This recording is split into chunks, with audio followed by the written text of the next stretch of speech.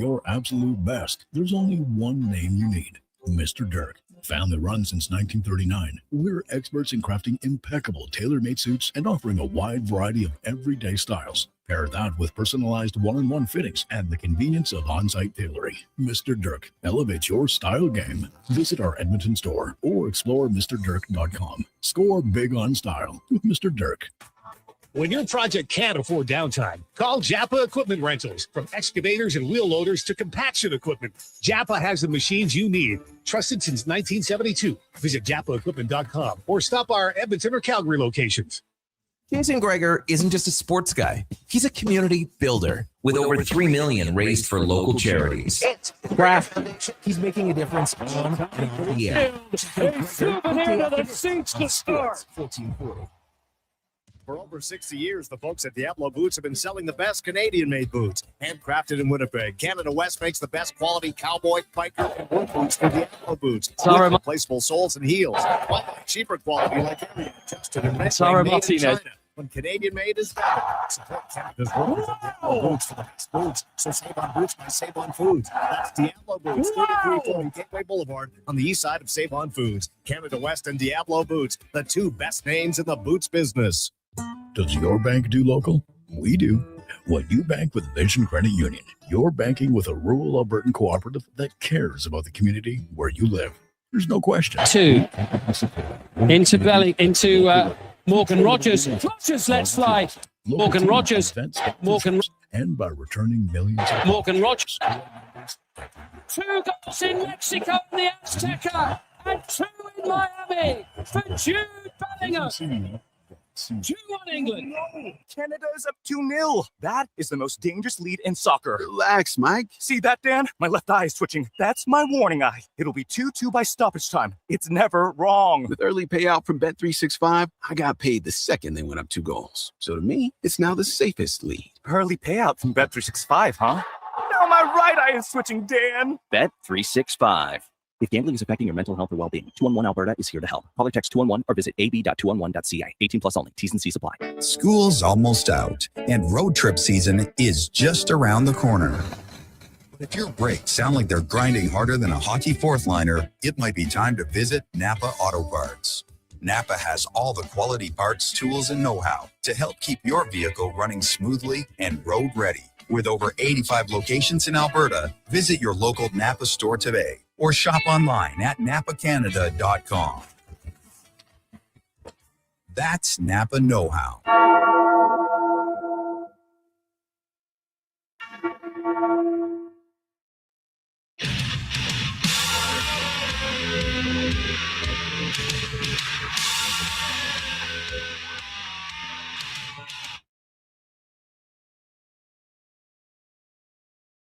The Jason Gregor Show.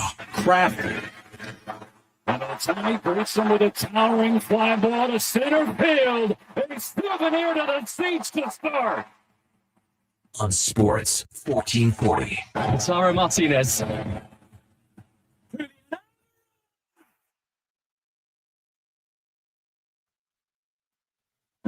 Wow! Presented by PlayAlberta.ca, Alberta's only regulated online gambling website. Morgan Rogers. Rogers lets fly. Bellingham's there once again. On the follow-up, Morgan Rogers shot. Spilled by Nealon. 2 goals in Mexico in the Azteca. And 2 in Miami for Jude Bellingham. 2-1 England.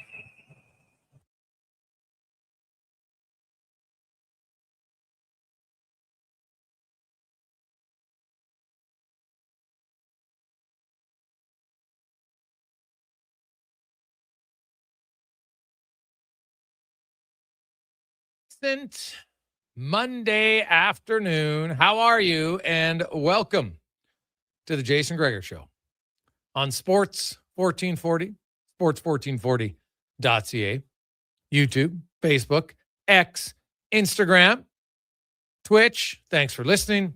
Thanks for watching the show. As there's lots going on in the world of sports, we are down to the final week of the World Cup. And for the first time ever at the World Cup, the top 4 teams in the FIFA rankings are in the final.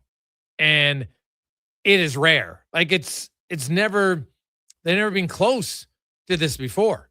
Like the closest you would have had is when you had 2, 3, and 5 back in 2014. Because if you go back to since the world rankings of FIFA, which started in 1993, so the 1994 World Cup, you had 3, 4, 10, and 29.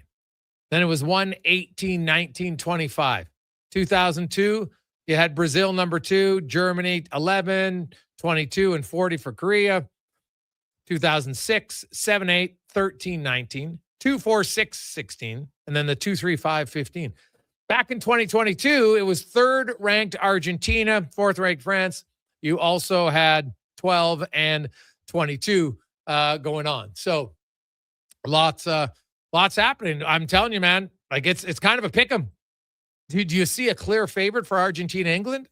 And then France and Spain, which goes tomorrow. Should be awesome if you were a fan of footy. So that'll be great.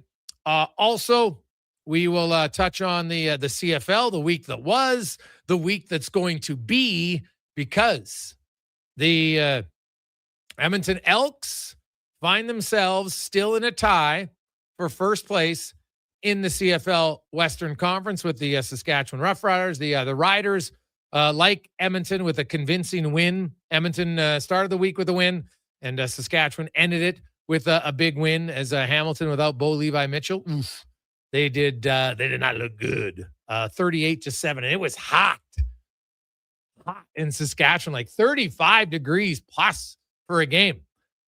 One of the hottest games on record ever for the Rider. Maybe the hottest. I have to double check that, but it was extremely humid. Now, it's kind of odd. Like the Elks are playing BC this week. BC had a bye week coming on, and they will go to Saskatchewan next week, and the Riders will be sitting there comfortably after a bye. So the schedule maker, not necessarily easy at all here for the green and gold, but they're off to a good start. They're 4-1, and they have an opportunity now. You win that game, and you go into Saskatchewan in back-to-back games against Saskatchewan, the two top teams in the West going at it. It'll be awesome. So Friday night, the weather today on a Monday looks good, and we'll see where it goes from here. Also, we got it is the week of All-Stars in Major League Baseball. So home run derby tonight, game tomorrow, day off Wednesday, and then I think there's one game on Thursday, and then the league will get back at it on Friday. And this is one of those weeks where the CFL. It's funny. This is the one week they don't have a Thursday game. What the hell's going on, Connor Halley? As we welcome back Connor Halley to the show. He's fresh as a daisy, 2 weeks off. Con man, how you doing? Doing pretty much what you just said there. Yeah, feeling good, feeling relaxed. It was a good time out in BC for a couple of weeks here, and I picked a great week to come back with the sporting world just bustling right now. Yeah, we're gonna get your camera straightened out there. It looks a little fuzzy, so I don't know if we have to. My new look. There we go. Now it's starting a little bit better. What was the highlight of your holiday? Oh, highlight of the holiday. Getting Benny out to the hot springs was probably the one. He's we took him in last year, but he was 7, 8 months old at that point, so he wasn't really too into it this year. He was splashing around, kicking around a little bit. So I think getting Benny into the lake, into the hot springs was probably the best. Get him in the lake, buddy. Yeah, it. You have a water kid early on. That is such it's a great life skill to have, just so you're not stressed as a parent later on, where you're like, hey, you know what? I don't have to sit on the edge of my seat, white knuckling it the whole time when the kid's in the pool. So that is a nice feeling for sure. And did you get away? Did you watch? Like, are you following sports while you're on holidays, or you kind of zone out? Had to. I come from a sports family, so everybody was throwing on the Jays games, especially we're down in Fairmont, so I got a chance to watch them play the Pods and the Giants, of course, later on in the night, and the World Cup. I mean, how can you not watch that one? My mom.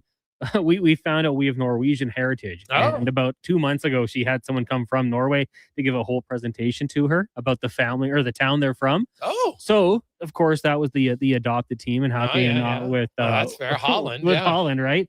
I'm an England fan, so had to unfortunately bid her team adieu over the weekend. But yeah, lots of World Cup, and man, the Elks are just so good right now. Like, tough one in Kelowna against the BC Lions, but to bounce back and then finish strong the way they did on Thursday, tried to get away from it, tried to do it a little bit, but there was so many good sports on right now. You have to watch some. Did Donovan steal your job, or are you going to be hosting again next weekend for the watch party? I think I'm back. I'm back. Yeah. I've heard good reviews, but yeah. Okay. So he's not. It's not like Lou Gehrig just took your job and you never get him back. Yeah. I don't think so. Oh, okay. I just want to make sure. Just want to make sure. Yeah, Tom Brady and Drew Bledsoe, nothing like that. Okay, awesome. Coming up on the show today, the Edmonton Oilers roster is now fully signed, as Colton Dach was the only player on the roster without a contract. And hey, we said this all last week. I expected a Dach sign. I thought it might come as early as Friday, but was announced on the weekend. And Dach signs a 2-year deal at $1.2 million AAV. The Oilers have a boatload of cap space. Lots of cap space right now. Currently on the roster, they have 12 forwards, 8 defensemen, and 3 goalies. Now, you could switch that out, and you could see an Ike Howard. And if Ike Howard and Josh Szymanski are on the roster, then you have guys like a Matthew Joseph comes off. Then you have even more cap space. And then one of the defensemen comes off, you have even more cap space. So while they say they're 4.7 in cap space, I'd argue it's probably going to be more, because I don't see them carrying 8 defensemen. And right now, Stastny, who, like, I can't see Stastny staying here ahead of Ty Emerson. That just wouldn't make any sense to me. So Stastny at 1.525 is way more than, it's more than Janmark. It's more than Matthew Joseph. Obviously, it's more than Szymanski or Howard. So Edmonton, realistically, I think is going to have $5 million plus in cap space to start, unless they add some money between now and the start of the season. Remember, the start of the regular season will be in September this year in the NHL. I know the schedule will come out. Home openers are going to come out on Wednesday, and then you will have the full sched coming out on Thursday, and I won't be surprised to see a September 29th NHL regular season debut. Maybe 1 or 2 games on the 29th, and then some in on the 30th. And then there'll be some teams obviously trickling into play on the 1st. So Colton Dach will join us live in about 10 minutes time. We got John Hodge recapping CFL weekend. We got Mike Harrington. We're going to talk a little Buffalo Sabres, kind of go around the offseason now of different teams in the league, kind of find out where they're at. We got Kevin Woodley. We got Speck, Cam Tate with the 2-minute warning. Also, you had, now, not going to say I told you so, because I never would have wished an injury, but I didn't think the McGregor fight was going to have the hype. It was going to live up to the hype and excitement that everybody had. It was 69 seconds, and McGregor, got injured. You had a lot of conspiracy theorists and everybody, oh, look, he was hurt here. He was hurt in warm-up. Maybe he was. I have no idea. But Dech, I know you're a big MMA guy, and it's a 69-second fight. He's obviously banged up, but like when he opened up with that jumping running kick, and he did, if he hurt himself in the landing, he didn't show it right away. Yeah, I mean, like, there's so much that goes into that, because if he wasn't hurt, then that's just like, I don't know what that jumping spin kick as an opening is. Like, even in 2026, do you think that was going to land against Max Holloway? And John Kavanaugh came out and said they drilled it for months. Like, ridiculous game planning there. And yeah, I agree. Like, the landing didn't look that terrible. Like, when you watched it in the slow motion, it didn't look like a clear ACL or MCL tear. So I don't know what happened. I don't know what went into it. I tend to think he probably was hurt and the show must go on, but time will tell. Yeah. Braden Schneider has signed a 1-year deal, $5.5 million. So they avoid arbitration. We also had the Buffalo Sabres avoiding arbitration with Peyton Krebs. And he gets a 4-year deal, though, at $4.5 million. Basically, Krebs for 4 years makes what Carlson makes now in 1. Still good money, don't get me wrong. Like, I'm not turning shoulders up, whatever. You're only making 4.5. Come on. 99.9% of us are like, yeah, 4.5 sheets, buddy, all day long. I'll take it. But good news for some young guys who get themselves some contracts. And it's just, it's ease of mind in the summertime, and away you go. And you can you can kind of just focus on your training. You don't have to worry about it because it is a little bit stressful. Now, guys like that may be a little bit different, but you have lots of players who are like fringe NHLers, and it can be a stressful summer. You don't know where you're going. You don't have a contract. Some of them end up having to work on PTOs, and it's not ideal. It's not ideal, but that's the reality. Hey, there is pros and cons to every job and every field that you work in. There's pros or cons to both, and that's some of them. The other thing I want to discuss today on the program is, and I wanted to break it down because, as you know, I'm a big believer. Hey, we can all have opinions. They always work better if we can back it up with some numbers. And you know, I've seen lots of people talk. Oh, the Oilers. You know what? We got to lower ice time for McDavid and Draisaitl. 100% agree. Completely agree. Now, how do you go about doing that? McDavid basically played 23 minutes a night last year, 22:59. Draisaitl was like 21:20. So I think you probably got about a minute and a half to take off of Draisaitl. He'll be around 20 minutes, and McDavid comes down to 21. McDavid's not going to play 19 minutes a night. That's foolishness, right? So where's his 2 minutes? Well, the easy one is take him off the penalty kill. He was a minute there. Done. And now a lot of people were suggesting, well, you know what the Edmonton Oilers should do is you got to get those other guys going by getting your second unit power play going. I could not disagree stronger. I couldn't. The Edmonton Oilers have the best power play the NHL's ever seen. It's been the most dominant power play in the NHL the last 7 years, the last 5 years. Last year, pick a timeline. It's been the best. And I broke it down by 30-second intervals because a lot of people are like, oh, you know what? 80 seconds, 90 seconds, then they should go to the second unit. Okay. But here's the thing. So the Oilers' first unit power play, they scored 68 power play goals last year. 63 came at 5-on-4. 2 came in overtime, 4-on-3, and another 3 came at 5-on-3. Now, when it's a 5-on-3, I think we're all in agreement. It's going to be the top unit out there. So I didn't even include those in my calculations. Like I include them at the end for the total, but I didn't include them when I was breaking down 5-on-4, which is the majority of the power play time. The Oilers' first unit is on for pretty much the first minute of every power play. And unless there's blowouts late in games, we saw that at Seattle, et cetera, but that's usually how it is. They scored a total of 31 goals in the first minute. Now I broke it down even to 30 seconds. So they had 16 goals in the first 30 seconds of a power play. Okay? The quickest, of course, they did 7 seconds twice, once on December 4th, another time on November 8th. Then they had 15 times they scored between seconds 31 to 60. So add those up, that's 31 goals in the first minute. They scored 29 in the last minute. 19 of them at a minute 1 to a minute 30, and then another 13 in the last part. Now, keep in mind that they don't stay out there for the full 2 minutes of every power play. Sometimes they're getting off at 1:30, 1:40. I don't think that's going to change. You want to give a little bit of cookies to the second unit? No problem. But I see no reason to say, oh, got to get that second unit out there in 40 seconds. Why? Do you know how many goals all season the second unit power play scored? A grand total of 3 without McDavid or Draisaitl on the ice. Because Matt Savoy scored, but Matt Savoy scored there once early in the year when he was playing in place of Hyman. And then he scored once late in the year, and you had Draisaitl, McDavid, and Bouchard on the ice, basically your number one unit. So that's not where I reduce minutes. Where I reduce minutes for McDavid, and the numbers back it up, is 5-on-5. Because I broke down Colorado, Tampa Bay, Minnesota. Because McDavid last year was 11th in the NHL in 5-on-5 time on ice. Colorado had 3 guys in the top 10. Tampa had 2. Minnesota had 2. Right? And the Oilers had 2. Well, they're in the top 11. The Oilers had 2 because Bouchard was 10th and McDavid was 11th.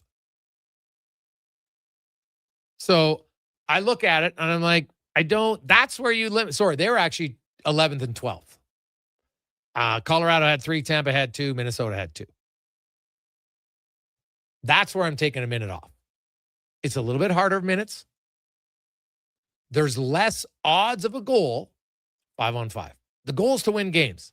I am not weakening my best unit of my team, which is the number one power play. I'm going to take McDavid off of penalty kill, so somebody's going to get some ice time there. I'm going to take him a minute off of the 5-on-5. Other guys are going to get the minute there. But here's the difference. You need the Oilers depth guys. Stop. I can't just buy the excuse, well, they got more ice time. They play. Nathan McKinnon had more 5-on-5 time than McDavid. He had more power play time than McDavid. Yet, Colorado's depth guys scored way more. Parker freaking Kelly averaged 10 minutes and 23 seconds a game. He scored 19 goals on the season. I could combine Andrew Mangiapane, Trent Frederick, Adam Henrique, Matthias Janmark, and Curtis Lazar. Those five combined for 19 goals. Parker Kelly had 19 in 10 minutes himself. Okay? So, I'm sorry. At some point, you need some bottom guys to produce a little more. Now, if your third line guys, they get an extra minute, sure, it should help them. But Kasperi Kapanen was pretty productive. He had 7 goals in 41 games. No, he played 13 minutes a night, 5-on-5. You know, Matt Savoy played 12 minutes. He had 9. Now, some of those came late in the year. He got promoted, sure. He's a rookie. You know, Jack Roslovic was quite productive 5-on-5, and a lot of his goals didn't come with McDavid or Draisaitl, in fact. So, you know, Podkolzin, another guy, he was very productive, 17. But they're going to need somebody on their third line, you know, Kapanen, Dickinson, maybe it's Nugent Hopkins, maybe it's Savoy. I don't know who's ever playing there. They got to score a little bit more. And your fourth line can't just be kicking rocks, hoping not to get scored on. Just can't do it. They need to be a little bit more productive. Because you can read the article and you can see the other team's bottom guys and how many goals they're scoring. Right? Gavin Bradley played 8-17 a night. He had 5 goals, 5-on-5. That's more goals than any of Frederick, Henrique, Janmark, Szymanski, Dach, Howard, Lazar, Max Jones. Now, some of those guys played limited minutes, so it's a little bit misleading. I like Dach. Hey, look at Dach. He scored 2 goals, and he averaged, and that was only in 8 games, by the way. That's 1 goal every 4 games. He was playing 9:59 a night at 5-on-5. So you can produce. It can't just be, well, we got to take more minutes away from McDavid and them, and automatically the other guys are going to score. I disagree with it wholeheartedly. And if you can counter why you think that they should take him off the power play, I'd love to see it. Because I can't see any data or numbers that suggest that's where I'm lowering their minutes. I'll lower their minutes on the penalty kill. I'll lower their minutes 5-on-5, 100%. I ain't touching the power play. Quick break. We'll come back. Colton Dach will join us next. It's a Gregor Show presented by PlayAlberta.ca. Ready for a silly hockey fans. Your partner in power just skated onto the ice. EWEL.ca, the new e-commerce website for electrical wholesalers Edmonton, is ready for the power play 24/7, 365. UL skates to where the puck will be in 5 years. Now that's forward thinking. Killer selection, slamming products from the best brands, and legendary service. Don't sit on the bench. Get your account today at EWEL.ca and win that project. Plug into your partner in power. Get an EWEL.ca account today. Kickoff is coming July 17th. Elks, Lions at Play Alberta Field at Commonwealth Stadium. It's Dog Days of Summer presented by ATCO Energy. Bring your pup and watch the game in an exclusive section. Get your tickets at goelks.com/tickets. Hurry in for hot summer savings at Wolf GMC Buick. Take advantage of 0% purchase financing for up to 72 months on select new 2026 GMC Sierra 1500 pickups. 0% purchase financing for 36 months on select new 2026 Sierra 2500 Denali and Denali Ultimate models. Plus, huge cash savings on GMC Sierra heavy-duty trucks. And ask about the $1,000 truck trade-in bonus and low-rate lease offers. Wolf GMC Buick. We're making it easy. WolfGMCBuick.com. You've got a go-to coffee spot, a trusted barber, even a lucky game day jersey. But when it's about looking your absolute best, there's only one name you need. Mr. Dirk. Family run since 1939. We're experts in crafting impeccable tailor-made suits and offering a wide variety of everyday styles. Pair that with personalized one-on-one fittings and the convenience of on-site tailoring. Mr. Dirk elevates your style game. Visit our Edmonton store or explore MrDirk.com. Score big on style with Mr. Dirk. When your project can't afford downtime, call Japa Equipment Rentals. From excavators and wheel loaders to compaction equipment, Japa has the machines you need. Trusted since 1972. Visit japaequipment.com or stop our Edmonton or Calgary locations. Jason Gregor isn't just a sports guy. He's a community builder with over 3 million raised for local charities. And his Gregor Foundation, he's making a difference on and off the air. Check out Gregor weekday afternoons on Sports 1440. Whether you're a craft beer connoisseur or more of a wine aficionado, there's always something new to discover at Sherbrooke Liquor, a unique family-owned independent liquor store. The selection, incredible. The non-alcohol section is also very impressive. Sherbrooke Liquor, expert, knowledgeable staff with a passion for unique finds. More than just a liquor store, we're a community. Alberta's best, the one and only Sherbrooke Liquor. Wine, spirits, and oodles of beer. Visit SherbrookeLiquor.com. Oodle Noodle Origins. In 1864, Francis Oodle took over his dying father's business as a leatherman. He was quite proficient, but his heart was never truly in the trade. After his father's death, Oodle met a cocksure young man named Vladimir Nudel, who was a trailblazer in the popular new art of food boxes. They formed a partnership and aimed to ply their trade in the new world. At Ellis Island, Nudel was renamed David Noodle, and henceforth, the franchise has been known as Oodle Noodle. Feeling overwhelmed by debt? Concerned about what the next few weeks or months will bring for your finances? My name is Parveen Middleton. I'm a licensed insolvency trustee at BDO here in Edmonton. You don't have to navigate this alone. Together, we can review your options and build a personalized plan to reduce your payments and get you out of debt, so you can breathe again. Call 1-833-BDO-TALK or visit bdodebt.ca to book your free consultation and discover your debt-free future. It might have been scraped by the snowblower, dented while door crashing, or crunched at the company Christmas party. At some point over the winter, your car was damaged and it's been hiding under a coat of winter grime. Then come and see Robertson Body Works. We can take care of the damage and the dirt. This week only, call and book a repair and get a complete auto detailing absolutely free. But you have to book your appointment before the week is up. Go to robertsonbodyworks.com. I'm Tim Robertson, and I fix cars. When I met you in the summer, to my heartbeat sound.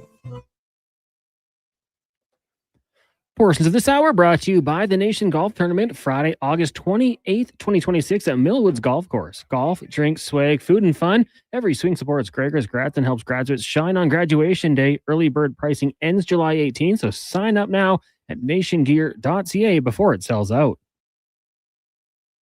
The Jason Gregor Show, the best of Edmonton sports talk and beyond. This is Sports 1440. Presented by PlayAlberta.ca, Alberta's only regulated online gambling website.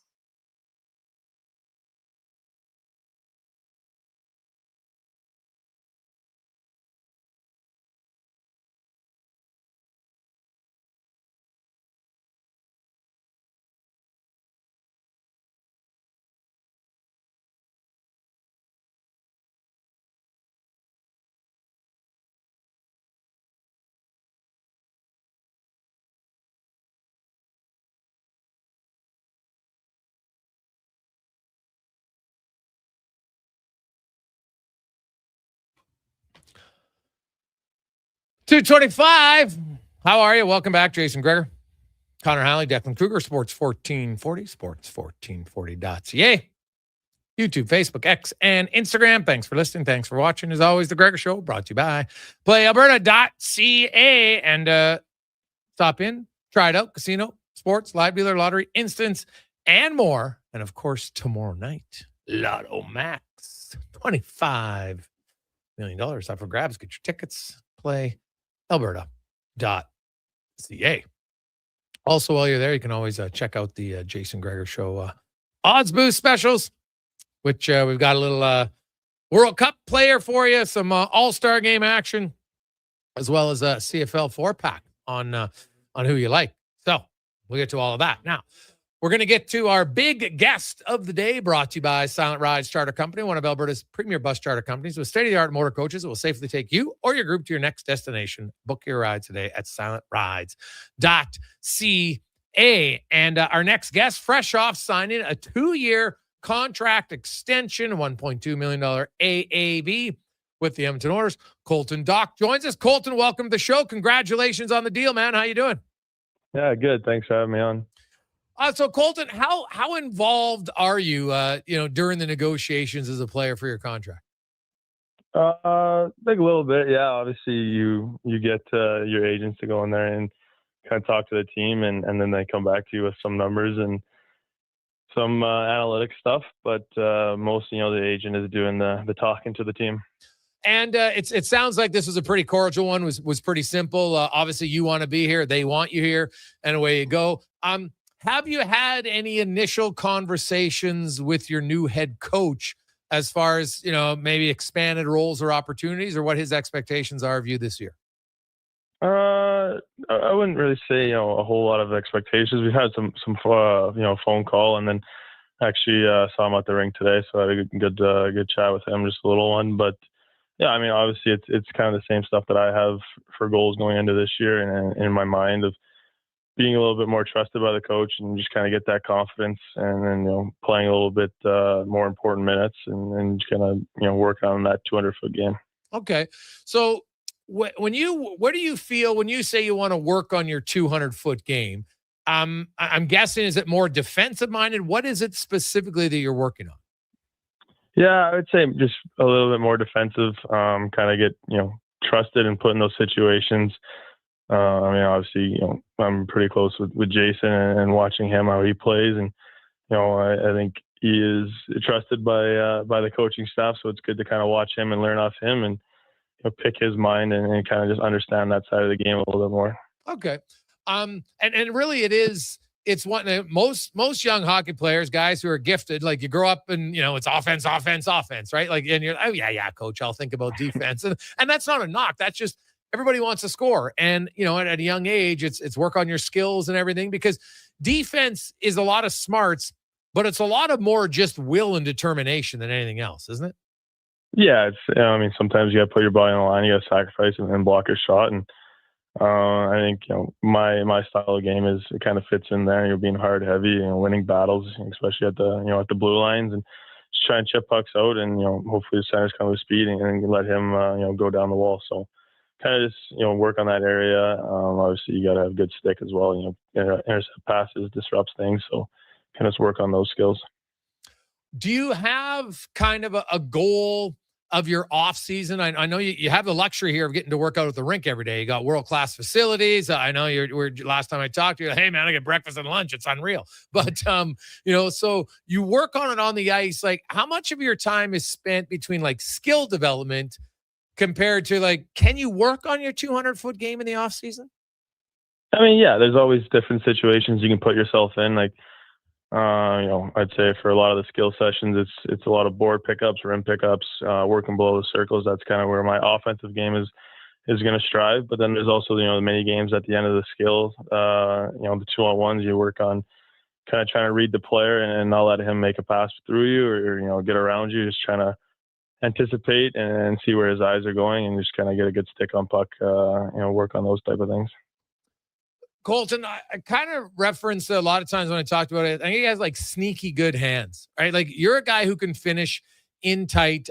You got a player like Zach Hyman. And I know that obviously you came here late from at the trade deadline. So it wasn't like, you've had a long time, but are there things in his game or their conversation? Is that a guy where you look and say, you know what, if I want to learn the defensive side of the game from Dickinson, my style of play, Zach Hyman's a guy I should be, bugging as much as I can to work on the offensive side?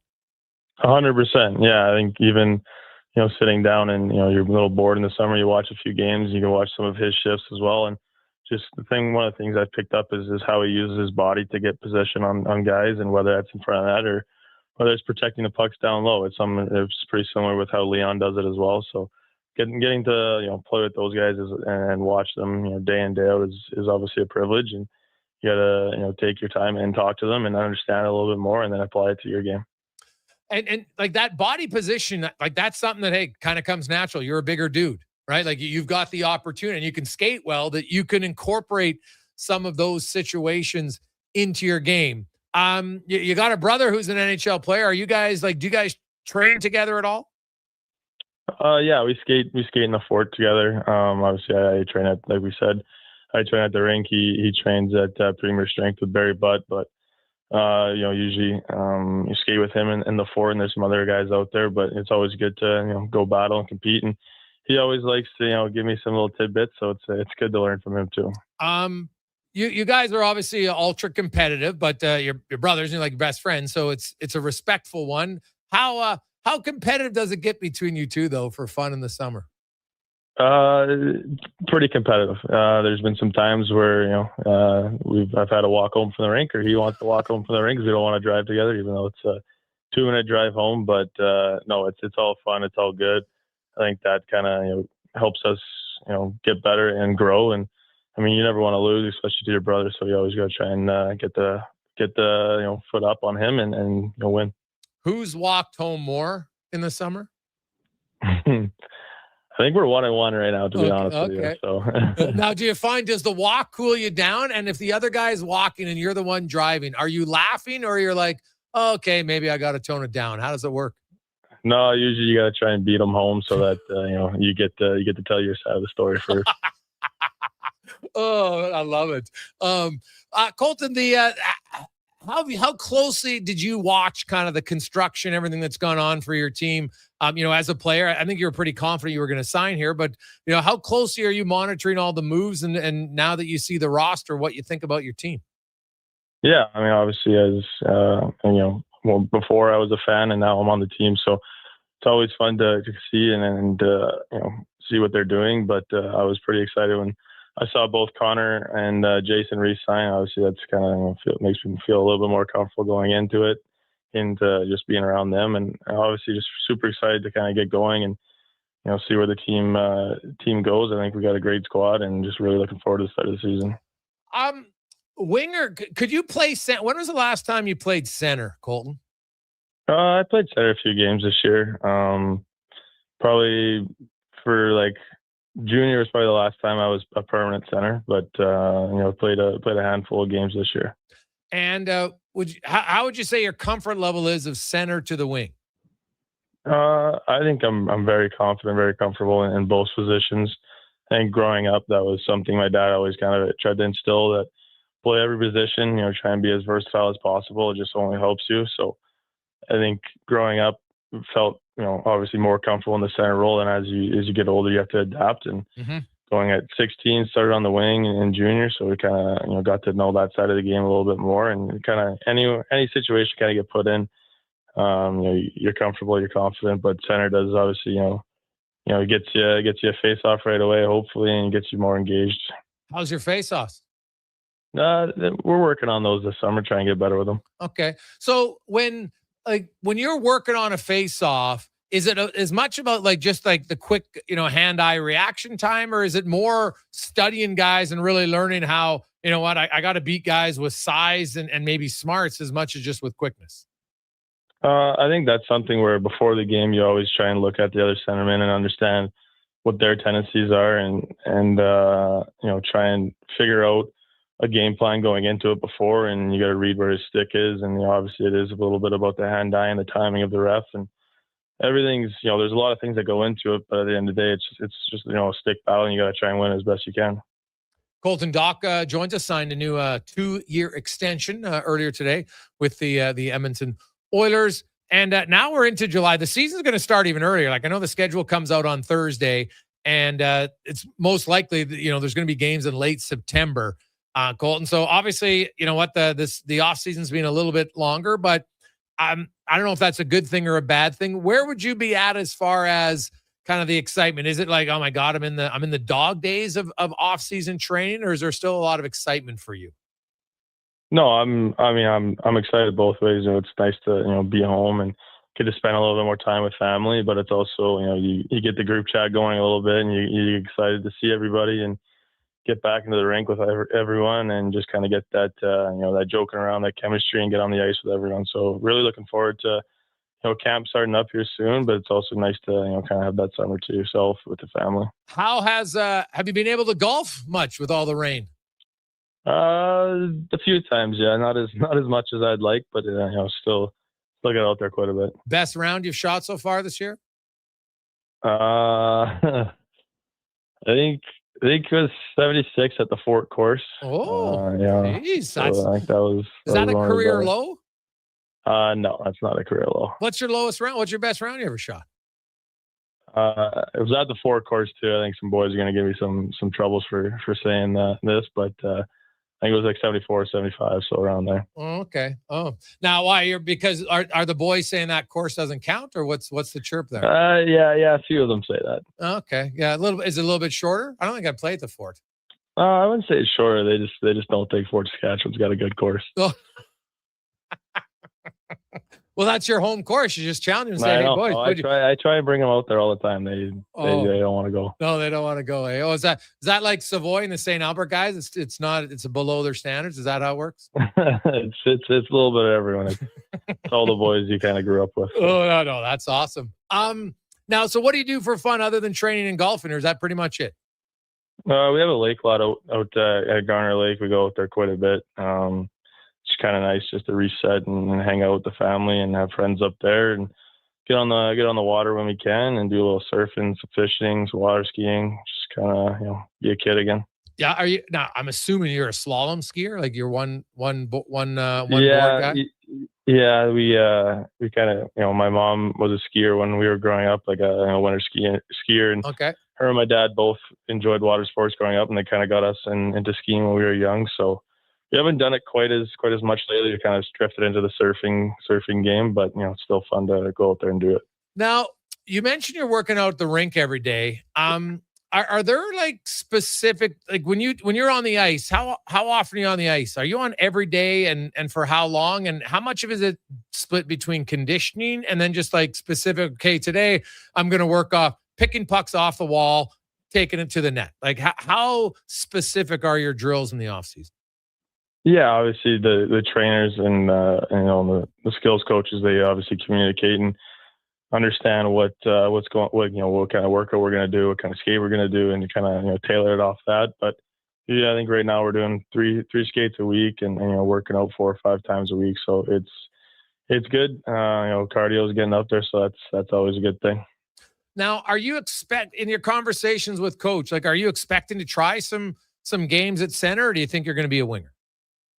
I don't know. We're gonna have to see when camp starts, and obviously, like I said, I'm comfortable in both situations, and I just want to gain that trust and have that confidence in them.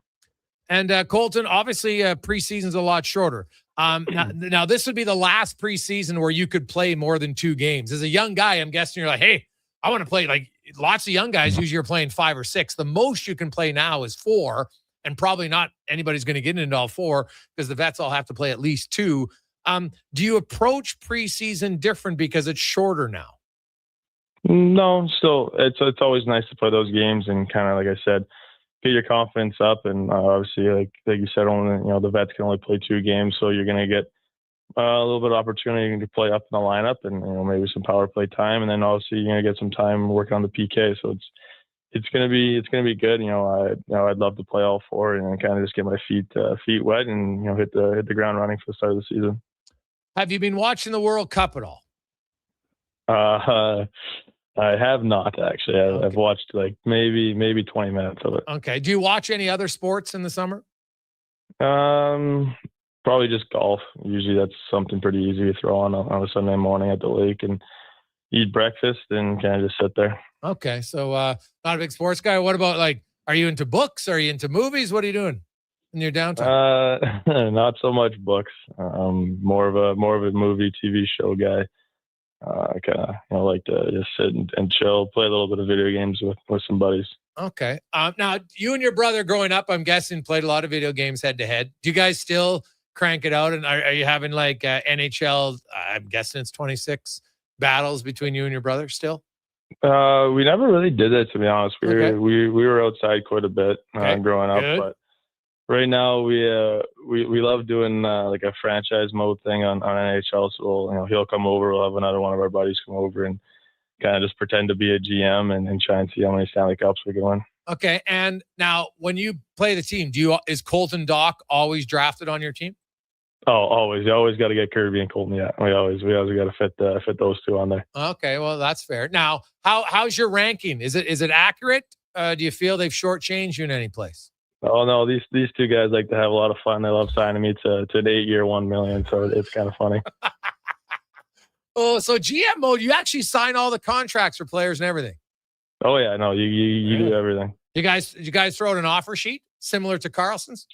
I don't know if you can do offer sheets. You might be able to. I haven't figured it out, but my buddy would know. You guys aren't playing the full mode yet. If you haven't done offer sheets, kind of missing out on something. That's kind of a wild time in the NHL when you see an offer sheet like that. Like, good for him to get it, but it's definitely kind of crazy. Well, Colton, congratulations on your contract. Enjoy golfing and training, and man, it's basically 2 months away from training camp. So get ready, and we'll see you then. No, thanks. See you then. There we go. That's Colton Dach, comfortable at wing or at center ice. So you look at it, that fourth line center spot, it isn't just Josh Szymanski walks in and is automatic to get it. You know, I think if they wanted to, they'd play Matthias Janmark at center if they had to. Right? Like they're going to want to play. The best guys are going to have some competition. You know, I think it's fair to say that McDavid, Draisaitl, Dickinson, and if they move Draisaitl to wing at times, Nugent Hopkins, those are your top three centers. Who's ever in. And if Nugent Hopkins isn't in your center position, he's definitely a top 9 winger. There's no questions asked. Right? Podkolzin, Hyman, Savoy, those guys are locked in the top 9. I think so is Kasperi Kapanen. But after that, then the competition really begins. Right? Hey, Howard wants to find himself a spot in there. Trent Frederick would like to get back in. Colton Dach's like, hey, I'm a young guy. I'm only 23. I think I can push myself in. So training camp, albeit it's going to be a lot shorter than previous years, which selfishly, that's a great thing. And I think for fans, you're like, okay, let's get going here. But I think it could, the preseason games themselves, I think are going to probably be a little bit more intense than we'd seen previously. Like maybe not the first one, but after that, you're like, okay, if our veterans sit out the first one, you know, other than the 8 or 9 minimum you have to have. After that, it's like, well, we only have so many games here to get everybody in. And that should just mean more NHL players in more preseason lineups, which should lead to a little bit better. 833-401-1440, 833-401-1440. We'll take a quick break. We'll return. It's the Gregor Show presented by PlayAlberta.ca. Diamond Rides is one of Alberta's premier specialty charter companies. With our luxury motor coaches, we provide our customers with the safest and most reliable ground transportation services. Our seatbelt equipped top-of-the-line motor coaches have become the preferred carrier for many local sports teams, tours, corporate outings, and other various travel needs across Western Canada. For more information and to request a quote, contact sales at 877-748-0991 or visit silentrides.ca. Got a car you're ready to part with? Find out what it's worth, fast, easy, and totally free at Go Auto. We're talking top dollar trade-ins, whether it's a little worn or still rocking that new car smell. Just a few clicks, and boom, you've got your value. Text value to 780-777-7777 to start. That's value to 780 all sevens. Why guess what it's worth? Let Go Auto show you the money. Cheering on Canada, Mexico, Australia, France, England, Brazil, Germany, Spain, and the rest of the world at the Druid Irish Pub. Your World Cup headquarters. Wear your colors, cheer on your team, and enjoy $6.50 Heineken every game. Plus, your chance to win a ton of World Cup merch, including hoodies, jerseys, soccer balls, and more. The Druid Irish Pub, your World Cup headquarters. Bringing Edmonton together, one soccer game at a time. The Druid Irish Pub. Cheer with us in the Mercer Building across from Rogers Place and Ice District. Canada's biggest appliance sale is on now at The Brick. Save big on top appliance brands throughout the store. Buy more and save more, up to $1,000 off qualifying appliance packages. Plus, take until 2030 to pay with no interest on appliances OAC with Flexity. If you find a lower advertised price on appliances, The Brick will beat it. And check out deals for the rest of your home, like up to 33% off sofas, love seats, sectionals, and recliners. Some exclusions apply. See store for details. The Brick, saving you more. Legacy Heating and Cooling is serious about cooling. In fact, we offer multiple ways to cool your home. So you better Call Legacy. Call Legacy. If you're looking for traditional air conditioning, we got you. Call Legacy. Or ask us about a heat pump to help you heat and cool. Call Legacy. Call Legacy. Cool with AC or cool with a heat pump. Cool your home with Legacy Heating and Cooling. Do you have neck or back pain? Ever go for treatment hoping for a simple fix only to realize your stubborn spine is basically a science project with attitude? Hey, we get it. And honestly, we're a little sorry because great rehab does take proper experimenting. But at Leading Edge Physiotherapy, we don't just toss exercises into the beaker and hope it doesn't explode. We start with the right diagnosis, then mix hands-on care, precise manual therapy, and evidence-based technology. The formula your body actually needs. Science and skill with gratitude, not attitude. LeadingEdgePhysio.com. Attention Alberta construction pros. For over 50 years, Japa Equipment Rentals has been your go-to for top-notch equipment and stellar service. Whether you need rentals or expert maintenance, we've got you covered. Stop by our Edmonton or Calgary locations today. It's cone season at McDonald's, which means vanilla cones are $1 each plus tax in the McDonald's app all summer long. Soft, creamy, and crunchy. For just $1 each plus tax exclusively in the McDonald's app. App download and registration required at participating McDonald's in Canada. You've got better things to do than wait for an oil change. Jiffy Lube gets you in and out fast. No appointment necessary. All you have to do is roll into a location near you, and we'll take care of the rest. Every full synthetic oil change at Jiffy Lube is warranty approved and comes with a 20-point visual inspection, making sure you get back on the road safely. Find your neighborhood Jiffy Lube today. Visit jiffylubeservice.ca. Alan Olson Auctions presents the annual Camrose Summer Consignment Auction open right now for online bidding through July 14th at alanolsonauction.com. This huge consignment sale features a totally unreserved retirement dispersal for Jace Craft. Bid on a variety of new and unused equipment in excellent condition, including machinery, lawn and garden tools, skid steers, and attachments. Plus, trucks, construction and farm equipment, buildings, and so much more. For more info, call 780-672-2434 or visit alanolsonauction.com today.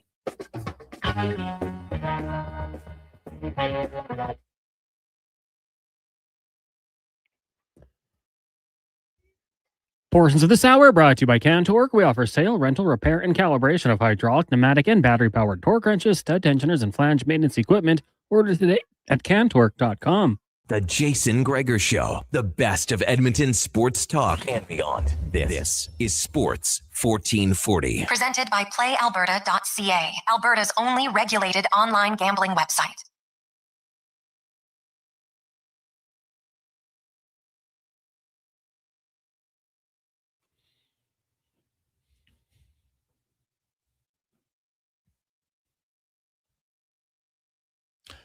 $2:48. Welcome back, Gregor, Hallie, Kruger. The gang is back together. Hope you're having a lovely Monday afternoon. Of course, nice day out, man. Enjoy the heat while we can. July, at least we got some, I don't know what it is, man, but 22 just felt unreal. In the sun, it's just so much better. God. And I know that many of you endured the storm. Some flooding on some roads, flooding in lots of streets and basements, manhole covers flying all over the place. Heck, did you see that one video from inside of Commonwealth Stadium? Even it was crazy, man. The weather has been wild lately. So hopefully you didn't have too much damage to your home or your basement or your yard or your vehicle or anything else. But hopefully that's in the past. We could get a good run. And right now, today, the weather for Friday night's game is looking decent. For now, I know it's only Monday and things can change, but you look for Friday, and what are they calling for? Friday is going to be 25. There's a small risk of a thunderstorm, slight, 20%. So hopefully that's all it is. Nothing more, but 25 degrees, man. That could be a perfect night. It was this past Thursday was unbelievable evening for football. And the Riverhawks, they're on the road this week. I'm pretty sure. Yeah, they're on the road. So no, they don't have to worry about the weather here. 833-401-1440, 833-401-1440. Hey, Greg, Fort Saskatchewan golf is 9 holes, but a little bit of everything. The rain hampered them this year. All in all, great course. Recommend it. No wonder he gets chirped from the king of Fort Nasty. So he's playing 9 holes back to back. Well, it's still 18. Take your best, but hey, I get it. So yeah, that's worth a chirp. So see where it goes. Hey, Gregor, I watch these guys skate in the fort. It gets to the point of stick swing sometime. Justin, well, hopefully not like that. But hey, brothers, man, you know what? You're competitive, and they push each other. It is fun. It's like, well, you want to get home first to tell your side of the story. Oh my goodness! Parents will chuckle. You know what? It doesn't matter. It's certain. Like, are you ever not a parent? Does it ever be like, okay, you know what? I don't have to do much. Not really. Seems like it's always there. So that's good. Hey, Gregor, what do you think the odds are of Dach playing center? Any idea what he was like in the face-off circle? I'd have to look it up. I don't have the face-off percentage. It wouldn't take me long, but I could look it up to see how many face-offs he took in Chicago last year. I'm going to guess it wasn't a ton. As he said, he played there a few games.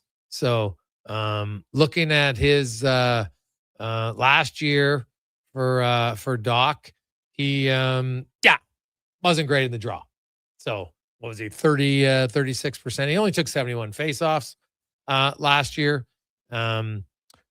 And not many in the defensive. In the D zone, he was actually much higher, 50%, than he was in the offensive or the neutral zone. So I guess that part's good in it, but it's kind of a small enough sample. And if you're not a regular guy, it's a hard thing to do. So obviously, if he's going to play center, I think if realistically they want Dach to play center, you got to tell him that in the offseason, and he trains for that all offseason. To me, that's all you can do. I think it's unfair to players. It's the NHL, man. You can't just ask guys to be, you know what, on a whim, hey, let's try you at center. Like, sure, but the nuances of the position, like the thinking the part and the skating the part and the position, that's one thing. But like the fine-tuning your face-offs and being really good at it, like there's guys who take draws all the time who don't get good. It's hard to expect someone to just be like, okay, you know what? I want you to work on face-offs for a week, and then you're going to go out there and take them. It's probably not going to lead to a significant amount of success on there. So, hey, Gregor, my only argument for power play too would to get other players' confidence. Doesn't matter what level you play; it feels good to score. You get more pep in your next shift. Nick and Grand Prairie. Well, Nick, that's fine, but look at the second unit and the minutes they played in the power play, and look at their goals that they played. You're eliminating the chance of your team scoring in the hope of other guys feeling good. Hope. There's no guarantee that you're on the second unit power play they're going to score, and they're definitely not going to score at the same rate. So it's a big risk. And the truth of the matter is, and that's why I outlined Colorado. Colorado's power play sucked, and they played their power play, their top guys a ton. They played their top guys more than Edmonton's, and they scored at almost half the time because they're like, we got to get these guys going. But their depth guys still scored. All right. It's not so much the power play opportunity; it's creating more opportunities for yourself 5-on-5. I think if you believe it, your depth guys are going to all find their touch. First of all, they're not all going to find their touch because it's only going to be a few forwards on the second unit power play anyway. And like in Edmonton's case, heck, Draisaitl, McDavid, Nugent-Hopkins, Hyman, they're 4 forwards. So there's still 2 top 6 guys who aren't in there. So now we'll add the 2 top 6 guys to the second power play unit. And then there's 2 guys from your third line. If it's only 1 and then maybe 2 defensemen, you're not really helping anybody anyway. It's a myth. It's truly a myth. Your fourth line guys are never touching the power play. And your number 9 forward isn't. And probably not your number 8 forward. Maybe your number 8 forward. If you're going to go 4-1 in the second unit. Maybe. So, and, a lot of times they had Ekholm and Wallman there. So you're really only getting 7 forwards involved. So those other 5, guess what? They got to produce 5-on-5. It's just that. So give them a little bit more minutes there, a little bit more time on the penalty kill. I'm all for it. Just not on the power play. I think it's, to me, the idea of shared power play time is kind of more the participation ribbon. Oh, everybody gets a ribbon. Well, great. The kid who got the red and the blue and the white for first, second, third, the kids who get the purple or whatever it is for 20th to 30th and stuff, like, that doesn't mean anything. I've seen kids, they cross the finish line, finish 18th, they get a ribbon, they're like, whatever. Like, because they know they didn't win. Doesn't matter to them. So I think it's kind of similar to, and just because they get a ribbon doesn't mean they're going to run faster. Just because you get a few minutes on the power play doesn't mean you're going to score more. So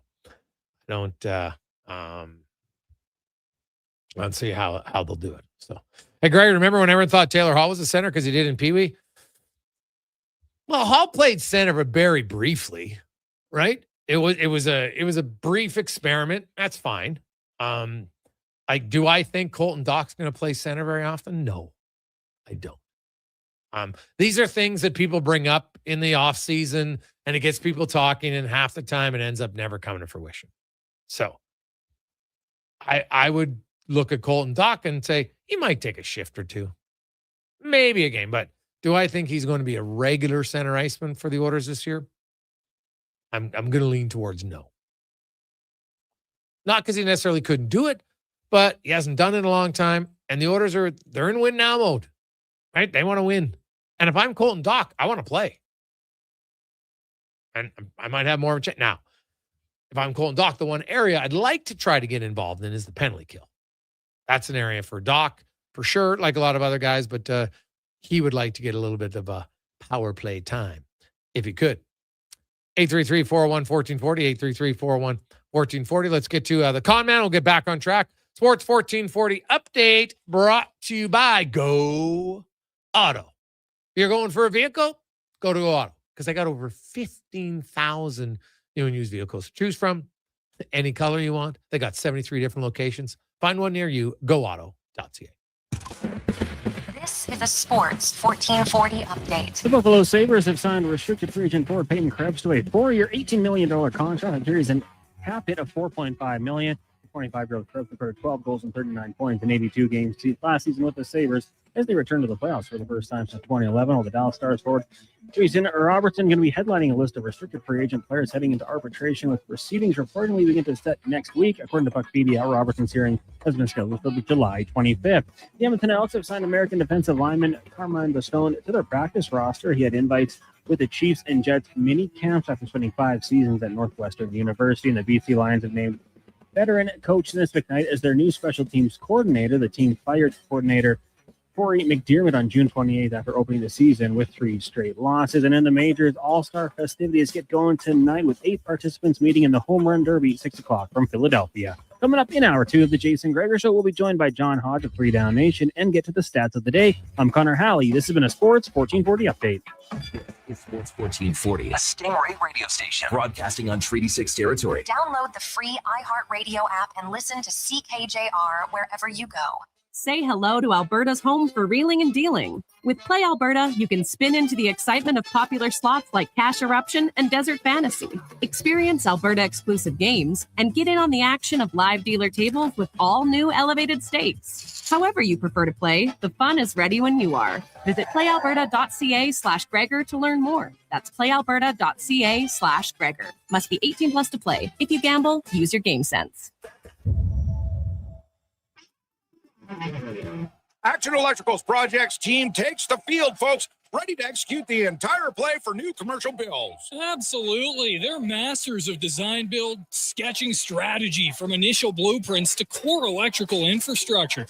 The team never misses on complex projects. Known for handling big league constructions and major renovations, ensuring flawless execution, hire the Action Electrical team to bring home a win for your project. Visit actionelectrical.net. for all your welding supplies. Think AWS Welding. Located in Nisku, their readily stocked storefront carries a wide variety of welding glasses, cylinder rentals, plus welding rod, wire, and consumables. Same-day delivery is always available. And if they don't have it, AWS Welding will find it for you fast. Visit their online store today at awswelding.ca or give them a call or text at 780-979-0470. AWS Welding. They make it happen. The job isn't done until the last load is hauled, and having a semi-trailer out of commission is not an option. Whether replacing or adding to your convoy, Edmonton Trailer has a huge inventory of new and used semi-trailers, trusted by the gravel, logging, oil field, fluids, and freight industries. Find a trailer right for you online or at one of their 3 locations. For sales, service, parts, rental, and finance, when you're in it for the long haul, Edmonton Trailer. Thinking of growing your business? In partnership with Prairie's Can, the Alberta Chambers of Commerce is helping businesses explore new opportunities, new markets, and build connections through organized trade missions across Canada. Find the right mission for you at abchamber.ca/trade missions. Hi, Mike here from Northgate Chevrolet Buick GMC. Car shopping sucks. That's right. Going back and forth 100 times just to get a price. Give me your credit card for a test drive. What's all these extra fees? That sounds ridiculous. At Northgate, we do things a little differently. Good deals on new, pre-owned vehicles, good people, and a great selection. Stop in and see us today, 13215 97th Street, or visit us online at northgategm.com. You're in Northgate country. It's Dollar Drink Summer at McDonald's. Sip on a refreshing small fountain drink or a small iced coffee for just $1 each plus tax, all summer long. Only at McDonald's. Excludes flavored and cloud iced coffees. At participating Canadian restaurants. Taxes extra. Prices exclude delivery. Photographers, start your cameras. Vision Credit Union's annual photo contest is back. We're asking you to show us the people, places, and moments that made you glad you chose this rural life. Maybe it's the view from your farm, a walk down Main Street, neighbors pitching in, a weekend at the rodeo, or a sunset down the back road. Share your photo to show why life in rural Alberta is a choice worth celebrating. Enter and vote at whatsyourshare.ca. Your co-op grow team are your local experts because we live here too. Our agronomic specialists stay up to date with the latest research and technology to help support your entire farm operation. As your crops fill and mature, we're here to help you assess crop health, manage pre-harvest applications, and make informed decisions for a successful harvest. Co-op, we're all growing together. Here for your farm, here for your family. Talk to your co-op grow team today. Oh, you're so good now. Hey! Come on, baby. Hey there, sugar darling. Let me tell you something.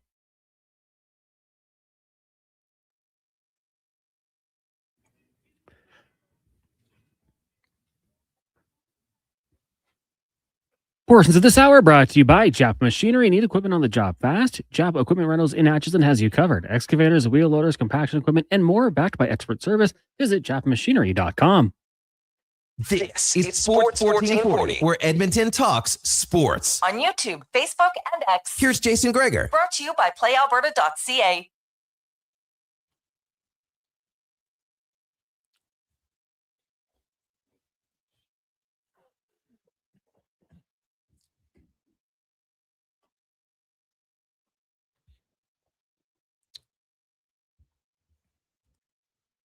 .305, welcome back. Jason Gregor, Connor Howling, Sports 1440, sports1440.ca, YouTube, Facebook, X, Instagram. Thanks for listening.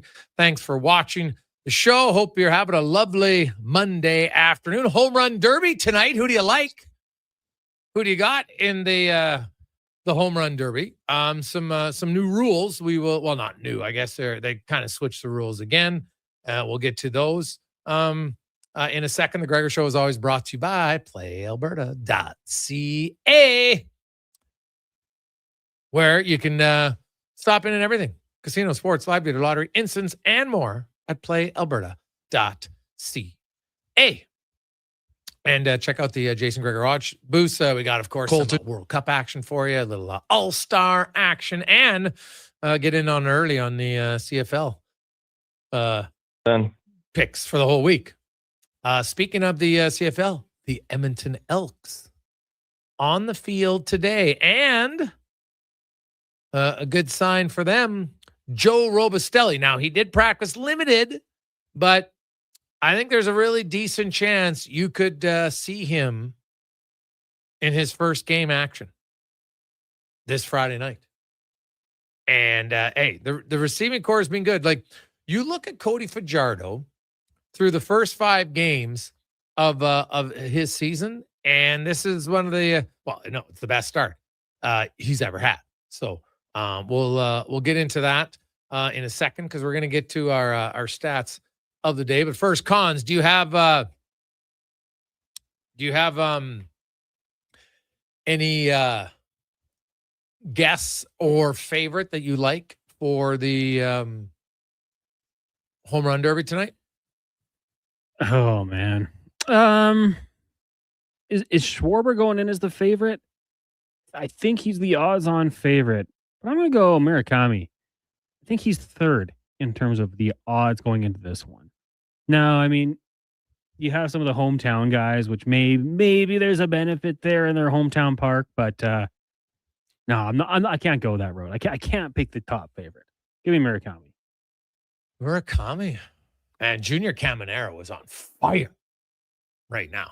So it is but you're right, Forberg, you got 2 Phillies going at it. Bryce Harper, who has won it before, right? I sometimes there's always, a little bit of a I don't know if an upset guy is there or not, but I don't know, like Jordan Walker, this is his first All-Star game, right? Or is his first derby. So we'll see what he has. Caglianone from the Royals. Did you know that him and Caminero, if either one of them win, they're going to be the youngest home run derby champs. So maybe there's something to look at there. Contreras, he had a suspension. Did you see his battles with the umpire?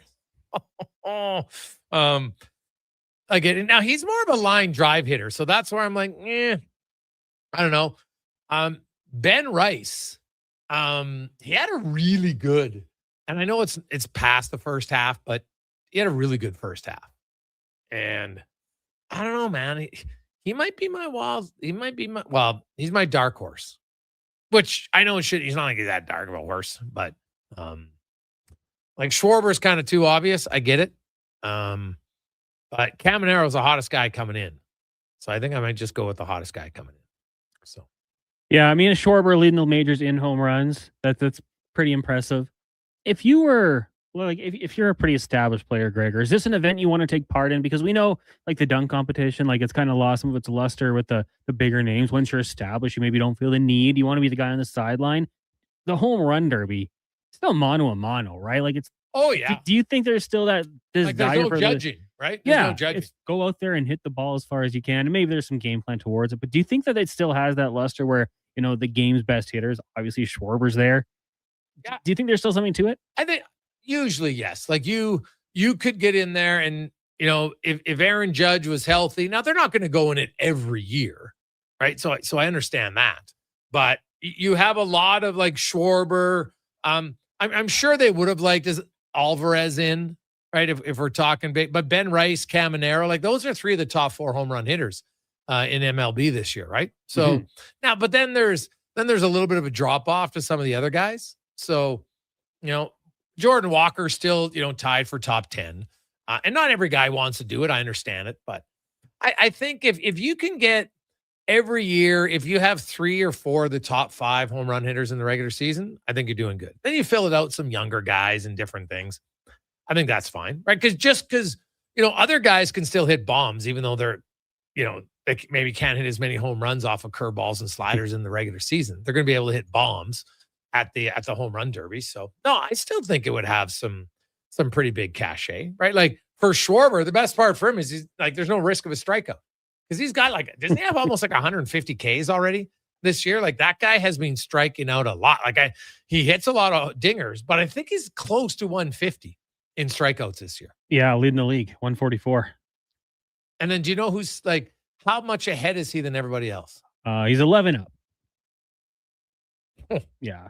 Okay. He's swinging for power. Yeah. I like that. Yeah. But I do like that, like, with all due respect to Mac McClung, in NBA, like, they're not going to AAA to find a guy who can bomb the ball. It's like, let's just use the guys we have here. Yeah. Like, I'd like to see Ohtani selfishly.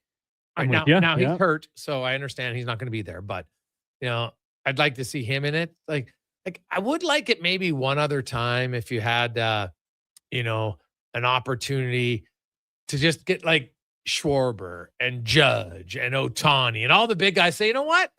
We're all going to do it together one time. I'm with you, 100%. Like that would be fun. Like, Griffey would go. He won it 3 times.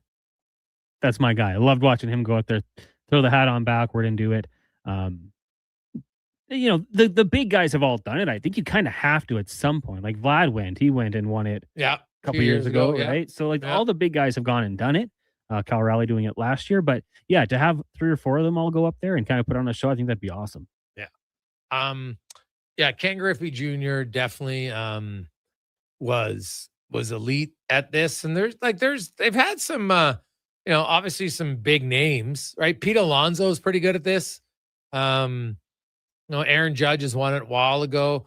Who was the guy, the Oakland guy who won it back-to-back? Cespedes. Yeah. Right? That's like a decade ago or so, I think. Right? David Ortiz won it once. I'm pretty sure Vladdy's dad won it. If I'm not mistaken. I'm very, very certain that he did. 2007. So, yeah. Barry Bonds. It was 2007 that he won? Yeah. Okay. The Angels. Hey, guys, you'll never see lineups like Bonds, Sosa, and McGuire from Trey. Well, are you sure? Well, you won't because they're not injecting steroids. Right? They're not. Now, Sosa's a good player, don't get me wrong. But, and he hit, Barry Bonds had 1 year. I think when people say Barry Bonds, Trey, is a home run hitter, I think you're kind of fooling yourself. Barry Bonds, you know how many times he hit 50 home runs in a season? Once. One time when he hit 73. So is he that dominant of a home run hitter? He had 1 year where he was juiced up in his head. He took so much steroids, his head grew, right? That's, it's unfortunate, but that's just the reality, man. So I think at times people kind of maybe get lost in that, right? Like he had hit prior to him going to the Giants, like with the Pirates, I think his career high with the Pirates. Now that was obviously early in his career. So he had 35, 34. And then he got to the Giants and he had 46 his first year, but then he was a 37, 40 because he was an unreal hitter, fast, was going to be the first 500 home run, 500 stolen base guy. And he would have been if he didn't decide to cheat. Make no mistake. I have zero empathy for Barry Bonds, and I can't describe when you say, "Oh, we never had one like that." The guy hit 50 home runs once. There's lots of guys who've hit 50 home runs in a season. Barry Bonds hit 73 because he cheated. Full stop. Nothing else. He cheated. You can't deny that. It's just the truth. So. Going back to Vlad's year, I mean, they put on a heck of a show, though. Maybe it's not those juiced up era guys, but Rodriguez at 41 in the first round. Oh, I know. Remember that? He crushed Pete Alonso. Yeah. Aranzarena had a good one. Luis Robert at 28. Vlad was the second lowest guy to get through, but he just kind of won the battle each round. Yeah, and I do kind of like that they've changed the rules in the home run derby this year. So because the first round used to be the best, and then the guys would be tired out by the final. So in round 1 tonight, there's 8 hitters. Everybody gets 20 swings. The top 4 advance. And first round ties are broken by longest home run distance. So the top 4 guys move on, 1 versus 4, 2 versus 3. In the 4 remaining batters, they get 15 swings each. There you go. Now, if you're down to your final swing and you keep hitting home runs, you could keep hitting until you're done. And that's good. And that's on the final swing of either round. So that's you can keep extending. If you get hot, you hit a home run on swing 20. Heck, you can hit one on 21 and 22, and away you go. So So there's definitely less swings, which means that now you want to wait for the right pitch, number one. But more so, you have you don't have to hit 28 home runs and where you just gassed. Like, it does tire you out after a while, no question. So I kind of like it that way. I think it'll be a little bit more urgency. Every swing matters, shall we say? I think that will be. I think that'll be good. I always like the home run derby, man. It's just they're launching some bombs. It's still difficult to hit the ball that far. It just is. So I quite like it. It'll be great.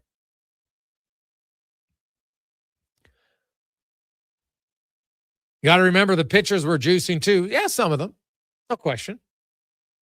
But that doesn't make it better, right? Like it was the roid era. That's just the truth. And it is funny that as time passes, some people feel, but it was okay. Like, no, it's not okay. It's just not. Not everybody was doing it because it was illegal. Now, did the league turn a blind eye? Yeah. Like, I think it's kind of a joke that the commissioner's in the Hall of Fame. The commissioner that oversaw all of that is in the Hall of Fame. Why? He allowed it. He knew it. Don't kid yourself into thinking he didn't know what was going on. He was 100% aware of it. Oh, it's going to help our ratings. Okay, great. And then the minute the players started, people were like, hey, wait a sec. Something's off here. And then he started calling it out. Now the commissioner's like, oh, yeah, geez, we can't have this. Like, I'm sorry. You don't have the players in because they cheated? Fine. And the commissioner sure as heck shouldn't be in. But I know how it works, and I know who got the commissioner in. They all in their little circle, and the owner, they scratch each other's back. I understand. So. Hey, Gregor, take away his juice cheers. He's still no doubt a Hall of Famer. Nikki Northside. Hey, Nikki, I wholeheartedly agree with you. That's what makes his decision. And guess what? He's a great example of consequences to your actions. He was able to juice, and he knew the risk, and he decided to take it anyway. So guess what? They didn't take away the rule book, which I wish they would have, but they didn't. So you're not going to scrap his stats, but he's not going to be a Hall of Famer. And I really hope that over time, people don't soften up and be like, yeah, well, he should get in. No, he shouldn't. He was the poster boy for juicing. Sosa, McGuire, Roger Clemens. Sorry. Because you can't allow them to do it, cheat the game, and then be like, oh, yeah, but it's been a few years now. Let's let them in. Have a spine and just say, no, guess what? Your game will not be worse off. No one's going to be like, oh, I can't cheer for baseball because Barry Bonds, a proven cheater, isn't in the Hall of Fame. Come on now. Can't do it. Coming up, we're going to talk a little hockey, some off-season signs, and a few teams have made some significant, a few playoff teams, some significant roster moves. Are they better? Or worst case scenario, are they worse? We'll see. But good news for Joe Robustelli. He was a full participant in practice. Not good news on the injury front. David Beard did not practice. I had mentioned it. We talked about it on a Friday, Declan and I thought that was a strained calf. And it comes out today, and he's listed as calf. So not good. Jordan Williams, also D lineman who got injured last game. He's not practicing. And if he's not practicing today, probably not a great look that he'll be ready for Monday. But Robustelli looks like he'll be back in. I'm not sure if there's anybody else who will be ready for this week. The other guys, Boyko, Mechie, Pace, all limited. Pace might be the one guy who could draw back in on the weekend, on Friday night. Quick break. We'll return. It's the Gregor Show presented by PlayAlberta.ca. Hey, sports fans, we've got a clear choice for you. At Crystal Glass, we provide customers with the perfect glass for any job. From home to auto and even commercial, installation or repairs, we're your team. Call 310 Glass or visit crystalglass.ca. Crystal Glass. Want to invest in Alberta's workforce, fill your talent pipeline, and get funding?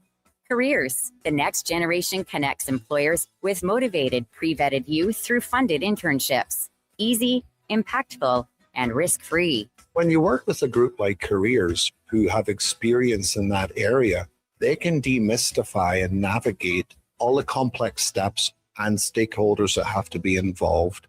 Visit careersnextgen.ca today. Need a new ride for road trips, errands, or just life on the go? Go Auto offers a massive selection with over 15,000 new and used vehicles to choose from. With over 70 locations across Western Canada, finding your next ride has never been easier. Whether it's a roomy SUV for the family, a sleek car for the open road, or a rugged truck for your weekend adventures, you'll find it here at a price you'll love. Explore thousands of vehicles today at goauto.ca. Scott McGilvery here, HGTV host and renovation expert. The one upgrade I know homeowners will love: better, fresher Culligan water straight from the tap. Culligan's Aquasential reverse osmosis filtration system takes your water to the next level. With up to 7 stages of filtration and 14 filter options, they're certified to reduce over 90 contaminants. Your tap water is about to get a major upgrade: safer water that tastes great.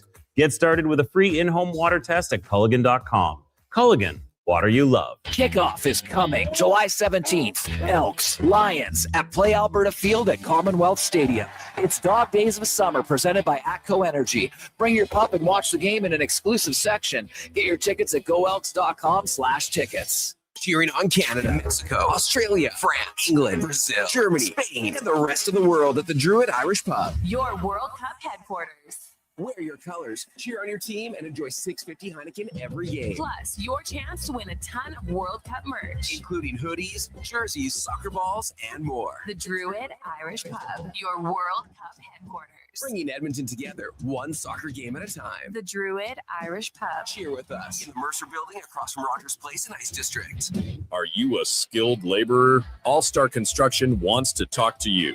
A heavy equipment operator with Traco or backhoe experience, All Star Construction wants to talk to you, too. With work in and around Edmonton for local land developers, All Star Construction offers year-round employment. Whether it's power, gas, or telecom, developers rely on All Star Construction to get the job done. So if you're a skilled laborer or a heavy equipment operator with Traco or backhoe experience searching for work, search All Star Construction on Indeed. I'm Rick Showers from No Bull RV with an unfortunate reality of buying an RV new. If you finance the whole thing, you'll owe more than your new RV is worth for like a long time. In the credit world, they call that upside down on your loan. That's right, Bob. Same with new cars. You lose about a third of the value when it rolls off the lot, which puts you upside down in a big way. And that's a dangerous place to be because customers want to sell it and pay off the loan, then realize it's not possible. Sometimes people are so angry about that, they give us bad reviews because we can't help them. Used buyers don't have that problem. It's why I love used RVs so much, Bob. You pay fair market value for a quality used RV at No Bull, and it's still worth that much when it leaves the lot. Even if you finance the whole thing, in most cases, you're right side up for the whole term, which gives you options and flexibility later. And that's No Bull. NoBullRV.ca. Legacy Heating and Cooling is serious about cooling. In fact, we offer multiple ways to cool your home. So you better Call Legacy. Call Legacy. If you're looking for traditional air conditioning, we got you. Call Legacy. Call Legacy. Or ask us about a heat pump to help you heat and cool. Call Legacy. Call Legacy. Cool with AC or cool with a heat pump. Cool your home with Legacy Heating and Cooling. I missed one payment, then another. Now I feel behind on everything. I can't keep up. Falling behind happens to more people than you think, but there is a solution. My name is Parveen Middleton. I'm a licensed insolvency trustee at BDO here in Edmonton. Together, we can create a plan that fits your situation and helps you get caught up and back in control. Call 1-833-BDO-TALK or visit bdodebt.ca to book your free consultation and discover your debt-free future. Portions of this hour brought to you by Sherbrooke Liquor, the best place for wine, cocktails, and beers from all over the world. Also, a variety of excellent and non-alcoholic options. See more at SherbrookeLiquor.com. The Jason Gregor Show, the best of Edmonton sports talk and beyond. This is Sports 1440. Presented by PlayAlberta.ca, Alberta's only regulated online gambling website.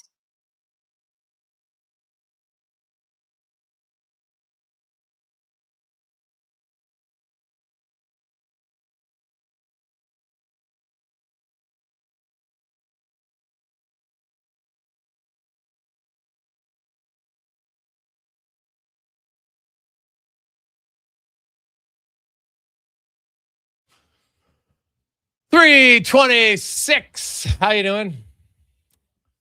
Jason Gregor, Connor Halley, Declan Cougar, Sports 1440, sports1440.ca, YouTube, Facebook, X, and Instagram. An update: 900 swings and no hole in one so far through 8 hours and 45 minutes for Tyler Yaremchuk.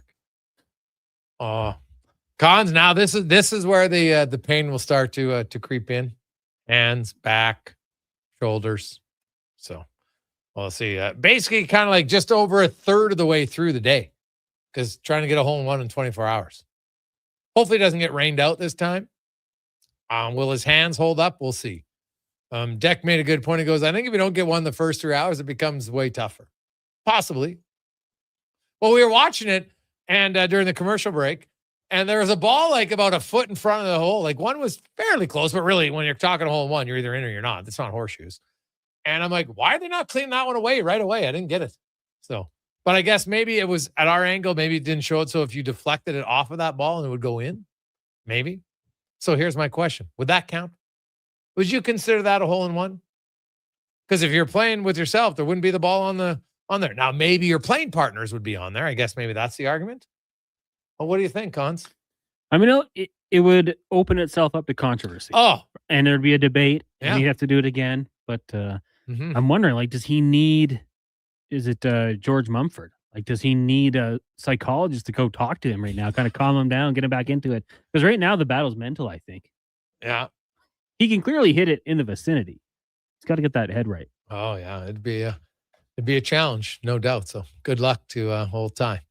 320. Let's get to our football report brought to you by Legacy Heating and Cooling. Home of the no payments. No interest for 1 year on your furnace or your AC unit. Bundle them together and save even more right now at legacyheating.ca. And another week has come and gone in the CFL, and no changes really atop the standings as Montreal 4-1, Edmonton 4-1. Saskatchewan 4-1 to break it all down from 3 Now Nation. John Hodge joins us. John, welcome back to the show, man. How you doing? I'm doing great. Thanks for having me. So, John, is it fair to say that Edmonton's legit, or is it still too early for you? They're absolutely legit. I think everyone's talking about Justin Rankin, rightfully so. He's obviously had a great start to the season. He had a pre-season goal of 1,000 yards rushing, 1,000 yards receiving. I think it's absolutely realistic he could achieve that. I think he will, in fact, achieve that, provided he stays healthy, or at the very least, stays mostly healthy. But I don't think enough people are talking about this team's defense. Like the defensive line, obviously going into the season, adding a guy like Malik Carney, arguably the best edge rusher in the CFL. We had high expectations, right? Noah Curtis coming back from injury. There was high expectations. But when you look at what this unit's done on the back end, I mean, JJ Ross has built on a very good rookie season. Cordell Jackson, I thought, was spectacular against Ottawa. 2 knockdowns, 2 interceptions. He's contesting all these balls. Kenneth Logan Jr., right? You look at how many of these guys, Shaylin Garnes, are building into year 2, year 3. I talked to JC Sherritt, the team's defensive coordinator, all the way back at Combine, and he seemed really confident about how the unit could develop and continue getting better into year 2 of his tenure. And it's absolutely done that. They're the number 1 defense in the CFL in yards allowed per play. And as much as Justin Rankin's done great, and he deserves a ton of credit, don't get me wrong, I think the defense has quietly been excellent as well. Yes. You know what? They'd had a lot of fumbles and had a lot of knockdowns. Their secondary got it at 1 interception, and boom, suddenly they got 4 in the same game. The thing is, they've had lots of injuries. on defense to their middle linebacking core, and they're kind of on their number 3 middle linebacker, who's the number 3 overall pick in Jabomi, and man, he looked even better in his second start than he did in his first start. Absolutely, right? And it speaks to the depth that they've built there. The Elks didn't take DJ Jabome at 3rd overall because they needed a linebacker. They just took him because they needed, he was a great player who was available. And I think they went into that draft with a lot of depth at a bunch of key places, offensive line. I mean, this is a team that didn't have Mark Cordy in the starting lineup in week 1. Mark Cordy is good enough to start for a lot of teams in the Canadian Football League. And when you have that depth, you can take the best player available. And it's just so happened that Jabome has been entered into the starting lineup pretty early on. Obviously, this team has Nick Anderson, who's great. He's out. Brock Bogenson looked really good in his start. He's out. And so sometimes good things happen to teams with depth. And when you build that depth, you're able to sustain those injuries when they do occur. So they're generally pretty healthy everywhere else. I know they got a little nicked up. We'll wait to see what the updates are on Jordan Williams along the defensive line. I know David Beard got nicked up in that game along the offensive line. He's out. Yeah, Beard's got a calf injury, which is strained calf, which tells me he's going to be I could see him missing a month. Calves are brutal. Gotcha. So he's out. Williams also didn't practice today. I'm going to guess he's probably out. So that's a tough loss for them. And Beard's been unreal on the O-line. Like, oh yeah. Like Cody Fajardo is on pace to crush all of his standards, his passing, quarterback, passing, touchdowns, everything. And the protection he's had this year is night and day different than last year. The protection's been much better. And it's funny how the offensive line, and Coulter Woodmansey's also out, though I think he's going to be back within the next few weeks. This unit, if you look at the starting unit for the Hamilton Tiger Cats just a few years ago, it's 4 of the same 5 pieces. I mean, the 2 tackles played together in Hamilton, and David Beard was the center in Hamilton. And we of course know that Coulter Woodmansey came over in February from Hamilton. And so Ed Hervey and Spencer Zimmerman and all the guys who were in Hamilton when a lot of these guys were drafted or first signed in the Canadian Football League, they've now brought them over to Edmonton, because usually, right, when you put 5 O-linemen together, even if they're all really talented, it takes time to develop that chemistry. Well, this unit, just by virtue of mostly being together in another city, came with that chemistry built in, and it's allowed them to hit the ground running. And I couldn't agree more. The protection for Cody's been better. And if you can run the ball really well, you've got a great safety valve in Justin Rankin, and you're getting great protection. Yeah, you've set your quarterback up for such tremendous success. And Austin Mack, I thought, had his best game as a member of the Elks this past week too. So if he plays like a true number 1, you're set for success for sure. Now, the BC Lions, the team to beat Edmonton, they beat them, and Edmonton did not like their game at all. Really, they got manhandled on both sides of the line of scrimmage. Some people thought maybe they read their press clippings a little bit too much, and so they got humbled. BC, we haven't seen him since, but Nathan Rourke in that offense is still very dangerous. They're getting healthy. What's your expectations for Friday? Like, here's an opportunity for Edmonton to just say, okay, we didn't like our game in BC, but they got to bounce back. And I think it really starts on both lines of scrimmage, because they kind of got manhandled in BC. Yeah, and look, I don't think the BC Lions are nearly as bad as their record shows. Yeah, they were 0-3 coming into that game in Kelowna. Defensively, yeah, they had a poor start to the season. Offensively, they've been nicked up at receiver in particular. But I mean, when you have the MOP under center, a guy who's a dual threat, who can make any play that you could reasonably expect of a quarterback, and you have 2 great weapons, because Keon Hatcher and Justin McInnes are healthy. I mean, they can put up 30 points easily, which is why I'm so excited for that matchup. I think BC's offense is dangerous, but Edmonton's defense is excellent. It's going to be a really nice matchup there. Defensively, I don't think the Lions are a top team at this point, but I do think they've improved in a short period of time. And I also think they're going to improve on special teams. They had a nice bounce back performance in that win over the Elks. And I mean, heck, this is a club that fired their special teams coordinator after 3 games. Your specials have to be pretty miserable to start the year to make that type of move so early. So I'm excited for this one. I don't know who I'm going to pick yet.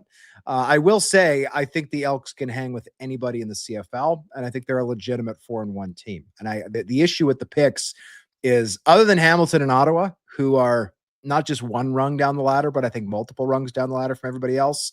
I think the rest of the CFL 7 teams you can throw in a blender. Like Edmonton's really good. Montreal's really good. Sask is really good. But I also think Calgary's good. I think Winnipeg's good. I think the Lions are good. Like every other team, even the Argos, they're 2-3, but like they've played some good football considering they've played 5 straight games on the road. Like that's a big challenge to overcome. So it should be an absolute beauty at Commonwealth. Speaking of Toronto, their offense can score a lot, but they also give up a lot as far as interceptions go, and their defense just can't stop a lick right now. Yeah, defensively, they're the 9th ranked team in the CFL in yards per play, and that's got to be concerning. They have some injuries. Cameron Judge didn't play this last week, but I thought Owen Goss, who stepped in for him, looked really good. I think they struggle at times to get after the passer. That was before the season started. I think the weakness that a lot of people saw was at the defensive end spots. Andrew Chatfield started last season really hot, finished cold. And then on the flip side, Jonathan Kongbo, who had been in Edmonton prior, was kind of a role player, a depth piece elsewhere. Well, now he's a full-time starter. And I mean, when you're not getting that pressure up front, it does put a lot of pressure on your secondary. That said, this is a team that went out and brought back Deshaun Amos, who's been an all-star in this league to start at halfback. They brought back a Darius Pickett, who's been an all-CFL player at strong side linebacker. And those pieces just haven't gelled well enough. I do think they miss Wynton McManus, who departed from them after a few seasons at linebacker to the Hamilton Tiger Cats. But they've got to get that fixed because they hired Greg Quick as their defensive coordinator, in large part because he knew Noel Thorpe's system from Montreal. And right now we have not seen a Montreal attacking style defense that's fast and physical in Toronto. We've seen a Toronto defense that's getting beat a lot, and they're giving up way too many points. Oh, God, are they ever? The Ottawa Red Blacks, I know it's early, but man, you watch Drew Brown's performance in Winnipeg and you're like, what are you doing? But I will say, I think Ottawa has the worst offensive line in the league. And that makes it pretty challenging for any quarterback. Mara was under pressure all night against Edmonton, but that Drew Brown situation early on hasn't looked like a great decision by them. But on Winnipeg's side, they look and say, hey, he played great. Now you're against Ottawa. Like, there's no chance they're not giving Drew Brown the opportunity to face his former team on Sunday, are they? Well, I mean, this team does love Zach Collaros, and if Zach is fully healthy, I think he starts. But that being said, I mean, and Jason, we know this in this business, you're not supposed to cheer for teams or players, but you can cheer for storylines. So I'm desperately hoping that Drew Brown gets to start this week.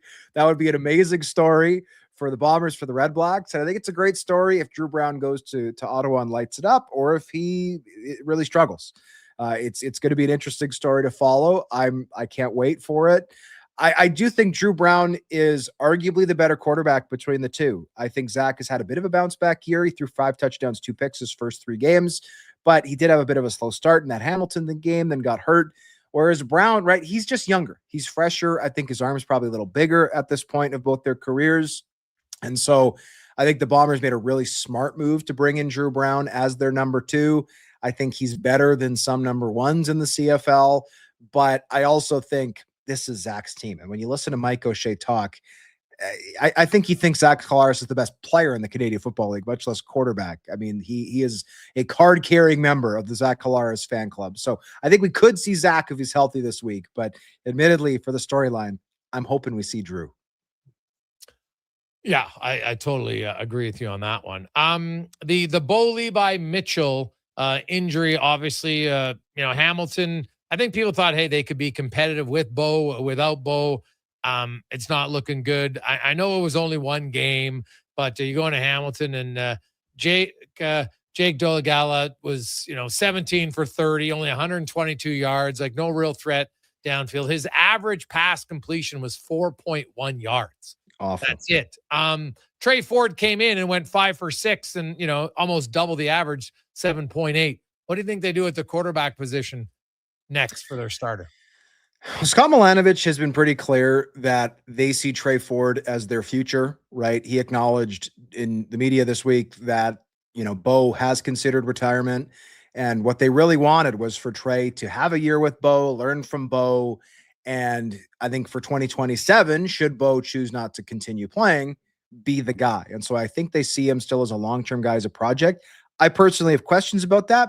The guy is 28. This is year 5. I don't think he should be seen as a project. I think he should be a fully formed finished product. But if the Ticats still see upside, who am I to question Scott Milanovic? He knows a lot more about coaching quarterback than I do.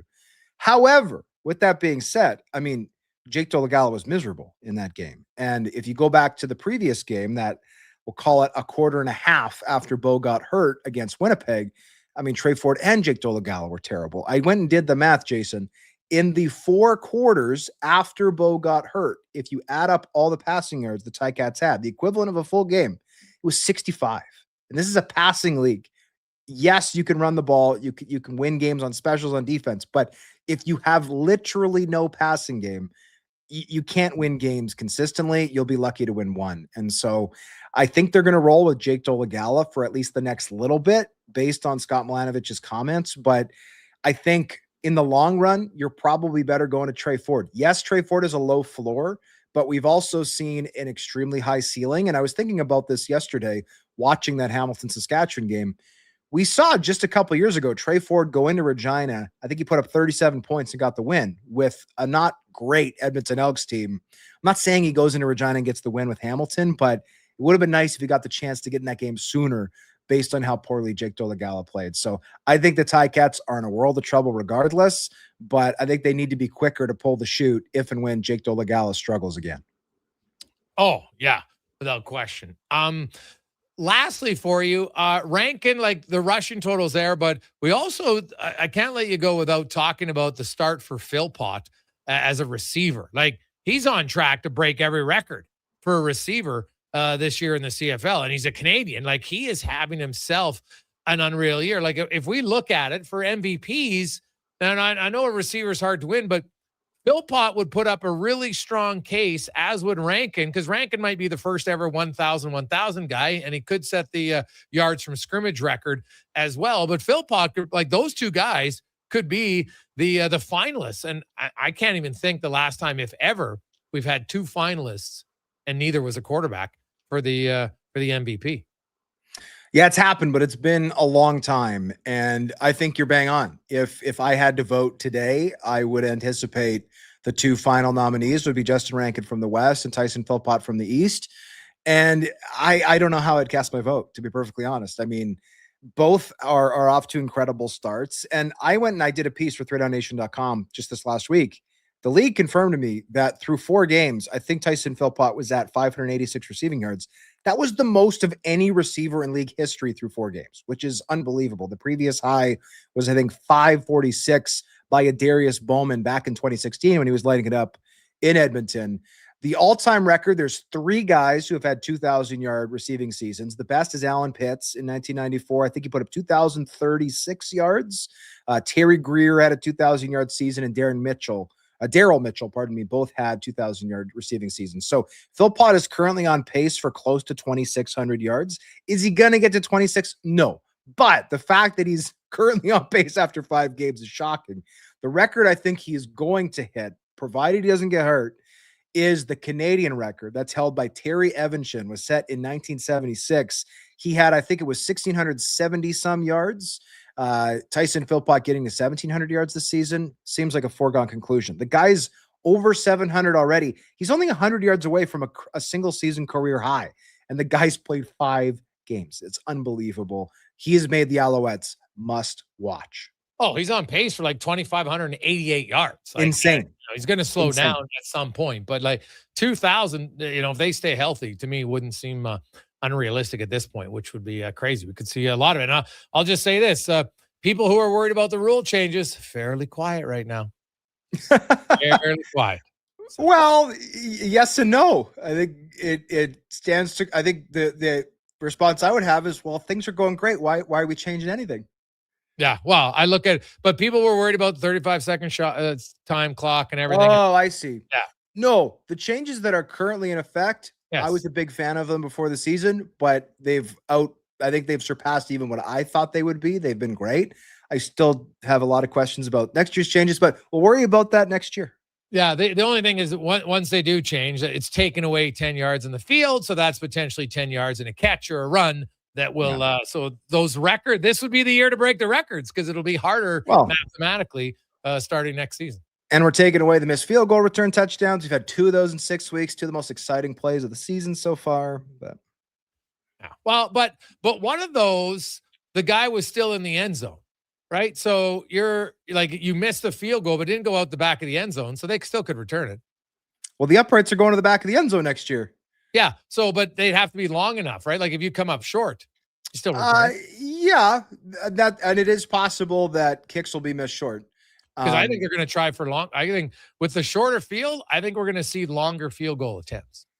And that could be, but the number of missed field goal returns will diminish, and I suspect it will diminish greatly, which sucks, especially when you see that return Trey Vavel had that shook the stadium. I mean, it was unbelievable, the atmosphere in Winnipeg. That's always a good atmosphere, but it was particularly remarkable on that play.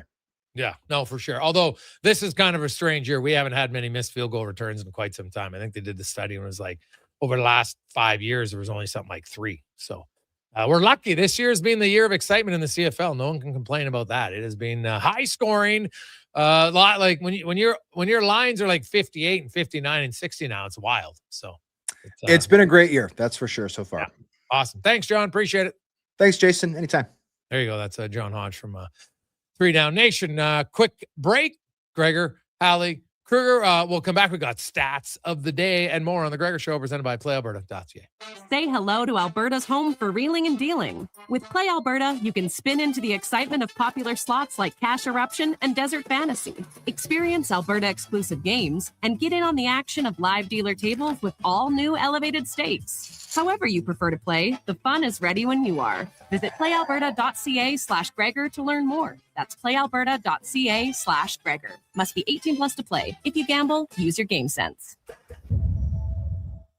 Come for Canada's largest trade shows, the biggest names in entertainment, exhilarating sporting events, and more. And stay for the experience at the Edmonton Expo Centre. Looking for the perfect place to host your next big event? From trade shows to galas, meetings, and concerts, the Edmonton Expo Centre has the space, event expertise, and service to make your next event unforgettable. With over 522,000 square feet of flexible event space, in-house catering, and operational expertise, they bring your biggest vision to life. Learn more at EdmontonExpoCenter.com today. It's cone season at McDonald's, which means vanilla cones are $1 each plus tax in the McDonald's app all summer long. Soft, creamy, and crunchy. For just $1 each plus tax exclusively in the McDonald's app. App download and registration required at participating McDonald's in Canada. Everything is going to be okay. Any business, regardless of size, can stumble occasionally. I'm Dan McDicken, a licensed insolvency trustee with Faber. If your business is facing financial challenges, our team of chartered insolvency and restructuring professionals have corporate debt recovery solutions that work. Schedule your free Faber focus session at faber.ca today. Chances of a positive outcome increase if you engage Faber sooner rather than later. You see it? Fusion Promo Marketing can make it. Fusion makes high-quality, memorable promotional products for businesses, sports teams, and corporate events. From vision to reality, get noticed and remembered. Fusion with a Z. Promomarketing.ca. Wow, get ready for a silly hockey fans. Your partner in power just skated onto the ice. EWEL.ca, the new e-commerce website for electrical wholesalers Edmonton, is ready for the power play 24/7, 365. UL skates to where the puck will be in 5 years. Now that's forward thinking. Killer selection, slamming products from the best brands, and legendary service. Don't sit on the bench. Get your account today at EWEL.ca and win that project. Plug into your partner in power. Get an EWEL.ca account today. The job isn't done until the last load is hauled, and having a semi-trailer out of commission is not an option. Whether replacing or adding to your convoy, Edmonton Trailer has a huge inventory of new and used semi-trailers, trusted by the gravel, logging, oil field, fluids, and freight industries. Find a trailer right for you online or at one of their 3 locations. For sales, service, parts, rental, and finance, when you're in it for the long haul, Edmonton Trailer. At GS Construction, people grow with the company. 50 years of experience doesn't live in a binder on a shelf. It lives in our people at every level, passed down on every site. Many of us started with a shovel in our hands and built whole careers here. The work is honest. The company's been around since 1974. So if it all sounds good to you and you want to grow with us, GS Construction is currently looking for experienced pipe layers and topmen. No shovel required. Visit gsconstruction.ca today. Listen up, friends. Operation Pizza is a go at Papa John's. They're introducing new personal pizzas just in time to celebrate the premiere of Toy Story 5. These adventure-sized pies come in new exciting flavors like Sheriff's Roundup, Space Rangeroni, and Reach for the Pie. Or take your personal pizza to infinity and beyond by creating your own flavor just for you. Order 2 or more with Papa Pairings and get yours for only $9.99 each. New personal pizzas are ready for takeoff. See Disney and Pixar's Toy Story 5 in theaters June 19th. Portions of this hour brought to you by Leading Edge Physio. From weekend warriors to professional athletes, kids playing soccer to grandparents in the garden, rotator cuff tears and tendonitis to post-surgical knees and hips. We fix your body. Life shouldn't hurt. LeadingEdgePhysio.com. This is Sports 1440, where Edmonton talks sports. On YouTube, Facebook, and X. Here's Jason Gregor. Brought to you by PlayAlberta.ca.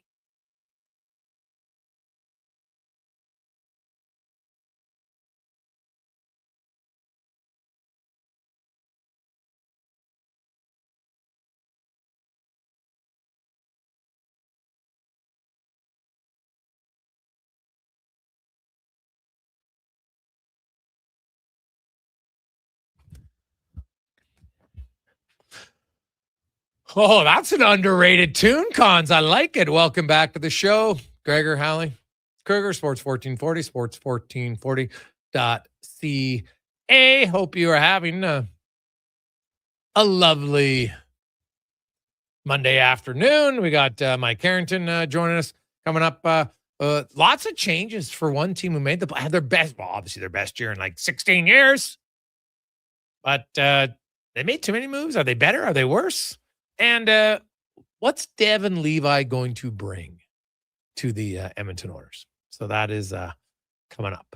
But first, let's get to our stats of the day, brought to you by All-Star Construction. And they have grown since being founded in 2002, and they are hiring. Go to Indeed.com, look up All-Star Construction. Now, if you're just beginning and you're just looking for general labor, great. They've also got backhoe operators, equipment operators, hydrovac operators, if you're a gas pipe technician. So lots of different opportunities. Work for a great company. All-Star Construction at Indeed.com. We got a lot of stats to get to. So let's dive right in. So first of all, shout out to Brooke Henderson. I don't know how many of you. So Brooke Henderson, she shot a 7 under 64 yesterday, carding 3 birdies, 3 eagles. She got an ace on the par 3 8th. She had to make an eagle on her last hole to get to a playoff. Unfortunately, she lost in the playoff at the major on the LPGA, but she set an LPGA record for the most eagles in a single major championship over the weekend with 6 and lost in a playoff. Brutal, but still unreal performance by Brooke Henderson, who's obviously I think it's fair to say Brooke's the greatest woman golfer Canada's ever has. Not even close, really. Like, hey, Lori Kane, I love you and everything's great, but sorry, it's not really the same, I don't think. Now, sticking with golf, you had, how about Scotty Scheffler? He missed his first cut in 4 years.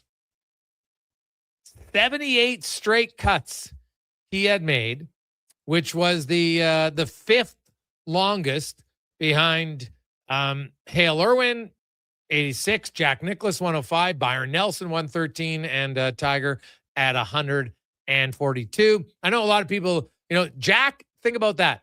So Jack missed 105 in a 6-year span, and Woods had 142 in 1998, 2005. Pretty impressive for both of those guys. But Scotty Scheffler streak ends at 78.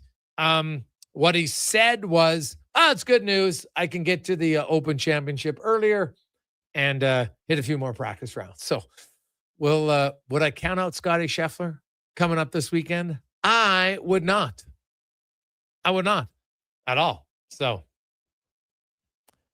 How about the sale? Did you see the sale of the Seahawks, the reigning Super Bowl champions?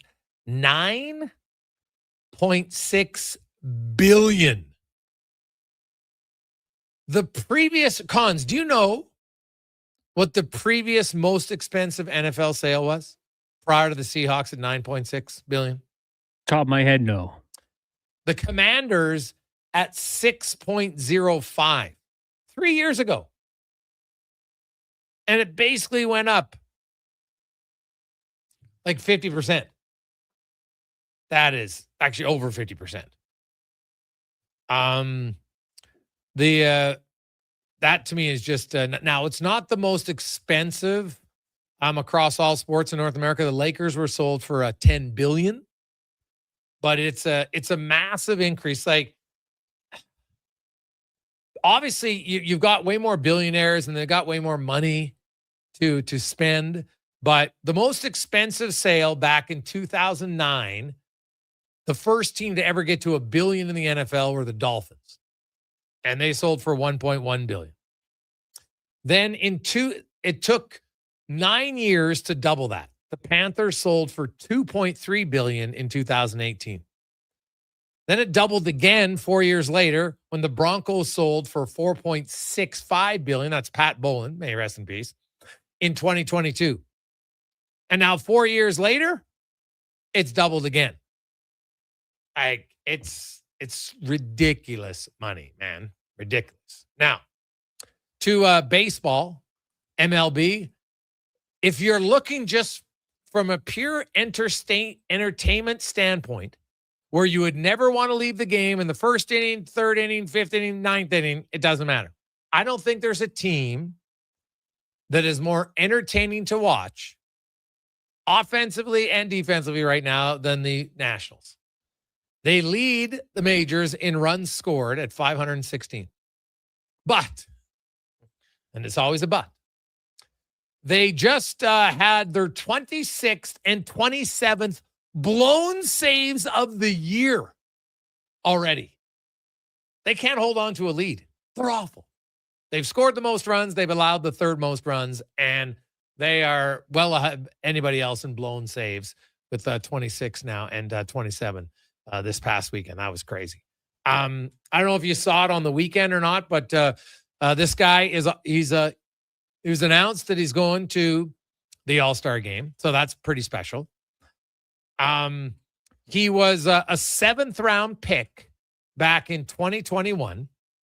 He didn't make his MLB debut until last year with Tampa Bay, but didn't really play. Now he goes to the White Sox, and he's another reason why the White Sox have gone from worst to really competitive. Center fielder Tristan Peters. His OPS is 832, but on Friday, he hit one of the rarest cycles in MLB history. He became the 5th player to achieve as the number 9 hitter, so that's rare. He was the 3rd in the expansion era to complete his cycle by getting 2 hits in the same inning. And you know what those 2 hits were? The triple and the home run. So he got the 2 hardest, both in one inning. Hitting out of the number 9 hole to get the cycle. The rookie Tristan Peters, when you're watching the All-Star game, like, that guy has been very impressive. I'm not going to say he's come out of nowhere, but he's coming out of nowhere. He has left Tampa Bay's organization, White Sox. No one even really talked about it. Now he goes to the White Sox, and he's absolutely killing it. Killing it. And lastly, for Oilers fans, there was some talk about, you know what? You should give your second unit power play more opportunity. Now, if there is the odd time, sure. But it should not become something that's a regular occurrence for the Edmonton Oilers. No chance in my mind that I would be doing it. And I broke down the numbers, and you can do it because a lot of people are like, wow, get them off after a minute because they're not as productive in the second minute. Are you sure? So the Oilers' first unit power play last year had 30, and this is 5-on-4, because now they had 5 other goals, 4-on-3s I'm not including, and 5-on-3s I'm not including. So out of the 5-on-4 situation that they had, and if you look at, they scored 31 goals in the first minute and 32 in the second minute. And keep in mind, they're not on the ice as long all the time. They're on the ice for the first full minute. We know that 100%. They're not on for the full 2 minutes, but they still scored more in the final 2 minutes by 1. They scored 19 goals between 61st second and, a minute and a half at 90 seconds. From 61 to 90 seconds, they scored 19 goals. They scored 15 in the first 30 seconds. They scored 16 in the first 30 seconds, 15 in the next 30, then 19, and then 13 down the stretch.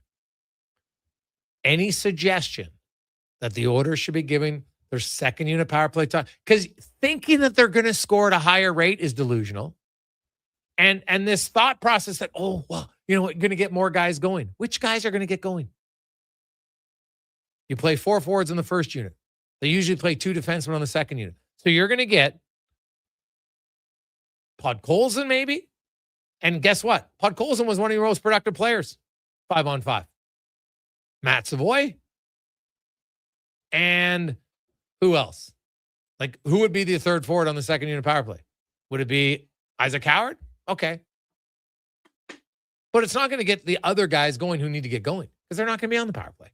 So I want to reduce McDavid and Draisaitl's minutes, and the easy thing, penalty kill and 5-on-5. That's where you do it. Now, last year in blowout games, that's when the Oilers' second unit did get a little bit more gravy time. I remember that Seattle game. The Oilers had a ton of power plays. They were up like 9-2, 9-3. Sure. 8-1 against LA. Then put the first unit on to start. Sure. Those situations make sense. Most times, nada. You got the most dangerous power play in NHL history.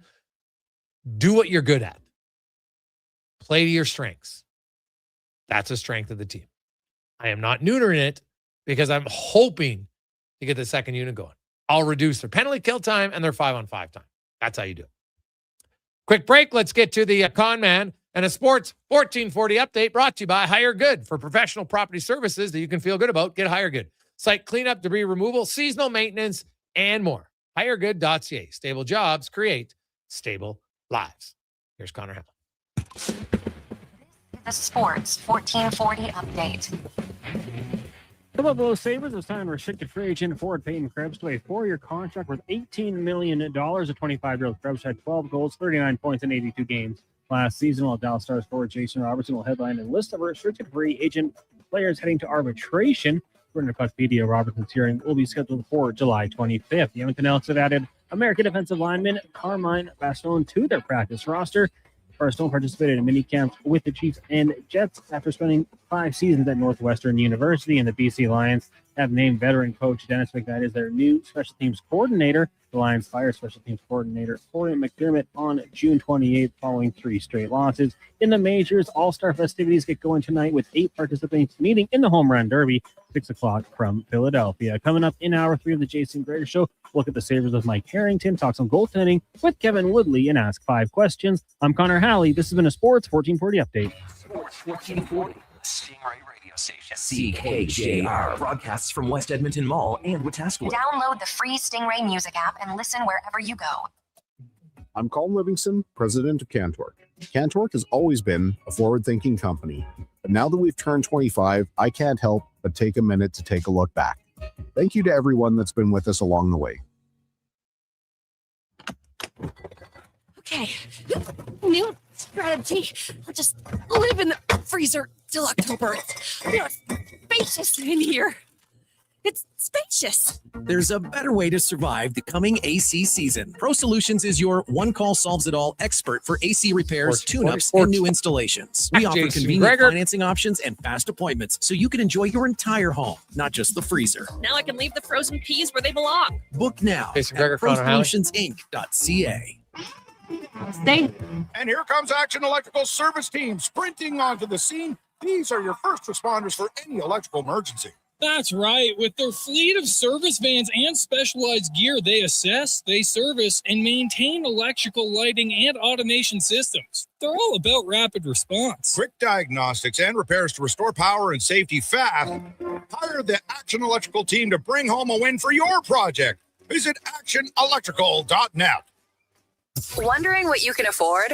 Let Go Auto do the math with our free car loan calculator. No pressure, no awkward convos, just quick answers on your budget and payments. Bad credit, no credit? We got you. Text check to 780-777-7777. That's check to 780-all-7. Find out what you qualify for and start shopping with confidence. Go Auto. Drive what you love with payments that make sense. Craving a dining experience that rises above the rest? Head to Summit Restaurant in the Silent Ice Center, just minutes from South Edmonton Common. Savor exceptional house-made pizza, delectable entrees, and expertly crafted cocktails in a stylish, modern atmosphere. Perfect for a casual meal or a special night out. Summit offers a refined experience where every bite and sip reflects our dedication to quality. Elevate your dining experience. Make Summit Restaurant your destination tonight. Hey, Gary, is that your dad? No, this is Evan, the new sales rep I hired. Oh. First impressions matter, but when hair loss takes over, it can feel like you're not being seen for the maverick you truly are. Hi, I'm Dr. Vance Elliott. At Advanced Hair and Skin Surgery, we know that hair loss is more than just a cosmetic issue. It's personal. Let's discuss all the cutting-edge options available so you can make a great impression every time. Book a free consultation today at drvanceelliott.com.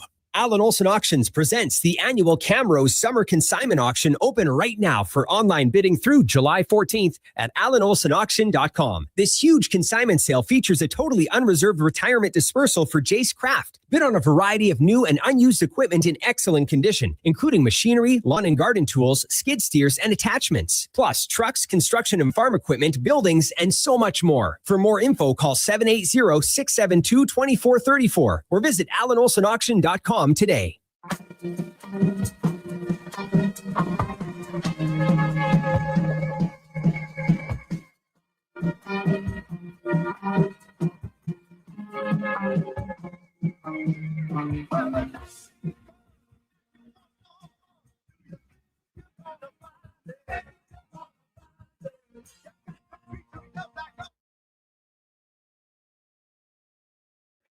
Portions of this hour brought to you by Papa John's.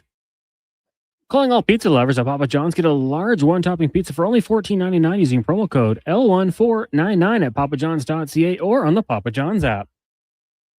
The Jason Gregor Show, the best of Edmonton sports talk and beyond. This is Sports 1440. Presented by PlayAlberta.ca, Alberta's only regulated online gambling website.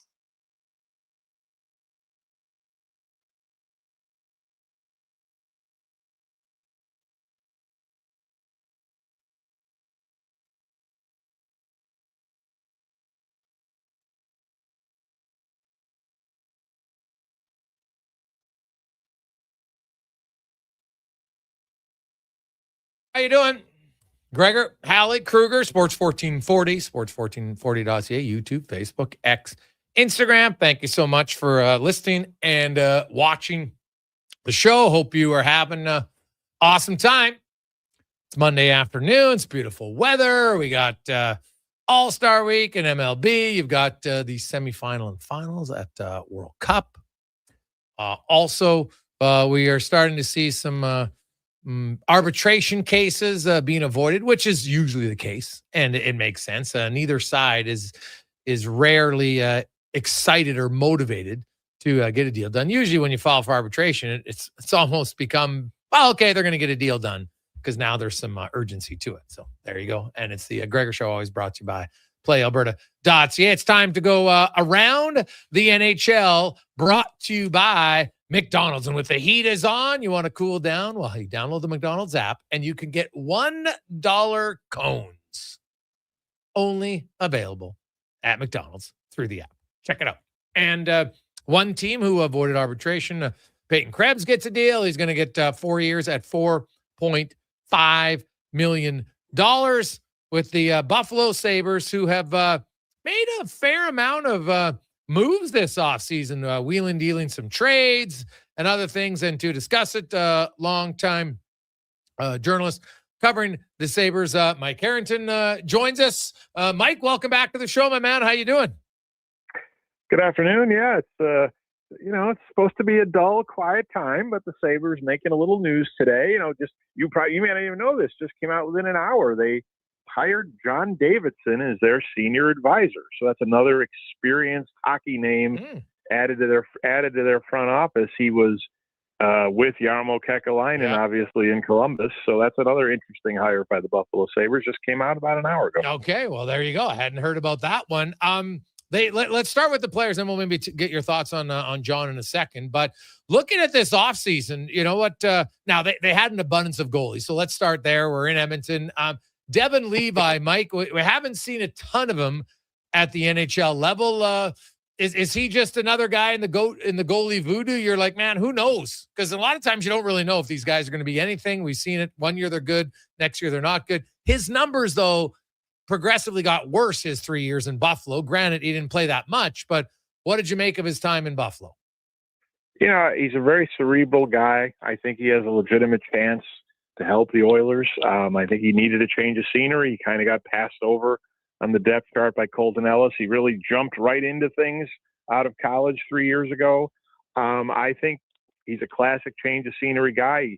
He put his time in the American Hockey League. We've always compared him to Dustin Wolf in Calgary in terms of, physical size, same kind of style, and needing to play 100 or so or more games in the AHL before they break out. So Levi never really had a chance to break out in the NHL. Certainly, a good stab in the dark by the Oilers and see what happens. A lot of teams were interested, knowing he no longer had waiver capabilities. So a good move, I think, on Edmonton's part. Yeah, you're right. He never kind of got that consistency where Wolf just started a ton and you find your game. And obviously he went to the NHL and it worked out for him. So now in a 3-goalie system, I'm not sure he's going to get that in Edmonton either. So we'll kind of have to see. The bigger move, of course, was the Bowen Byram trade by the Buffalo Sabres. I actually didn't mind the trade, like Chicago. Hey, you get Bowen Byram. Now the contract is big. I have no doubt about it. I do think he's going to get more opportunity in Chicago because he doesn't have a Rasmus Dahlin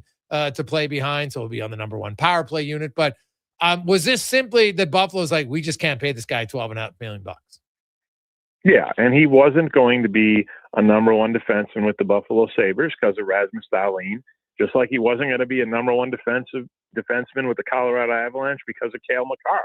Yep. And he outpriced himself in Buffalo. He played very well, especially in the first round of the playoffs against Boston. Is he worth $12.5 million? No. I feel bad in some ways. I really like the player. I like the person, but he's all about winning. He talks all the time about winning, how tough 24-25 was in Buffalo. And now he's made bank in Chicago, where the only way he's going to see the Stanley Cup playoffs is if he buys a ticket or turns on his TV. So it's an unusual move from that standpoint. He wanted the role. He wanted the money. He got it. Okay. Sabres got Jordan Greenway's contract off their cap, which helped them. Yeah.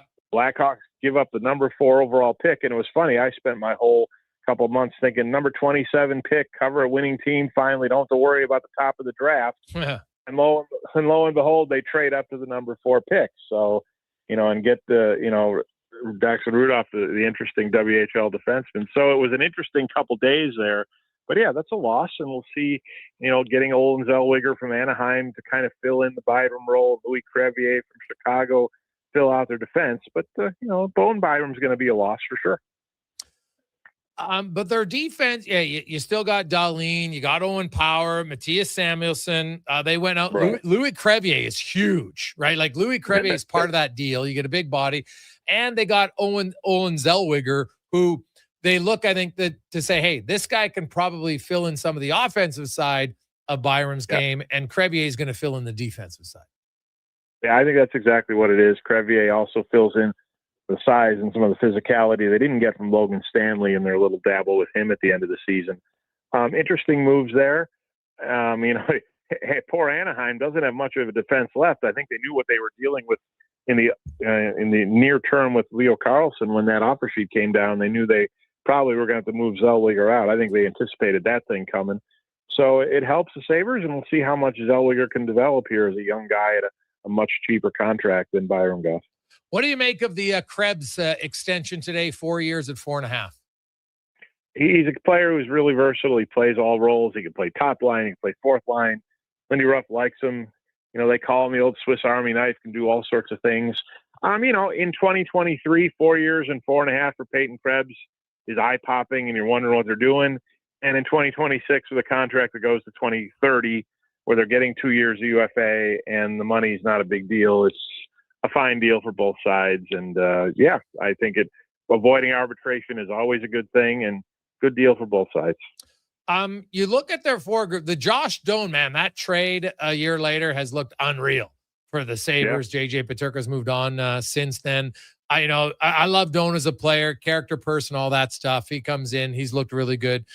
Zach Benson, they signed to a big contract of $7.5 million. They've got a lot of their guys, locked up. Zucker isn't, but he's older. I think he'll be 35 when that deal ends. So they seem to have their core now intact. Is there any position or any style of player you think the Sabres still need to add? Well, they have too many forwards as it is, but who is replacing Alex Tuch? No one's really replacing Alex Tuch. It's the old Moneyball theory, I guess. They're going to try to replace him in the aggregate. But, Constantine Helenius, young guy, Finnish guy, looked very good at the end of the season in the playoffs, scored the golden goal in the World Championships. That's a huge name for them going forward next year. I still think they're dabbling. The Connor Hellebuck thing might still be at least lukewarm, but it also wouldn't shock me about their roster being done. Like, where is Patrick Kane going to play on this team? Is it a legitimate question? They have a lot of guys in different roles, so they're always looking. But right now, they got a lot of guys, and I don't know how they're going to break that log jam up. Now, you mentioned Hellebuck, and it's lukewarm. To make a deal work, what would be the foundation pieces of it? Well, that's where I'm stuck, because it was obvious what was happening around draft night, that it would involve Winnipeg getting the number 4 pick. But one of the sticking points was the Jets wouldn't give number 8 back to Buffalo, allegedly. So that really ended the deal. And the other thing is, if you had to trade Winnipeg a goalie and send Luukkonen back at 4.75, well, he had a 5-team no trade clause kick in July 1st. Yeah. So if you're Ukko-Pekka Luukkonen, aren't you calling your agent at stroke of midnight saying Winnipeg's number 1 on my no trade list now? Right. So I'm kind of thinking that's it for that. The money doesn't work if you trade him Alex Lyon. He's only at $1.5 million. Yeah. So I don't know what the framework of a deal for Hellebuck is right now. The Sabres have publicly, been very clear that they're happy going with their 3 goalie rotation again next season. And they were 3rd in the league in the regular season in save percentage. They didn't get as good at goaltending in the playoffs, especially against Montreal at times. But, I say to people, okay, why don't they bring Connor Hellebuck? Have you looked at Connor Hellebuck's playoff stats the last 3 times he's been in the playoffs? Yeah. Pretty bad for $8.5 million. So that's not an automatic either. Goaltending just is so funky right now. It's like starting pitching. It's like NFL running backs. Who knows? The Carolina Hurricanes just won the Stanley Cup with Brandon Bussey playing the last 3 games. And all power to him. He had a wonderful regular season. He played great in the final, but he's not a big money, big name goalie. A lot of the big money, big name goalies didn't do a whole lot in the 25-26 season. So it's a real iffy thing to do. And I just don't see, with the draft being over, with Luukkonen's no trade, I don't know how you put together a deal for Hellebuck now. Mike Harrington joins us to talk about the Buffalo Sabres offseason. Where are you on Owen Power and his development? He really took a huge step this year. He took another step in the playoffs. We saw the same thing with Dahlin. People forget. Look at the stats. Rasmus Dahlin had a -36. I can't remember. It was either -36 or -38 plus-minus season. And plus-minus can be deceiving, but that was as -36 a season as could be just from the eye test. He was really struggling 3-4 years ago, 21-22 range. Power never got to that level, but he struggled a lot. Last year, I thought at times 24-25. This year, much better, much more confident, tremendous puck mover, uses his body better. Never going to drive people through the end boards. That's not what he's there for. I think they really feel Power is hitting his stride as a marquee NHL defenseman, a guy who can play 23 to 25 minutes a night if you need him, a guy who at times, definitely looks like the number one overall pick. That was a huge step-up year for Power. You combine him with Samuelsson, with Dahlin, and you really had something there. Of course, they had Byram too. But it doesn't work without Power really anchoring that second pair, and he took a huge step this past season. Okay, yeah, because I know there been some rumblings a while in the past. Geez, they're not happy with him. But I was like, geez, I thought this past year he was pretty good. What about Ukko-Pekka Luukkonen and the goals? Because Lyon at times looks like he's the most reliable. It's interesting. Luukkonen, if you look at the numbers, has had alternating seasons the last 4 years. Bad, good, bad, good. This was a good season. Playoffs, not as good, I didn't think. Inconsistent. You had that center ice goal against Boston by Morgan Geekie. But then he found his equilibrium again in the playoffs at the end against Montreal. And, people crab about the Game 7 overtime goal. It's a deflected shot. You don't want a guy scoring from that spot. It's a deflected shot. It happens. We wouldn't even be having goaltending conversations with the Buffalo Sabres if Montreal's Game 7 overtime was a lovely 2-on-1 tap-in, Yeah. But it wasn't. So the goaltending issue crops up. I think this is a complete 100% make or break year for Luukkonen. He needs to put 2 good years in a row together. And if he can't do that, he does earn that unreliable label. If he has a good year this year, I think he's definitely a guy you can run with. If you can get Connor Hellebuck, and they came close, I think, you probably have to do that. You're trying to win the Stanley Cup, and you were a goal away from the Final Four this year. I don't know if that happens now. And I do think, you can run the long distance of the regular season with the 3 guys they have, but, playoffs are a fickle thing at times, as we all know. Oh God. Yeah. Now it'd been a long time, Mike, for Buffalo fans. Waiting for it. They got back in, they won a series, went to Game 7 in the second round, which is awesome. But now you got to keep it going, right? Like it sounds strange because you missed the playoffs for 14 years. You're like, what are you talking about? It's hard to get in. It is hard to get in, but it's harder to go from being an Elite 8 team to being a Final Four team or to being a Cup final team. And obviously Florida, Montreal, Tampa, Buffalo, even Toronto, it's a pretty good division. How much do you think the Sabres and just if somehow Josh Norris can stay healthy, how big that would be for the team? Big key is because when he plays, people know his skill. You see his skill. You see the results. His issue has been not being able to stay in the lineup. If you could get 70 games out of Josh Norris, that'd be a huge difference because he's a great player and he really lengthens your lineup. Maybe he plays your number one center and Thompson can go out to the wing where Tuck was. So I think that's a really key guy, and that's $7.9 million is a lot of money. You need to get a guy to play 70 games. He hasn't been able to do it, but the talent is there, the drive is there, and they see that, and that's why they acquired him in the first place. So that's a guy they have to get a lot out of going forward, and you just have to see. Yeah, no, definitely. Mike, always good to catch up with you, man. I appreciate it. Enjoy the summer, and we'll see. We'll be watching the where there's smoke, there's fire, and who knows if Hellebuck and the Sabres get united, because if it did, that would be a massive move. Yep. Thanks, Jason. I appreciate it. Awesome. There you go. That is Mike Harrington. Quick break. We will return. Gregor, Hallie Kruger, the Gregor Show, presented by PlayAlberta.ca. I like the Sabres, man. I think they're going to be a playoff team again. Say hello to Alberta's home for reeling and dealing. With Play Alberta, you can spin into the excitement of popular slots like Cash Eruption and Desert Fantasy.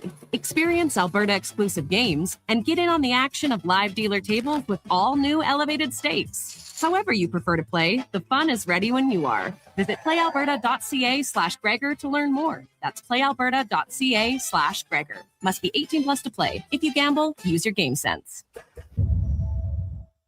There's still time to book your tournament at the Ranch Golf and Country Club. As one of Alberta's top tourney courses, the Ranch makes hosting fun and easy for any group or business. No matter how unique or unusual, they'll accommodate your vision for an event no one will soon forget. Start planning your tournament today at their beautifully landscaped course on the outskirts of West Edmonton. On-site event coordinators are here to help, but hurry, availability is limited and booking fast. Visit theranchgolf.com. It's dollar drink summer at McDonald's. Sip on a refreshing small fountain drink or a small iced coffee for just $1 each plus tax, all summer long. Only at McDonald's. Excludes flavored and cloud iced coffees at participating Canadian restaurants. Taxes extra. Prices exclude delivery. Canada's biggest appliance sale is on now at The Brick. Stay big on top appliance brands throughout the store. Buy more and save more. Up to $1,000 off qualifying appliance packages. Plus, take until 2030 to pay with no interest on appliance OAC with Flexity. If you find a lower advertised price on appliances, The Brick will beat it. And check out deals for the rest of your home, like up to 33% off sofas, love seats, sectionals, and recliners. Some exclusions apply. See you in store for details. The Brick, saving you more. Albertans love to debate the best way to enjoy summer sports. No. Playing on the field is the best, man. No way. Watching from the sidelines, way more relaxing. You're both crazy. Checking out the game from the bro zone is where it's at. But there's one thing every sports fan agrees on. Wilhauk Beef Jerky. Wherever you catch the action, load up on Alberta's best beef jerky. Wilhauk Beef Jerky. Because you can't have summer fun with salad. Only available in Leduc. What's it like to score a winning deal at Car West Leduc? Like raising the cup in your hometown on your birthday. Feel it now at Car West Leduc. Experience a vast, uncompromising selection of top-quality used vehicles with no extra fees. Trucks, sedans, vans, SUVs, and more. Backed by family-run service and top dealer ratings on Google. So when the final siren goes, you go home with a deal you'll never forget. Car West Leduc, 6514 Sparrow Drive, Leduc, or at carwestautosales.com.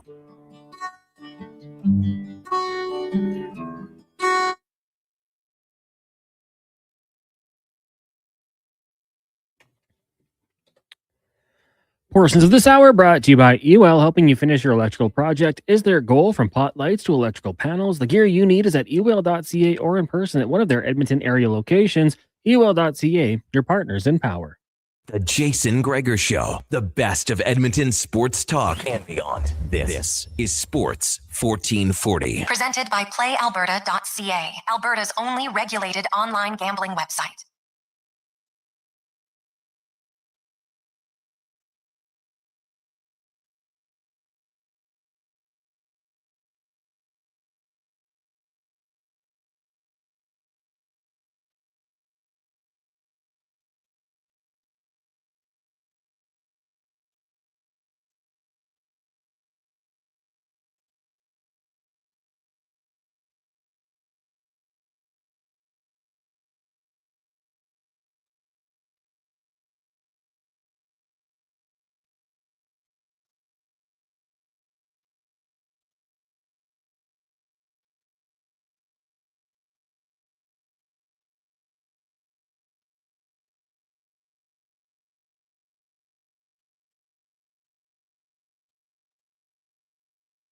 Right through Monday afternoon, Gregor Show presented by PlayAlberta.ca. Little early CFL action at the Jason Gregor Show at PlayAlberta.ca. Elks at home, kind of like it, but that BC game, it's going to be tough. Now the Elks, you're going to have to go after their defense early. The Elks are kind of playing catch up too much in that game. Their D line is going to want a better game because that was the one game this year where they kind of got out physical. And I can tell you, the players, they were fired up this week. They'll be even more fired up because it's BC, the team that kind of that embarrassed you a little bit this year. So I'm looking forward to Friday night's game. Hopefully it's a bigger crowd. It's Friday night. No reason not to go. Your team's tied for the best record in the league. So get out there, enjoy it. Should be fun. We have some tickets that we will give away to the game as well. Now, let's go in the room, brought to you by Action Electrical. 53 years they've grown and diversified to become one of the most diversified electrical contractors in the province with project, service, testing, and solar divisions. Learn everything that they do at actionelectrical.net. as Kevin Woodley from In Goal Magazine and NHL.com joins us. Kev, how you doing? I'm good. Well, I mean, actually, you know what? Not so much. It's been a tough week around here in Vancouver, obviously. And so, yeah, it's last week was a tough one with we lost our sports station. So I'm so glad that I get to join you. But I feel like I'm out of the loop a little bit, like between Calgary and Vancouver and the stations that closed, I had all these hits. And it's like, so there was that constant sort of thinking about the position and what's going on around the league and talking to different people. So I'm just going to have to lock in on your market now for a little bit, buddy. But it was a tough stretch. I know you've been through it. Obviously, I've been through it with several different places over the years. And let's just hope that the people in both markets can come out of it kind of like you guys have with the job you're doing here. Yeah, well, definitely some friends working at both of those places, and I think we're a great example that you know what, there is a light at the other side of the tunnel, and you get the right partnership with a group like Stingray, and the options are endless. Our numbers are actually bigger now, I think, than they were when we were on 1260, just because of all the digital and everything else, and online. And you know, you and I used to talk on the radio. We didn't look at each other. Now we see each other while we're doing the show, so it's great. We just had Mike Carrington on, and he had an interesting talking about Devin Levi, and they said, you know, a lot of people used to kind of compare him to Dustin Wolf, and you know, in stature and style a little bit, but said the one thing is Wolf went to the American League and got to play a ton, and Devin Levi's never really done that. He goes, I still think he can be a goaltender, but the thing is now he comes in Edmonton in probably a 3-goalie situation, Kevin, and I don't see how he's going to get enough reps to really improve his game. Do you? Yeah, it's a fair point. It's the skill is there, right? Like we talked about this. The skill is incredible. I think the comparisons to Wolf based on size and stature are fair. Based on skill are also fair. But we talked a little bit about this last week. Like there needs to be an adjustment in terms of how he plays the game. That didn't happen at the American League. You're right. If I'm right on that, it's a much tougher adjustment to make in the National Hockey League, especially if you're not playing, because it's one that requires game reps and taking theories and changes tactically and positionally and making them innate in a game situation. And that's pretty tough to do if you're playing, what are we looking at? Like once every 10 days, once every 2 weeks? Like what? I don't know what this looks like if they're going to run 3 goalies. Does he even play that much? So, yeah, it's not ideal. He may not have had like the degree of reps that Dustin Wolf got in the American Hockey League, but he's been down there longer now. And I think there should be enough. The biggest question to me is, was he playing a style of game there that's going to translate, or are there further adjustments needed? And if I am right a little bit, and then there are some subtle or maybe even somewhat significant adjustments needed positionally, that becomes a much tougher thing to do without actual game reps, and a much tougher thing to do and to believe in at the National Hockey League. Because you mentioned, I've talked about this before with Wolf, worked in the American League, came up to the NHL the first few times and didn't fully trust it and felt like, okay, different level of shooter. I've got to do more. I've got to be more assertive, more aggressive positionally, despite the fact that a move away from that is what clicked and took him to another level in the American League. And it wasn't until a couple of times up that he trusted it would work in the NHL too. And that's where you really saw him take off. So there's a case where, you know, the adjustments didn't necessarily click right away in the NHL, and he needed to go back and then come back again and really just sort of go into it and say, I trust this is going to work, and have it work out for a little bit. So yeah, it's not linear. It's not easy. You know, but the talent and the skill makes you believe it's worth taking a chance on giving it a chance to sort of see if it will work. Okay. And he also talked about, Luukkonen and how he's kind of had, which a lot of goalies have done this, bad year, good year, bad year, good year. He's yet to really string together 2 good seasons, and feels like, you know, is it a little bit of a make or break potential for a guy like Luukkonen, that he's got to show that, okay, you know what, I can be consistent multiple years in a row? I mean, that's fair, right? Like volatility in the position. I would suggest that Ukko-Pekka Luukkonen's not the only one, right? Like when we see this around the league, this is the one thing that's really hard to sort of predict right now. The game is changing, and goalies' abilities, until you've done it, you haven't done it. And once you do it once, you got to do it again. Like consistency is so hard when everything changes around you so frequently and so consistently. And honestly, like this is sort of the next step. The step between being a guy who has shown he can do it, and so you believe the potential is there, and a guy who does it year after year after year, which is what makes, we're talking Buffalo. It's what makes Connor Hellebuck so special, right? There's a consistency to his game. Last year, was the first sort of quote unquote down season he had, and it's still, like, by the adjusted numbers, wasn't all that terrible. So there are different factors. Like with UPL, injuries have been a factor, but that's part of it. Durability is one of the key abilities. So if you can stay durable and stay on top of your game physically, it allows you to stay on top of your game mentally. You're going to have more consistency, but that's been a bit of a struggle for him as well. So I don't disagree with it.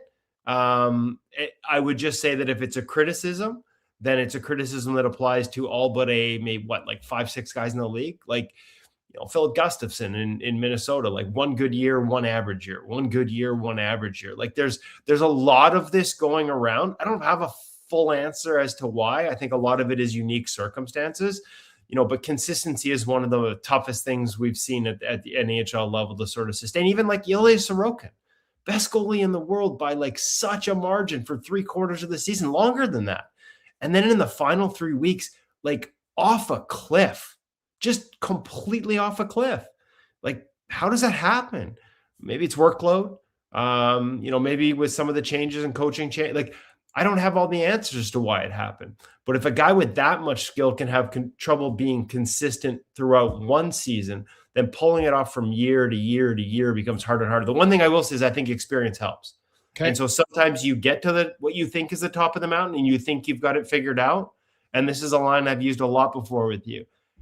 This game is constantly evolving. If you aren't constantly evolving with it as a goaltender, you are falling behind. And I do know a lot of guys that the first time, like UPL's first good year, you can think you're there and not stop working, but stop looking for improvement and just sort of settle at the level you're at. And it can be a quick step backwards if you're not constantly trying to find, not chasing change for the sake of change, but staying on top of trends around the game. Kevin Woodley from In Goal Magazine and NHL.com joins us. So, Kev, you're into the offseason. I know you work out and you see a lot of the goalies that are training in and around the Vancouver area and what they're working on. Is there anything that's kind of caught your eye this year as far as what's kind of the new trend that goalies are working on? No, not quite there yet. To be honest with you, the trend that I see the most in Vancouver is on the flip side. And that's shooters, right? Like we've got this skate out here, the Kaibo skate, which is run by Justin Rye, who's a skills coach with the Seattle Kraken now, but has run this Kaibo company out here for a while. And this has become like a who's who. And then you've got another skate in North Vancouver run by a coach named Cole Todd, who Macklin Celebrini works with. And like, Jason, this is hotbed stuff. We are starting to see players from around the league. Now, it's not a long list, but I've seen some examples actually seek out the opportunity to come skate, not just with this group, but with Macklin in particular. Almost, and I don't want to hyperbole here. I don't want to get carried away. I don't want people to get carried away, but almost to, the Crosby skates in Nova Scotia, like getting invited to come out for a week and spend time there is, sort of considered something that a lot of NHLers pursue and kind of an honor. Like Mark Scheifele was in North Vancouver to skate with Macklin Celebrini a couple of weeks ago. And so, to me, this is a trend. When we talk about goaltending and the volatility and the way it's fallen behind, it is directly the result of players working not just this diligently and this hard, but this specifically on skills. And so when I go out to that skate, and I see Macklin Celebrini, up until recently, Connor Bedard with the shoulder injury, Zach Benson, Alex Tuck comes out. His wife's from the area. He comes out for a week or two every summer and skates with them. But is it like Gage Gonzalez of the Tampa Bay Lightning? There's Kent Johnson of the Columbus Blue Jackets, Luca Cagnoni of the San Jose Sharks. Like, it is. They're not all at the Celebrini Bedard level. Word is McKenna's coming out to skate with the group this summer as well. Watching what they work on, man, Jason, like the skill, like for generations, players worked hard in the summer, but it was bigger, stronger, faster. That's what they worked on. They didn't work on this skill. The speed with which these players are darting around the ice through obstacles, like giant sort of foam blocks and all kinds of different obstacles. They skate around and pull and change angles and drag and pull and all these different moves. But it's the pace, it's the mobility east-west, and then it's not just the deceptiveness of the releases, but how quickly it is on and off their sticks. It's unreal. Now, reverse engineer that as a goaltender, because I think that's where we're at now, is the goalie world is trying to figure out, because in a lot of ways, these players are doing what goalies did for 20 years. The goalie union was 20 to 30 years ahead of players. Yeah. Players went bigger, stronger, faster. I've been watching this from a goalie perspective in terms of technique for 2 decades plus now, almost 30 years, like back to, I guess, so 25 years, back to early 2000s when Ian Clark would run his skates here. And like NHL players didn't even come out and shoot back then. A couple did, but like it was a short list. Zach Parise would shoot when he was younger on his brother. Marcus Nazem would come out here in Vancouver and shoot and sort of try and figure these things out. But now, then you had all these players that would go out and shoot on goalies, and now they got their own sessions. And so now as goalies, we need to figure it out. And here's the challenge. And I'm starting to hear this from goalies and goalie coaches, because they used to want to be a part of the skates as well, the Kaivo skates. And we've got some guys that are like minor pros just coming up through the ranks drafted that I see at these skates. Some guys are veteran Euro pros.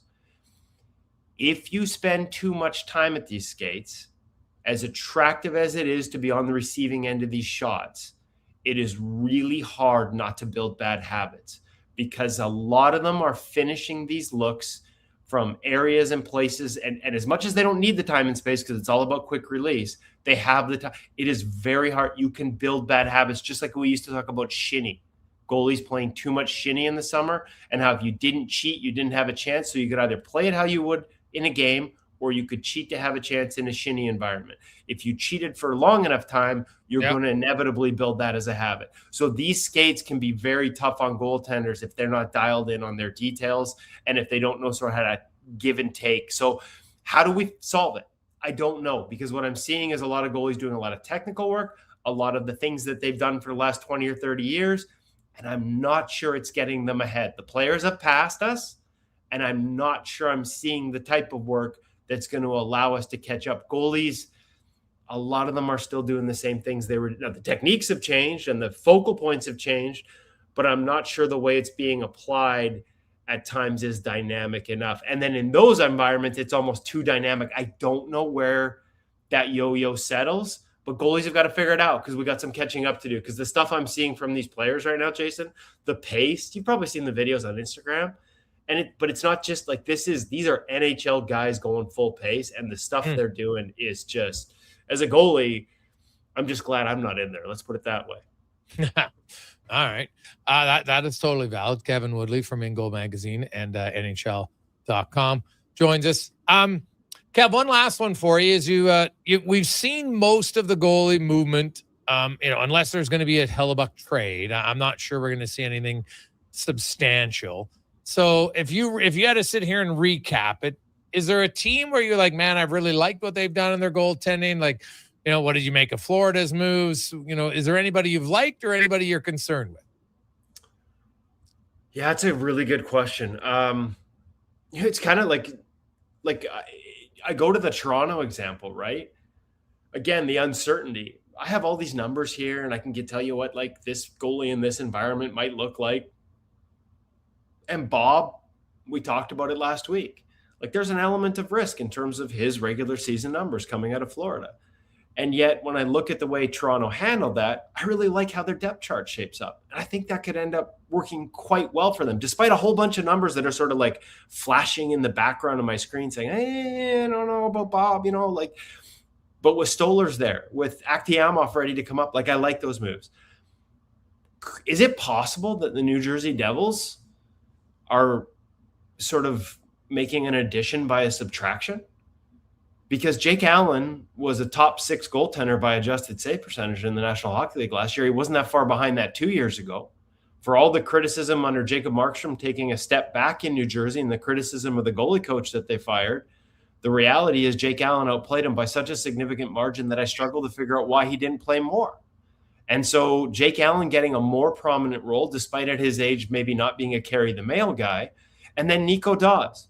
Nico Daws has always had NHL potential. Nico Daws makes a lot of difficult saves. And he had, in a tiny 3-game sample last year, some really good adjusted numbers. Now, he had played more before last year, up until that point. And again, I looked at the underlying profile. Tough stuff, difficult saves. Nico Daws is great.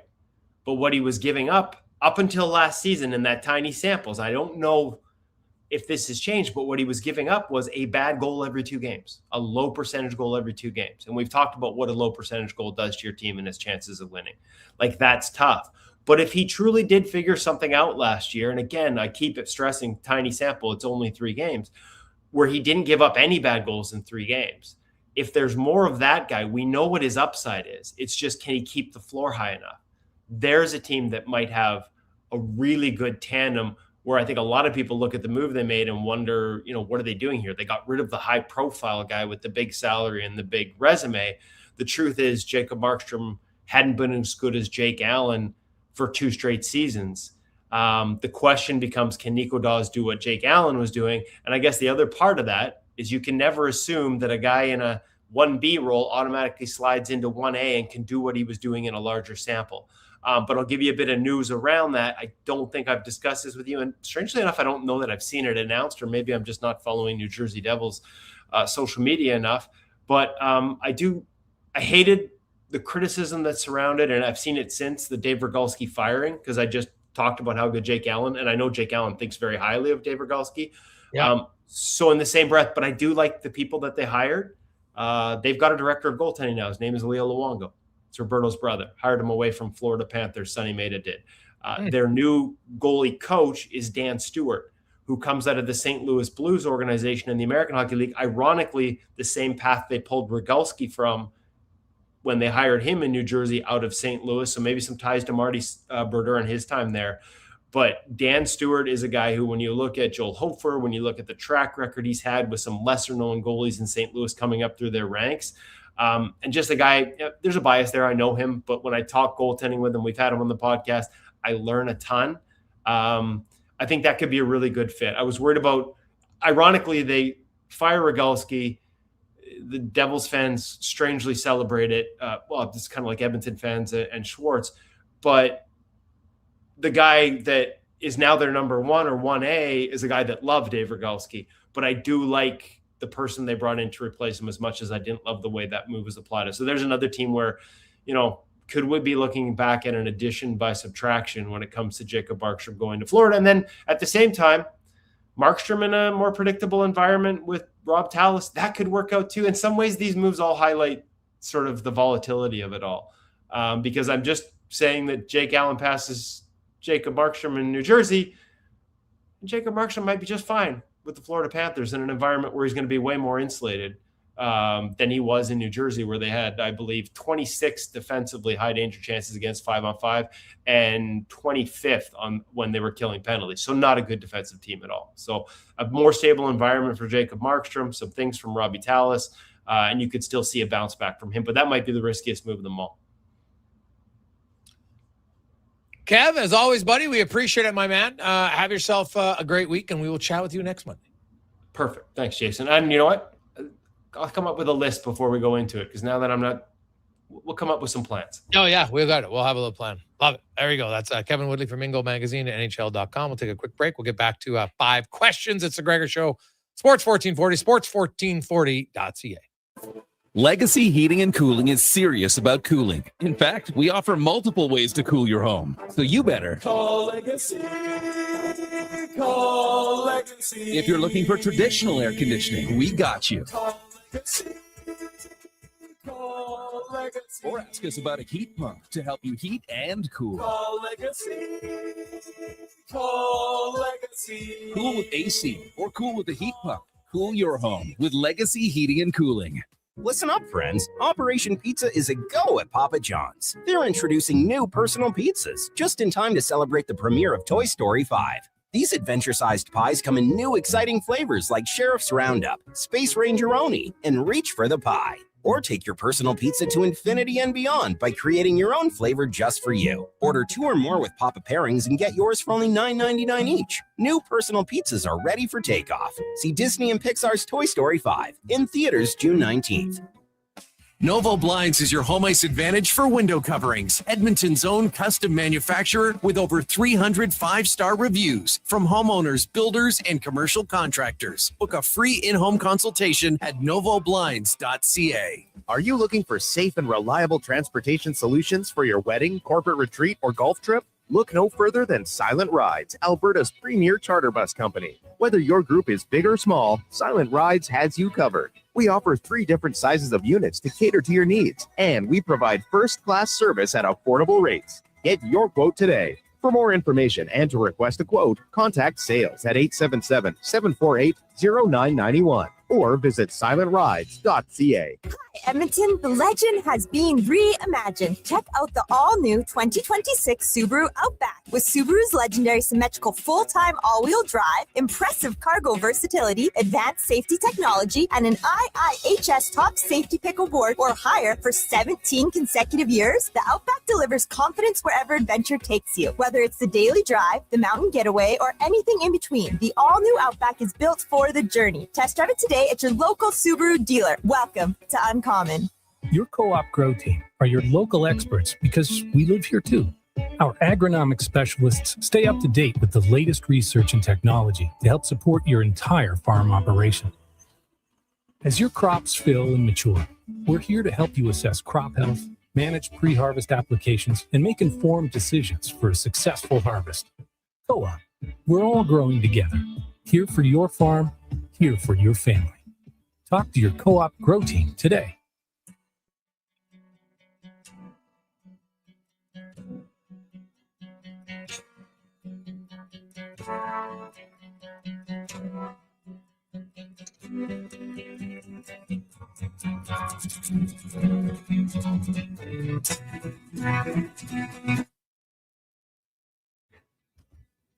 Portions of this hour brought to you by CanTorque, made in Canada, made for Canada, where extreme isn't theoretical. Find your solution at CanTorque.com. The Jason Gregor Show, the best of Edmonton sports talk and beyond. This is Sports 1440. Presented by PlayAlberta.ca, Alberta's only regulated online gambling website.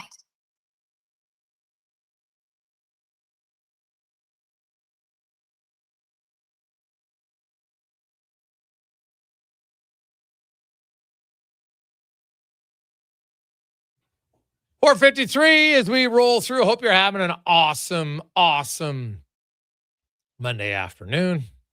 Gregor Connor Halley is back after some well-deserved time off, and we'll get to 5 questions brought to you by The Brick, where saving you more is what they do at The Brick and thebrick.com. You have a few days left because right now their appliance sale is going on. If you find a lower advertised price on appliances anywhere, The Brick will beat it. You can get $1,000 off qualifying appliance packages. It's their biggest appliance sale right now. Unreal deals. If you need anything appliance-wise, check it out at The Brick and thebrick.com. They have all the brands. It's time for 5 questions on the Jason Gregor Show.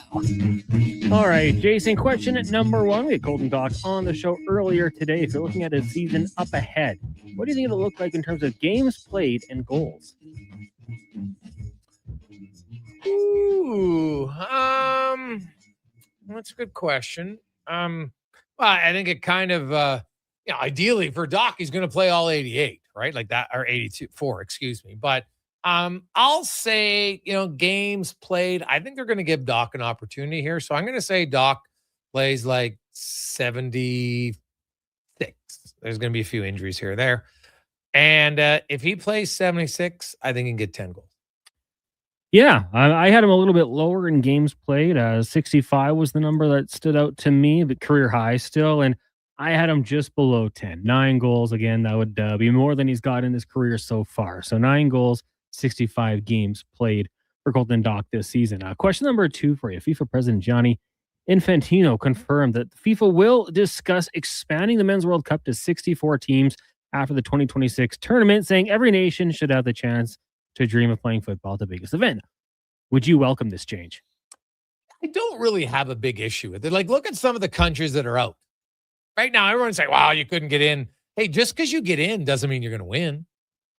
So what it will do is now it makes every bracket, like this year you had top 2 teams in every bracket get in. And then what, 8 third place teams in a bracket get in?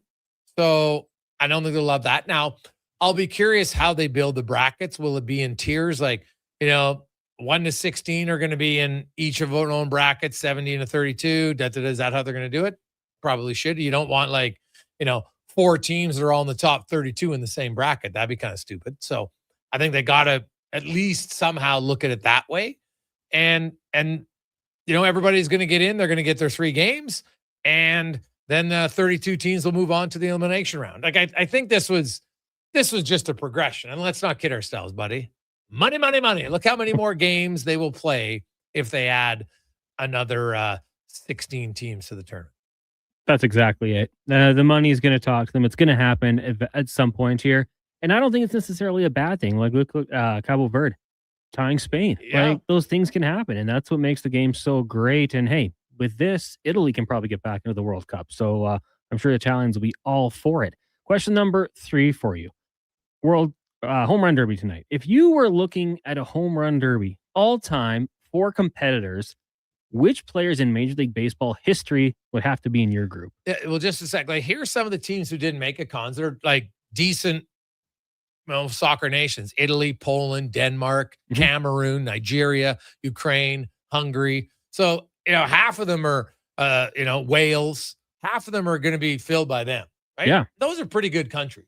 And so your examples of other teams who had good tournaments, I honestly think it's a world event. It gets more people involved. I don't have, you still got to win your way in, right? Like, when you're in the tournament, you still got to win to get there. And I mean, like, you looked at like Salah with Egypt or Holland with Norway, like getting those superstars on the playing surface, getting them out there, it's win-win. Yeah.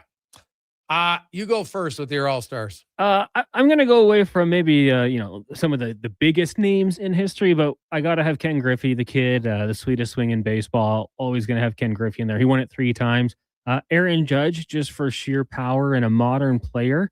I'm going to throw Justin Morneau in there because he won it in 2008. It was the most watched home run derby, even though Josh Hamilton was probably he was the reason. He was crushing it. Yeah. But, when it mattered, Morneau got the job done. Good Canadian guy.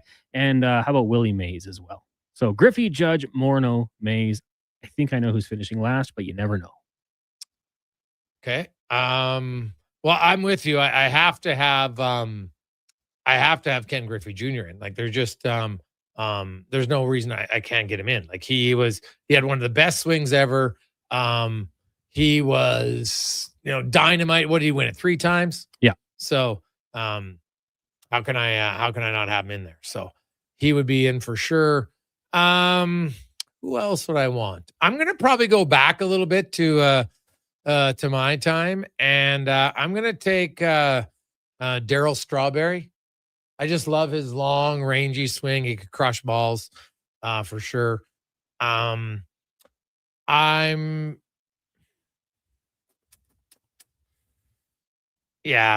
got to go Aaron Judge.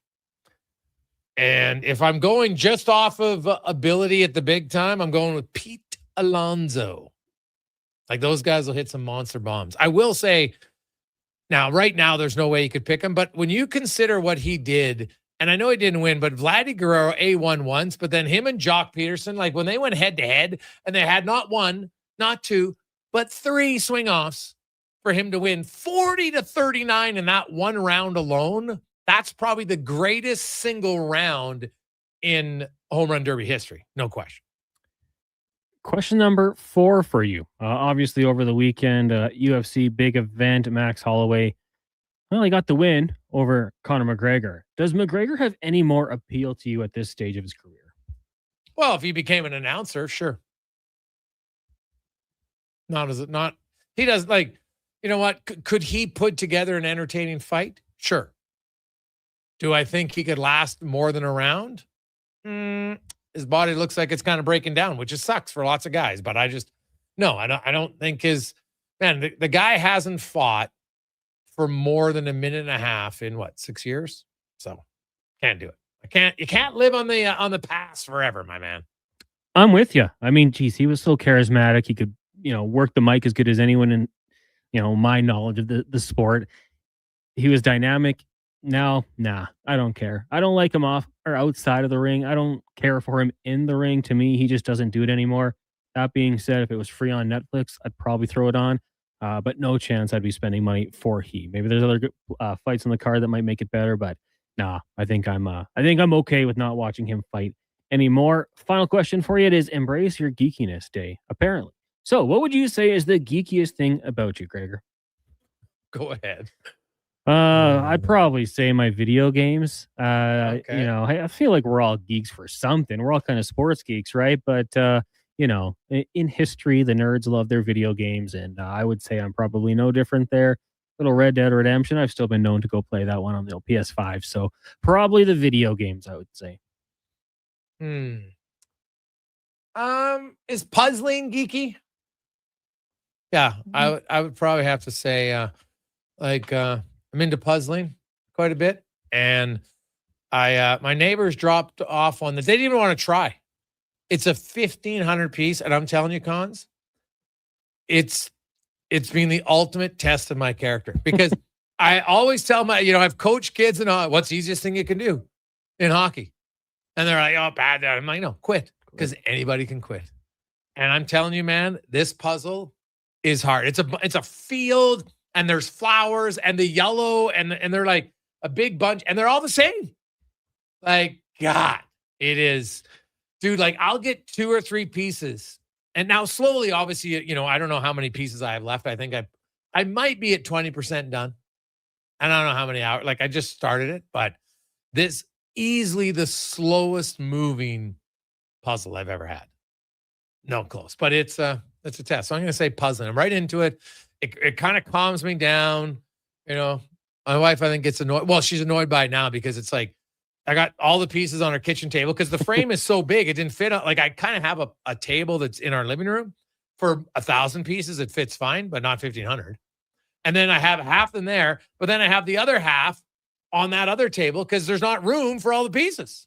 So yeah, it's puzzling. I guess that would be easily for me right I like puzzling, but it's not relaxing for me.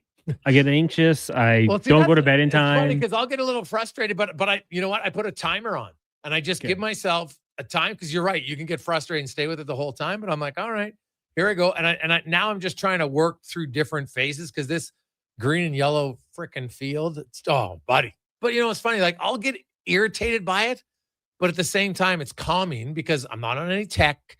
So and I got to figure it out. And I really have to focus because now you almost have to look for like different shapes to fit because the colors are so much the same. It's flowers, you said? Yeah. When it's done, I'll show you a picture. The ocean one that I did got me. The blue and then like the fish. Yeah. You can categorize it by certain packs of fish. But yeah.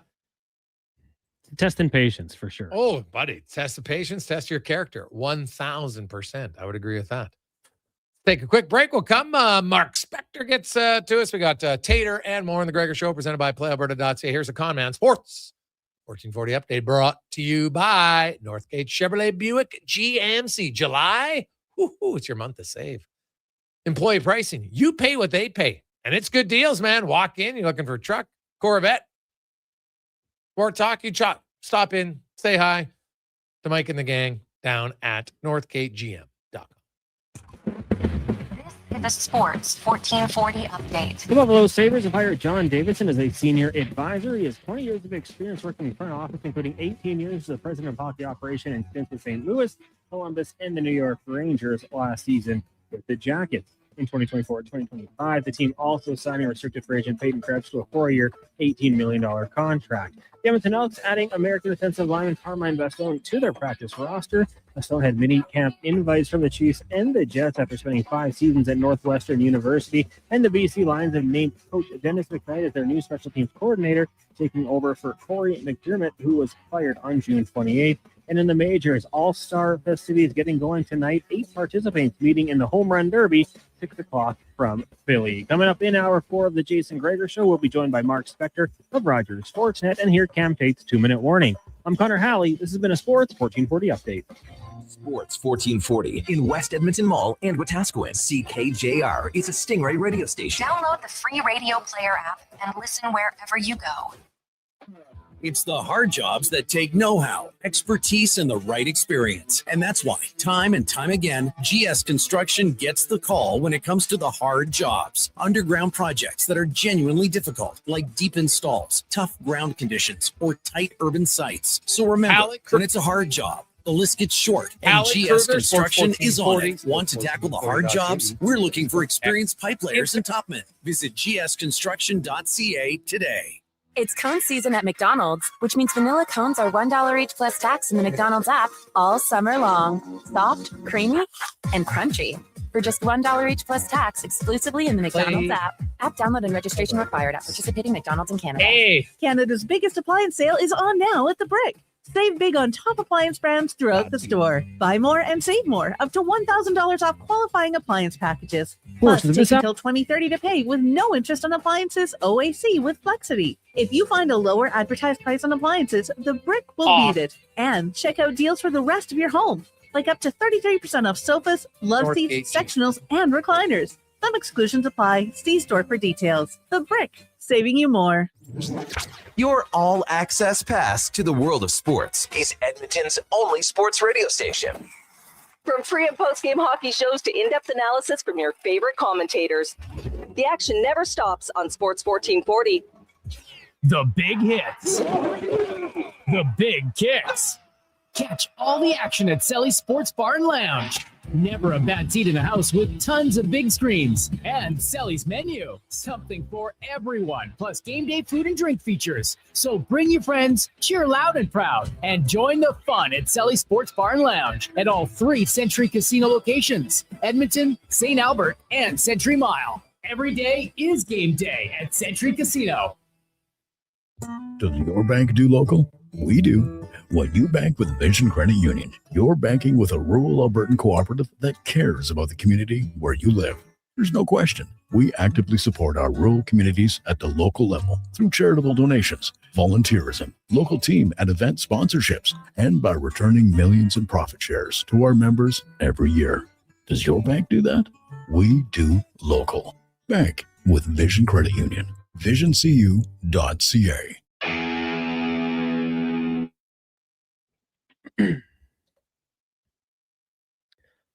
Portions of this hour brought to you by 01 Athletic Care, Edmonton's multidisciplinary health clinic at West Edmonton Mall. Physicians, physio, massage, sports psychology, and more. One team, one roof, one plan. Look now at 01.ca. That's ZERONE.ca. The Jason Gregor Show, the best of Edmonton sports talk and beyond. This is Sports 1440. Presented by PlayAlberta.ca, Alberta's only regulated online gambling website.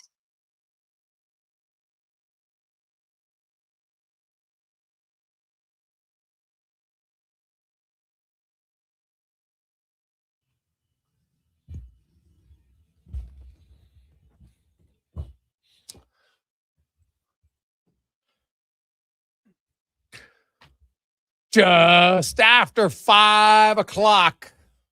Sunny, beautiful Monday afternoon. How you doing? Hey, if you're looking for something to do, a guy needs help, man. I can see he's mentally starting to physically. Cons, we're seeing it. Frustration is stepping in. Our friend Tyler Remchuk is trying to get a hole in one today. 24-hour challenge. He's up to 1,057 swings. And nada. So you think about it, that's, if let's say the average guy, it's like 10 rounds, which isn't crazy, but you're not taking 10 rounds of shots for a chance at a hole in one because lots of them are putts. usually when you're playing, right? Like out of 100, I would guess for most people, probably close to 40 putts. I would think to a hole, and then there's a few 3 putts for the average guy, not more. So it's a struggle for him. He might have hit a crow, is what our sources are telling us. So 1 hit bird, no hit cups. There you go. Good luck to Ty. Good luck to Ty. He's out there at Cattail today trying to hammer it home.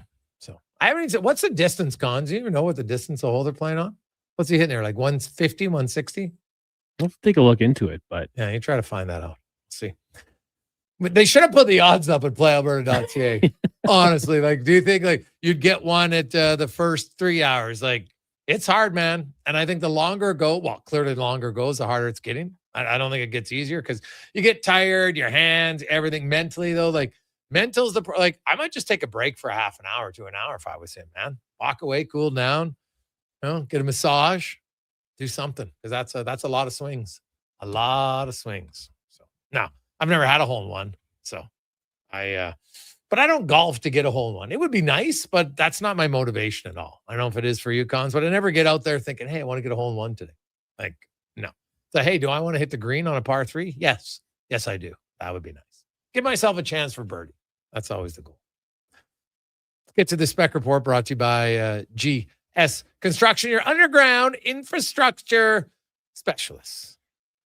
And they don't have a lot of holes in one, but they are number one when it comes to underground infrastructure. And if you want to work for them, go to gsconstruction.ca, look up careers. Mark Spector from Rogers Sportsnet joins us. Spec, how you doing? You've never had a hole in one, have you?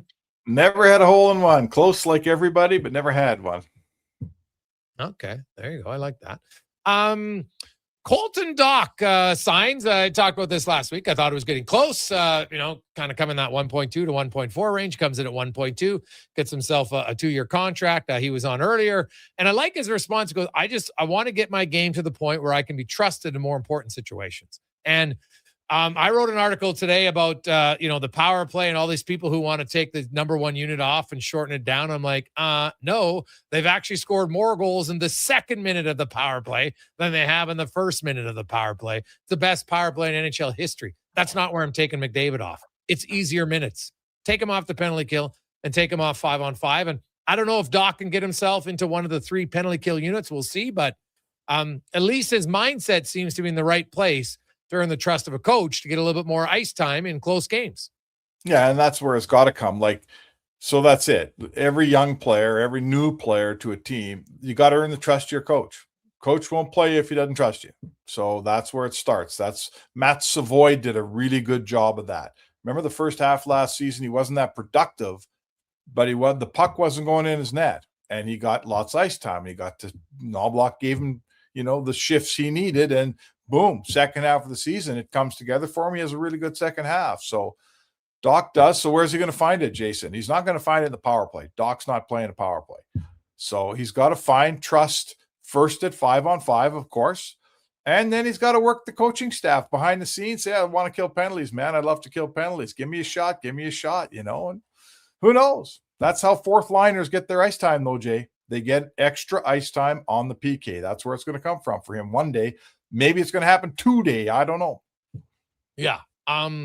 So their roster is now set as far as all the players signed. The roster is not set as far as who's going to make it or not. I think there's going to be some interesting debates as far as, who's, they're going to carry 3 goalies unless there's an injury. So that means they're only carrying 13 and 7, or I guess you could go 12 and 8, but I'd be stunned if they did that. There are going to be some veterans who either traded or going to put on waivers. That's just how it works when you look at their roster right now. Yeah, and we're talking 23 guys. They're carrying 23 guys here. But if you're carrying 3 goalies and you got to carry 7 defensemen, so that's 10, and you got to carry 12 forwards, so we're at 22 now. So if you want 1 extra forward, you're maxing out your roster at 23 all the time. Plane's full, right? Well, yeah, but they have tons of cap space. They can easily do it. They'd be over 5 cap space. Yeah, this team hasn't done that for a while. Saying this morning, I remember them going with 19 guys a couple of games here when they had cap issues. So they'll have 23 guys, and there's going to be competition, and that's excellent. Guys are fighting for jobs. They're fighting to get in the lineup. That's what you want. And in the end, Bowman, who we'll talk about a bit, maybe have dinner with him, with one of our listeners. We'll talk about that tomorrow. But Bowman has to figure out, okay, like, I might like Szymanski more than some other guy, but Szymanski doesn't require waivers. I might like Dach better than some other guy. Is Dach waiver eligible yet? I don't think he is he? No, he's out of his entry-level contract, so he would be. He would be now. Okay. And that's going to be a bit of a decision maker. Who can I send down that's not going to get plucked away? So all of those are decisions that the GM makes, the coach makes, and the players hope they make it in their favor. Yeah, I think. Well, the only guys, if I'm correct, that won't require waivers, Savoy, who's not going down, Howard and Szymanski. Those are the only guys who would be be eligible, who don't need waivers. You think Clattenburg's got a chance of making this team? Oh yeah, well no, he's another guy, but not with the amount, not to start anyway. I think he'd have to go down and just if works on a skill set, like his hunger and desire, and the one thing that he's good at is he can make an impact in limited minutes. Yep. Right. Like he's the Tasmanian devil on every shift, and that can definitely help him. But I don't think he's there just yet. I think Colton Dach is kind of the guy who's a little bit more skilled than him, who takes that role ahead of him. Yeah, probably. And Clattenburg's got to find a way to do what he does, but he can't fight every game. He can't fight every, No. The only way you change momentum can't be, I'm going out there and having a scrap again, right? It's okay to have a scrap once in a while. Don't get me wrong. Yeah. But you got to use, you got to pick your spots, and you got to be able to say, I'm not going to go have a fight to change momentum, but I am going to go out and drill their best defenseman if I get a chance, right? And that's how fourth line, like a guy like Dach, right? I'll chuck that puck in Drew Doughty's corner and go in there and run them and get the other team all sour at me. Like, that's what you want out of a fourth liner like that. So Clattenburg's going to be that guy one day, but I think you're right. Dach's ahead of him for sure. Oh God, yeah, and that's not a knock on him. That's just kind of how it's going to be. Now, speaking of it, tomorrow we're going to auction off a kind of unique package here on the show tomorrow for all of you who like to eat and maybe like to golf. So it's kind of two separate. It's a foursome at your golf tournament, which is next Wednesday, but it's also 4 people to have dinner with yourself and Oilers GM Stan Bowman with all the fixings at Vivo Restaurante. And hey, Vivo put you through it, wine, great wine if you want a cocktail, but the food is unreal. And you'll probably do this around September, so to kind of get the GM, you'll have a really good sense of where the GM's head is at to start the season. Yeah, these are fun. I've been running this tournament. This is our 13th year for the Spectre Golf Classic. For Sports Central. All the money is going to Sports Central. And I've done these now, Jay, with Dave Tippett, started with Todd McClellan, did them with Tippett, did them with Ken Holland, did them with Chris Knobloch, and Stan Bowman has been so kind as to, donate a night of his time. He's going to come out and do it. And it's fun. Like, you can, some guys, sometimes people bring their wives. It's 2 couples. And maybe, if Stan's wife's in town, she might come. Who knows? We did that with Chris Knobloch and his wife. And sometimes it's 4 guys. And, you get to sit for 2 hours with the GM of the Edmonton Oilers and ask him any question you want. And I remember a lady looking at Chris Knobloch one day and going, "Why do you play Darnell Nurse so much?"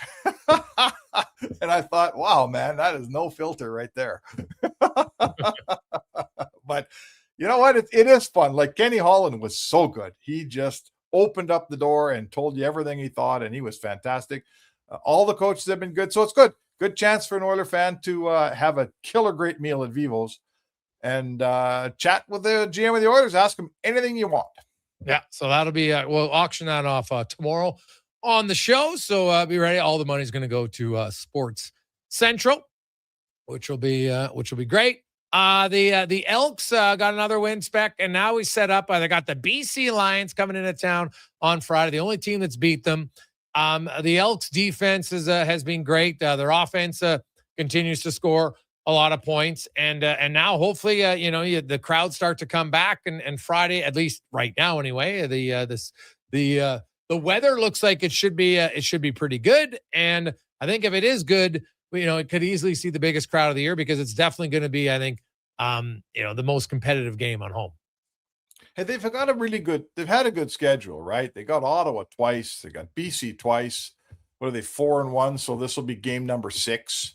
The bonus was you went into Winnipeg and beat them. That was probably not one we expected, right?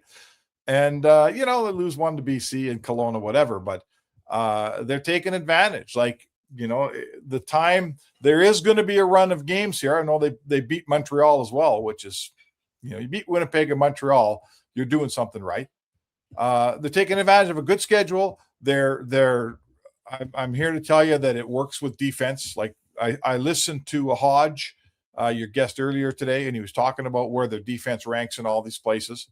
And you got a defense like that, you can buy time to wait for your offense to find itself, right?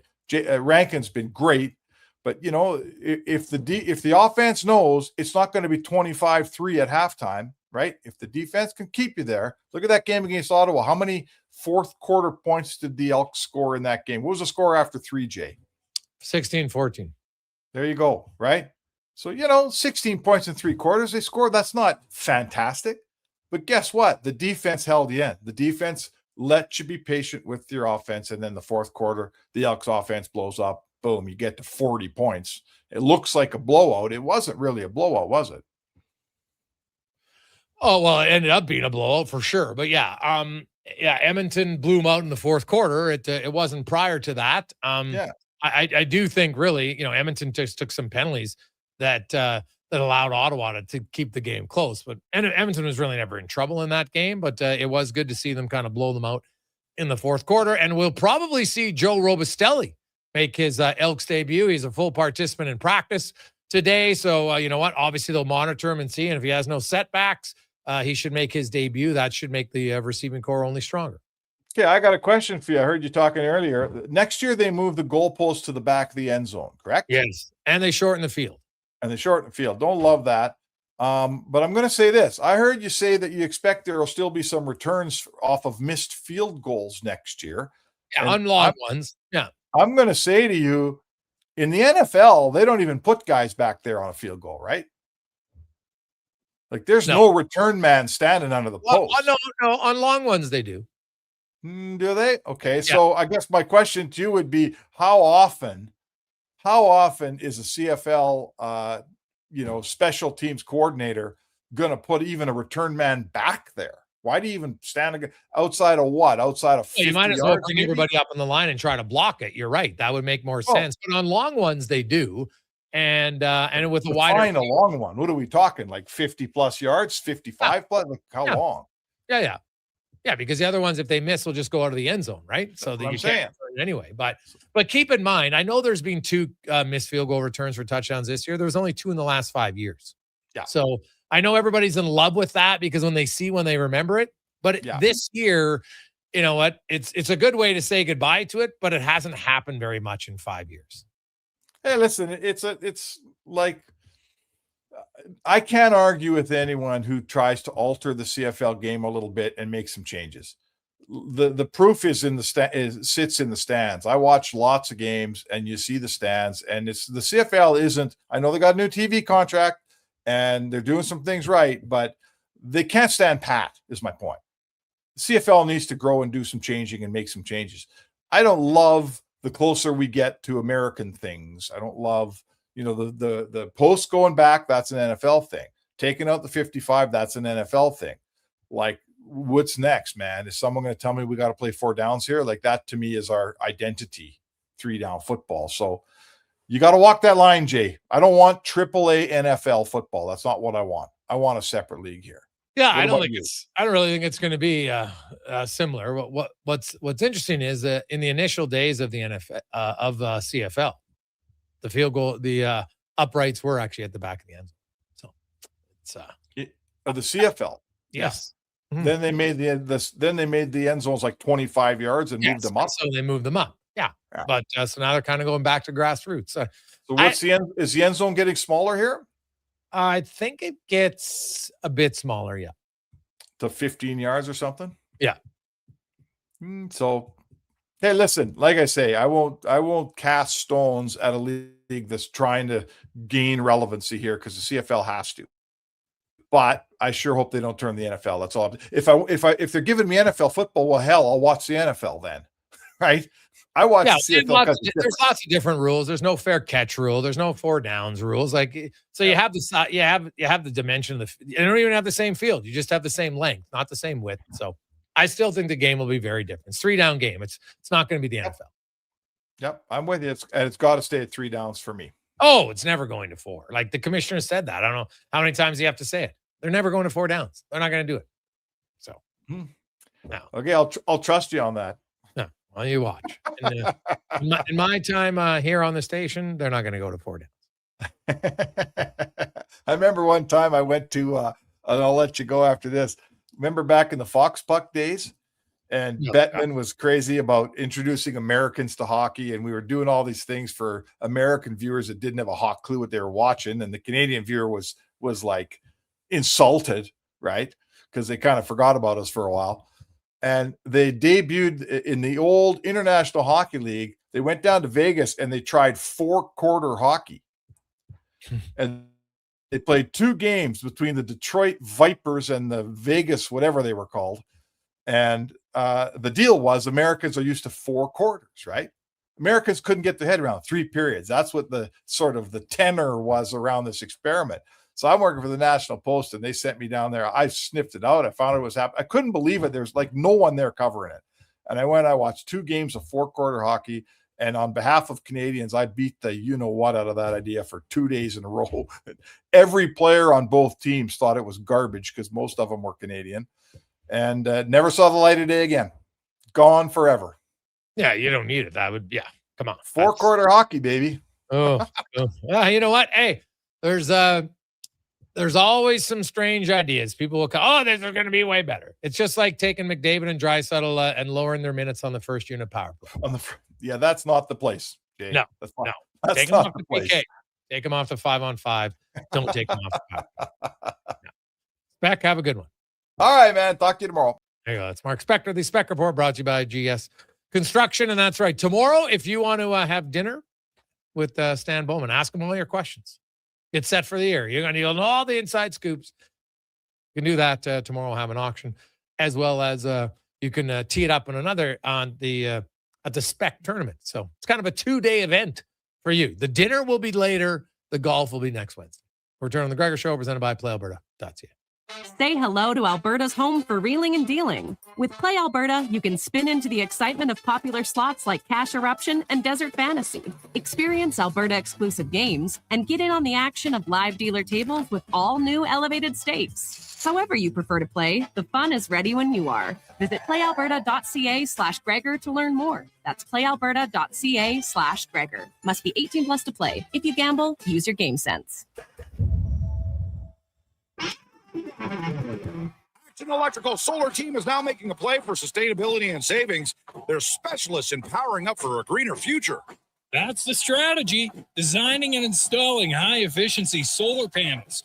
They're helping homes and businesses combat rising utility costs by harnessing the power of the sun. A smart move for efficiency and the environment.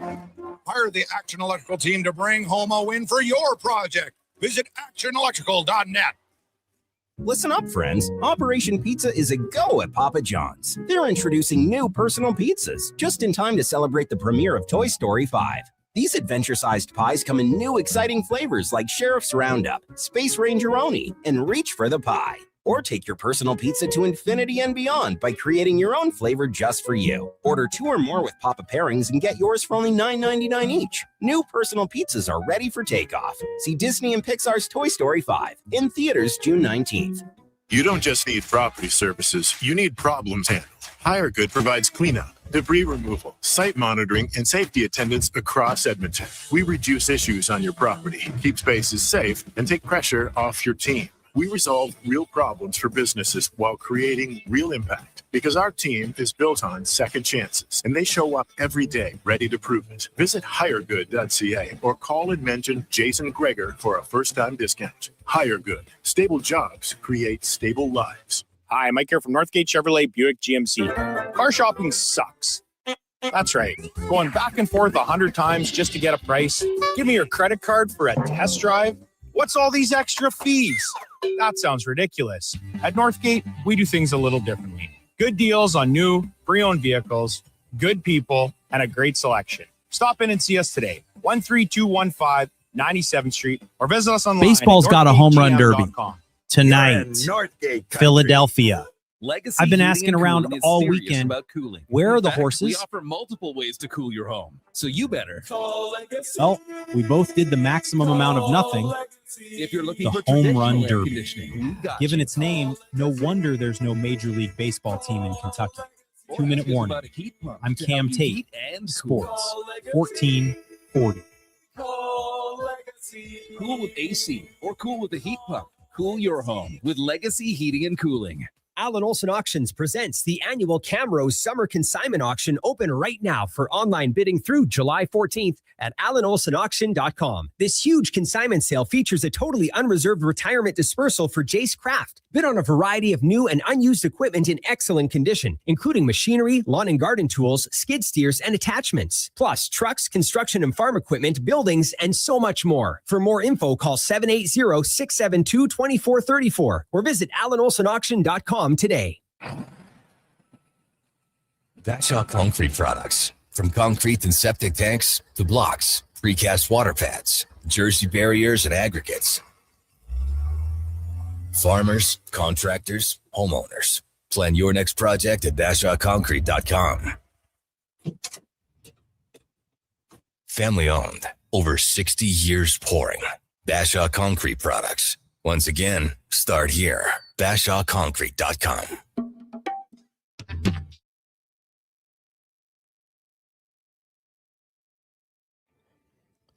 Portions of this hour brought to you by Crystal Glass, your clear choice for residential windows, locally manufactured and installed. Crystal Glass provides a beautiful product and incredible customer services for all of your residential needs. Call 310 Glass or visit crystalglass.ca for a quote. The Jason Gregor Show, the best of Edmonton sports talk and beyond. This is Sports 1440. Presented by PlayAlberta.ca, Alberta's only regulated online gambling website.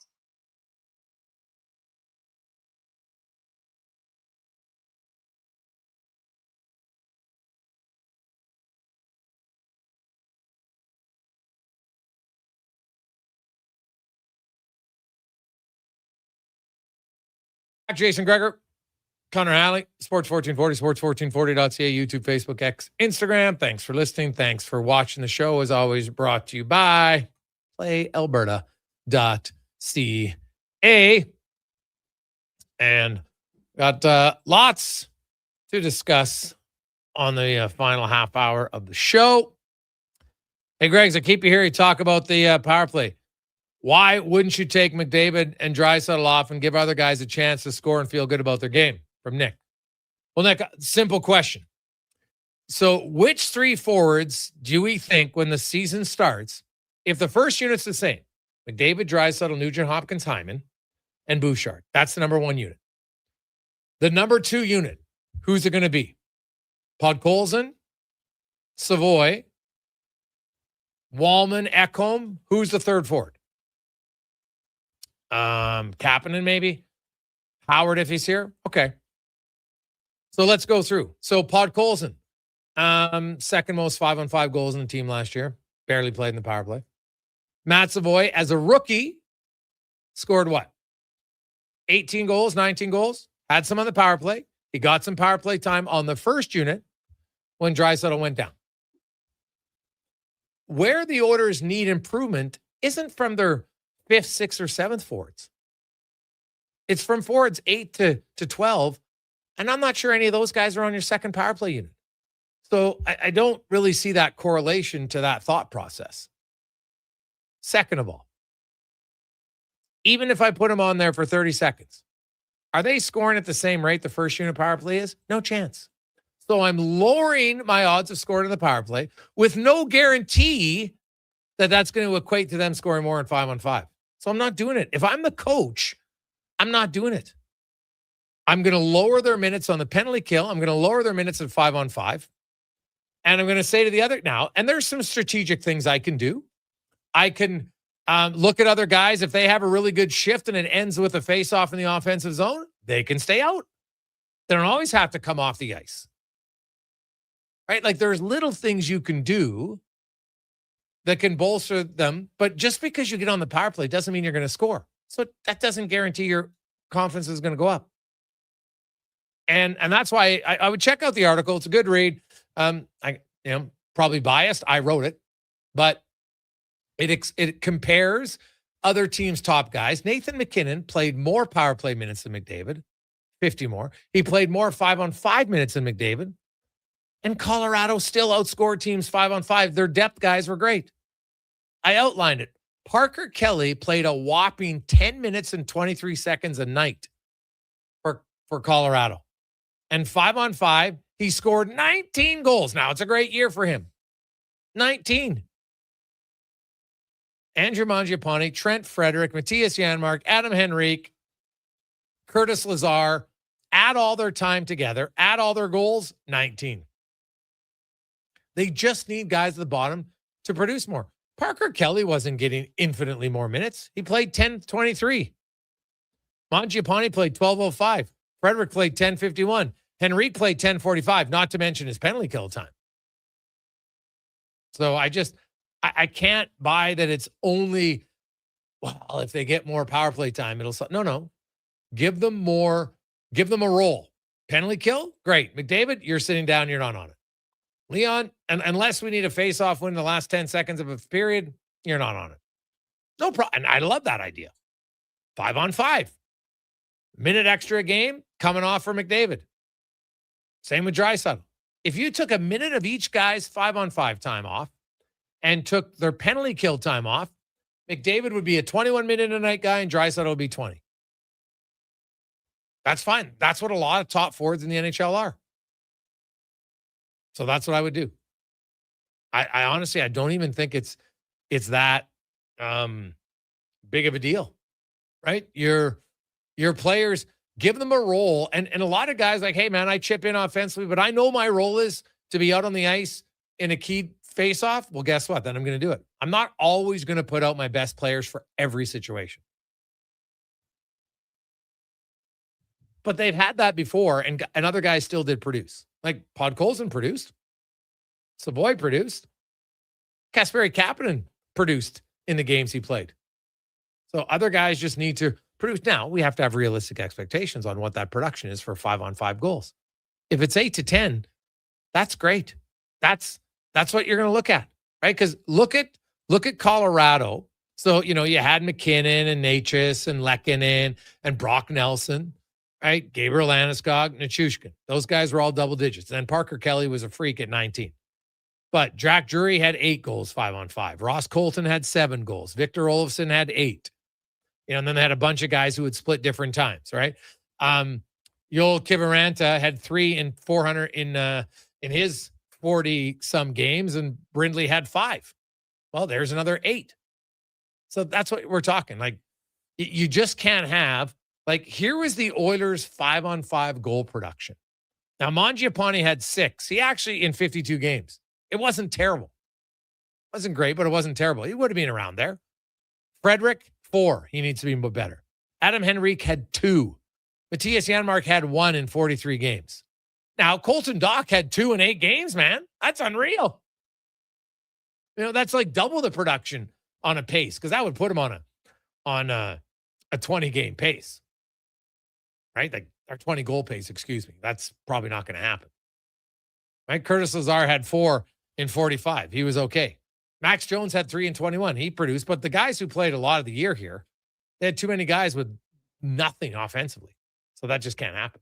You're going to need guys who can produce, like Josh Szymanski. He didn't score a regular season goal off his stick, right? He had a shot that hit someone else's leg. It was going wide of the net, went in, and then he had another one that deflected off the other. Like, he didn't shoot a puck One other puck hit him in the leg and went in. So now he's a rookie. Not getting mad. I'm just saying, doesn't matter what your position is on the team. They're going to need a few more guys who can contribute 5-on-5. And it doesn't come because those guys aren't going to be on the power play second unit anyway. Podkolzin was on the second unit. It didn't bother him that he didn't play much on the second unit. He crushed it 5-on-5. Crushed it. Same with Savoy. He was really good. I expect good things from him. So now, if you want to give those guys a little bit of time with the first unit here and there and sprinkle some in, I could listen to that. But McDavid, Draisaitl, I'm not lowering their minutes on the power play. Unless you could start drawing more power plays. That would be, to me, that would be the recipe for success for the Edmonton Oilers. 833-401-1440, 833-401-1440. Don't you think if a player's having trouble scoring, if they fail in the power, they would not even be more disappointed from Iron? Well, hey, Iron's a very good point. I agree. This whole theory that, well, more opportunity will guarantee you more success. Not always. Ask Tyler Remchuk and swings for a hole-in-one. Quality over quantity sometimes, boys and girls. It's hard, man. It's hard. So, hey, Greg, you're bang on. This isn't a feelings league. Dave from Stony. You're right, Dave. Right? Like, and like when I point out Colorado, they're the best example. McKinnon and Natchez played more minutes than Draisaitl and McDavid. And by the way, they produced more 5-on-5. And they played more in the power play. But they were brutal. But they played all the minutes. Their depth guys just scored when they got opportunities. That's the difference. But give them more of a role in the penalty kill. Now they've got something. That's the role. And that would be very good to do. So 833-401-1440, 833-401-1440. We'll take a quick break. Cam Tate joins us next. It's the Gregor Show, Sports 1440, sports1440.ca. Presented as always by PlayAlberta.ca. Kickoff is coming July 17th. Elks, Lions at Play Alberta Field at Commonwealth Stadium. It's Dog Days of Summer presented by ATCO Energy. Bring your pup and watch the game in an exclusive section. Get your tickets at goelks.com/tickets. Noodle, noodle, noodle, noodle, noodle, noodle, noodle, noodle, noodle, noodle. Noodle, noodle, noodle, noodle, noodle, noodle, noodle, noodle, noodle, noodle, noodle,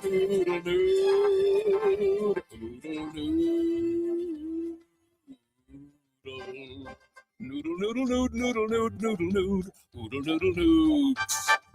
Noodle, noodle, noodle, noodle, noodle, noodle, noodle, noodle, noodle. Throw the load down to Oodle Noodle tonight because dine-in is open.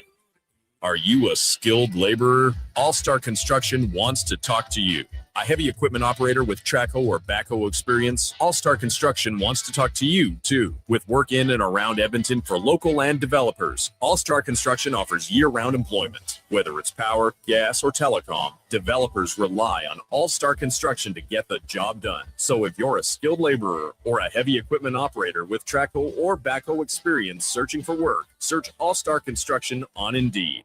Canada's biggest appliance sale is on now at The Brick. Save big on top appliance brands throughout the store. Buy more and save more. Up to $1,000 off qualifying appliance packages. Plus, take until 2030 to pay with no interest on appliance OAC with Flexity. If you find a lower advertised price on appliances, The Brick will beat it. And check out deals for the rest of your home, like up to 33% off sofas, love seats, sectionals, and recliners. Some exclusions apply. See you in store for details. The Brick, saving you more. Hey, hon, I'm getting expressions and images to frame my hockey card collection in the man cave. Perfect. I'll come with you and bring our wedding photos. For sports memorabilia and family treasures, think Expressions and Images, your local custom framer since 91. You name it, we frame it. I'm Dr. Vance Elliott. The goal of every one of the thousands of hair restoration procedures I've performed is a full, natural-looking head of hair. I work directly with my patients for the consultation, the procedure, and the follow-up, so we can achieve the best results possible. When people see what we accomplish, I don't want them to think, "Wow, great hair transplant." I want them to think, "Wow, great hair." Go to drvanceelliott.com and contact us today. Like to score a winning deal at Car West Leduc. Like raising the cup in your hometown on your birthday. Feel it now at Car West Leduc. Experience a vast, uncompromising selection of top-quality used vehicles with no extra fees. Trucks, sedans, vans, SUVs, and more. backed by family-run service and top dealer ratings on Google. So when the final siren goes, you go home with a deal you'll never forget. Car West Leduc, 6514 Sparrow Drive, Leduc, or at carwestautosales.com.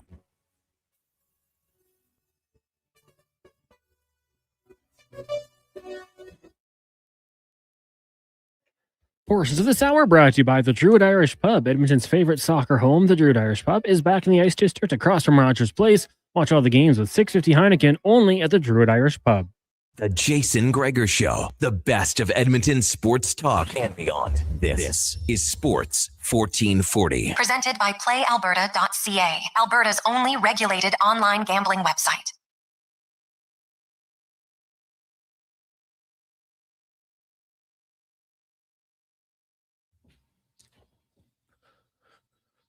The final countdown as we make our way through Monday afternoon. We've got a lot of other special guests coming up later on this week. Lots more on the green and gold. We'll get to the World Cup, home run derby. I always like watching the home run derby. We'll see who wins tonight.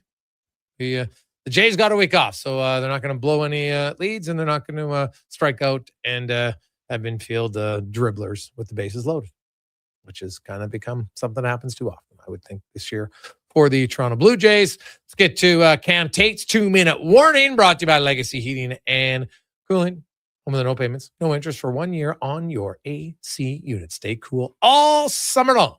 LegacyHeating.ca. Here is the man, the myth, the legend, Cam Tate. Baseball's got a home run derby tonight. Philadelphia. I've been asking around all weekend, where are the horses? Derby means horses. That's the whole deal. Kentucky Derby, horses, roller derby, skates, elbows, a woman named Ivana Kilya. Home run derby, one guy standing perfectly still, hitting a ball lobbed by his uncle in a golf shirt. That's not a derby. That's batting practice with a DJ. And it wasn't even on TV until the 90s. Before 1991, 2 innings, 5 outs, and get this, you could tie. A tie. Moreover, ever see baseball players were tie to ball game? It's a contest where the entire point is hit ball far. 2 grown men just shrugging like, well, we both did the maximum amount of nothing. Rematch next July. Then in 2000, baseball invented match play. Winner faces the guy who did worst. That's not a bracket. That's bullying with a scoreboard. Gone by 2003, presumably after somebody's therapist got involved. Now the real question. What does winning get you? Bragging rights. That's the entire prize. No bingo, no trophy, no banner, nothing you can put on a shelf. Just the right to say, I did a thing once at Thanksgiving. Meanwhile, it wrecks these guys' swings so bad their second half disappears. Gone. Bobby Abreu hit 41 in 2005, won the whole thing. Then his power vanished like he traded his bat for a participation certificate. They call it the Derby curse. I call it winning a contest that costs you your job.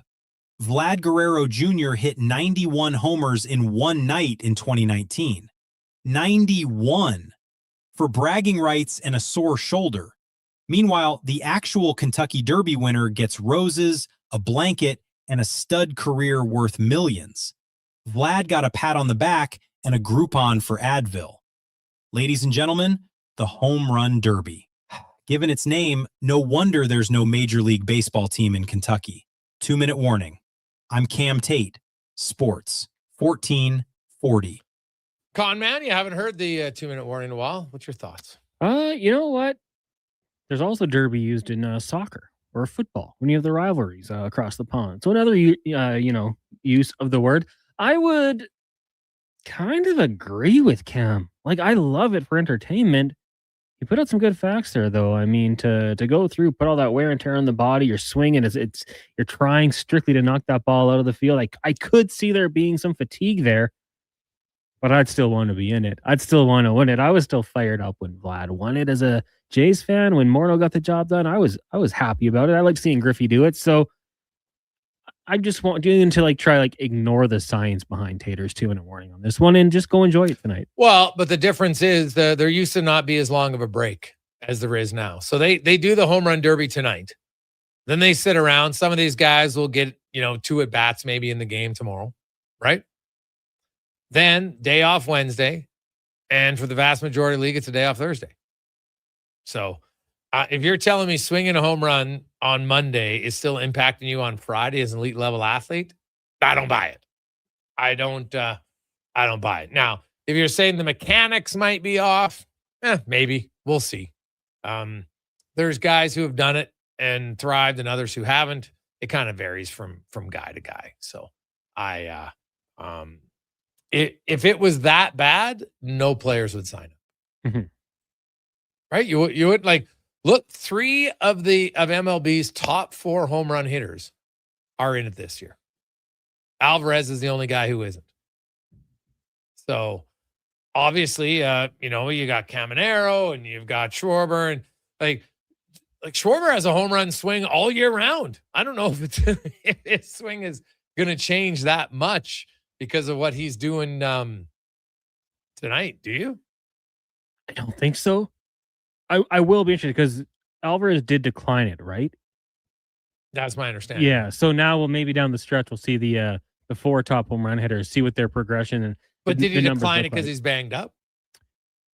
Right, look at Vladdy declined. He got voted into the All-Star game, and he's not going because he wants to rest.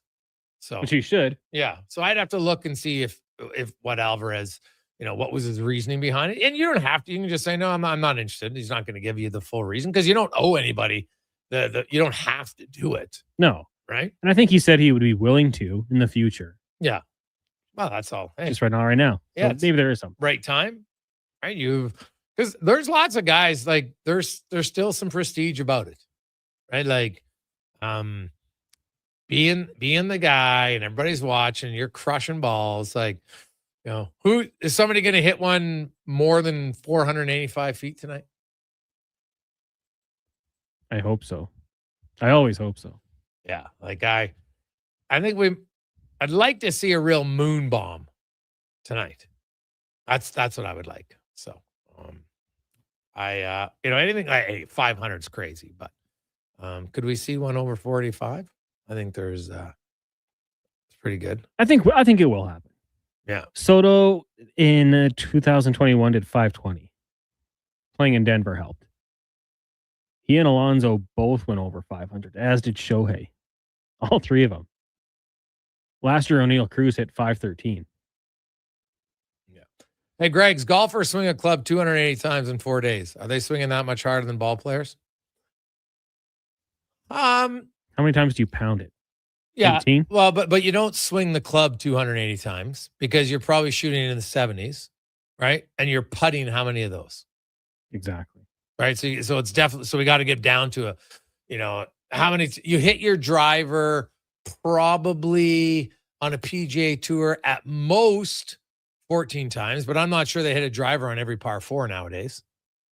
Maybe they do, but it'd be at most 14, right? The driver. And then the swinging an iron isn't I don't think as tough as swinging a bat, right? In baseball. I'd have to get I'd probably have to get a science doctor to talk about that. So, but they're different. Everybody has different, skill sets. That's what I'm saying. Baseball, I don't think the fatigue is a factor. You do the home run on a Monday, you don't play another real game until a full game until Friday. Except for I think there's one game on Thursday. I think the Yankees are playing somebody. So, because TV was like, hey, wait a sec. We don't want 2 dark nights, which I get it. So 2 teams each year have to kind of take that one. Way they go. But I guess we'll find out what happens out of the home run derby.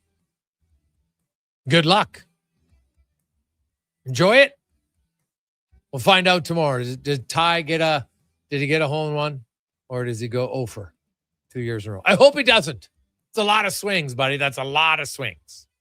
On behalf of Connor Halley, Declan Kruger, I'm Jason Gregor. Have yourselves a wonderful Monday. Enjoy the heat. Get outside and embrace it. Let's get to the Con Man and a Sports 1440 update brought to you by Go Auto. Looking for a vehicle? GoAuto.ca, your best choice to choose color, brands, and more. GoAuto.ca. This is a Sports 1440 update. The Buffalo Sabres have hired John Davidson as a senior advisor. Davidson has 20 years of experience in NHL front offices, which included 18 years as president of hockey ops with the Blues, Jackets, and Rangers. The team also signed restricted free agent forward Peyton Krebs to a 4-year contract extension with a cap hit of $4.5 million per season. He had 12 goals, 39 points last season in 82 games. The Edmonton Oilers have added defenseman lineman Carmine Barcelona into their practice roster. Barcelona had minicamp invites from the Chiefs and Jets after spending 5 seasons at Northwestern University, while the BC Lions naming veteran coach Dennis McKnight as their new special teams coordinator. The team parted ways with their previous coordinator, Corey McDermott, on June 28th. And in the majors, the All-Star festivities getting going tonight with 8 participants meeting in the Home Run Derby, 6 o'clock from Philadelphia. That'll do it for us here on the Jason Gregor Show. Coming up next, Fox Sports Radio. Live local coverage resumes tomorrow morning, 7 a.m. with Tom Gazzola on Sports 1440 and YouTube Sports 1440 AM. I'm Connor Halley.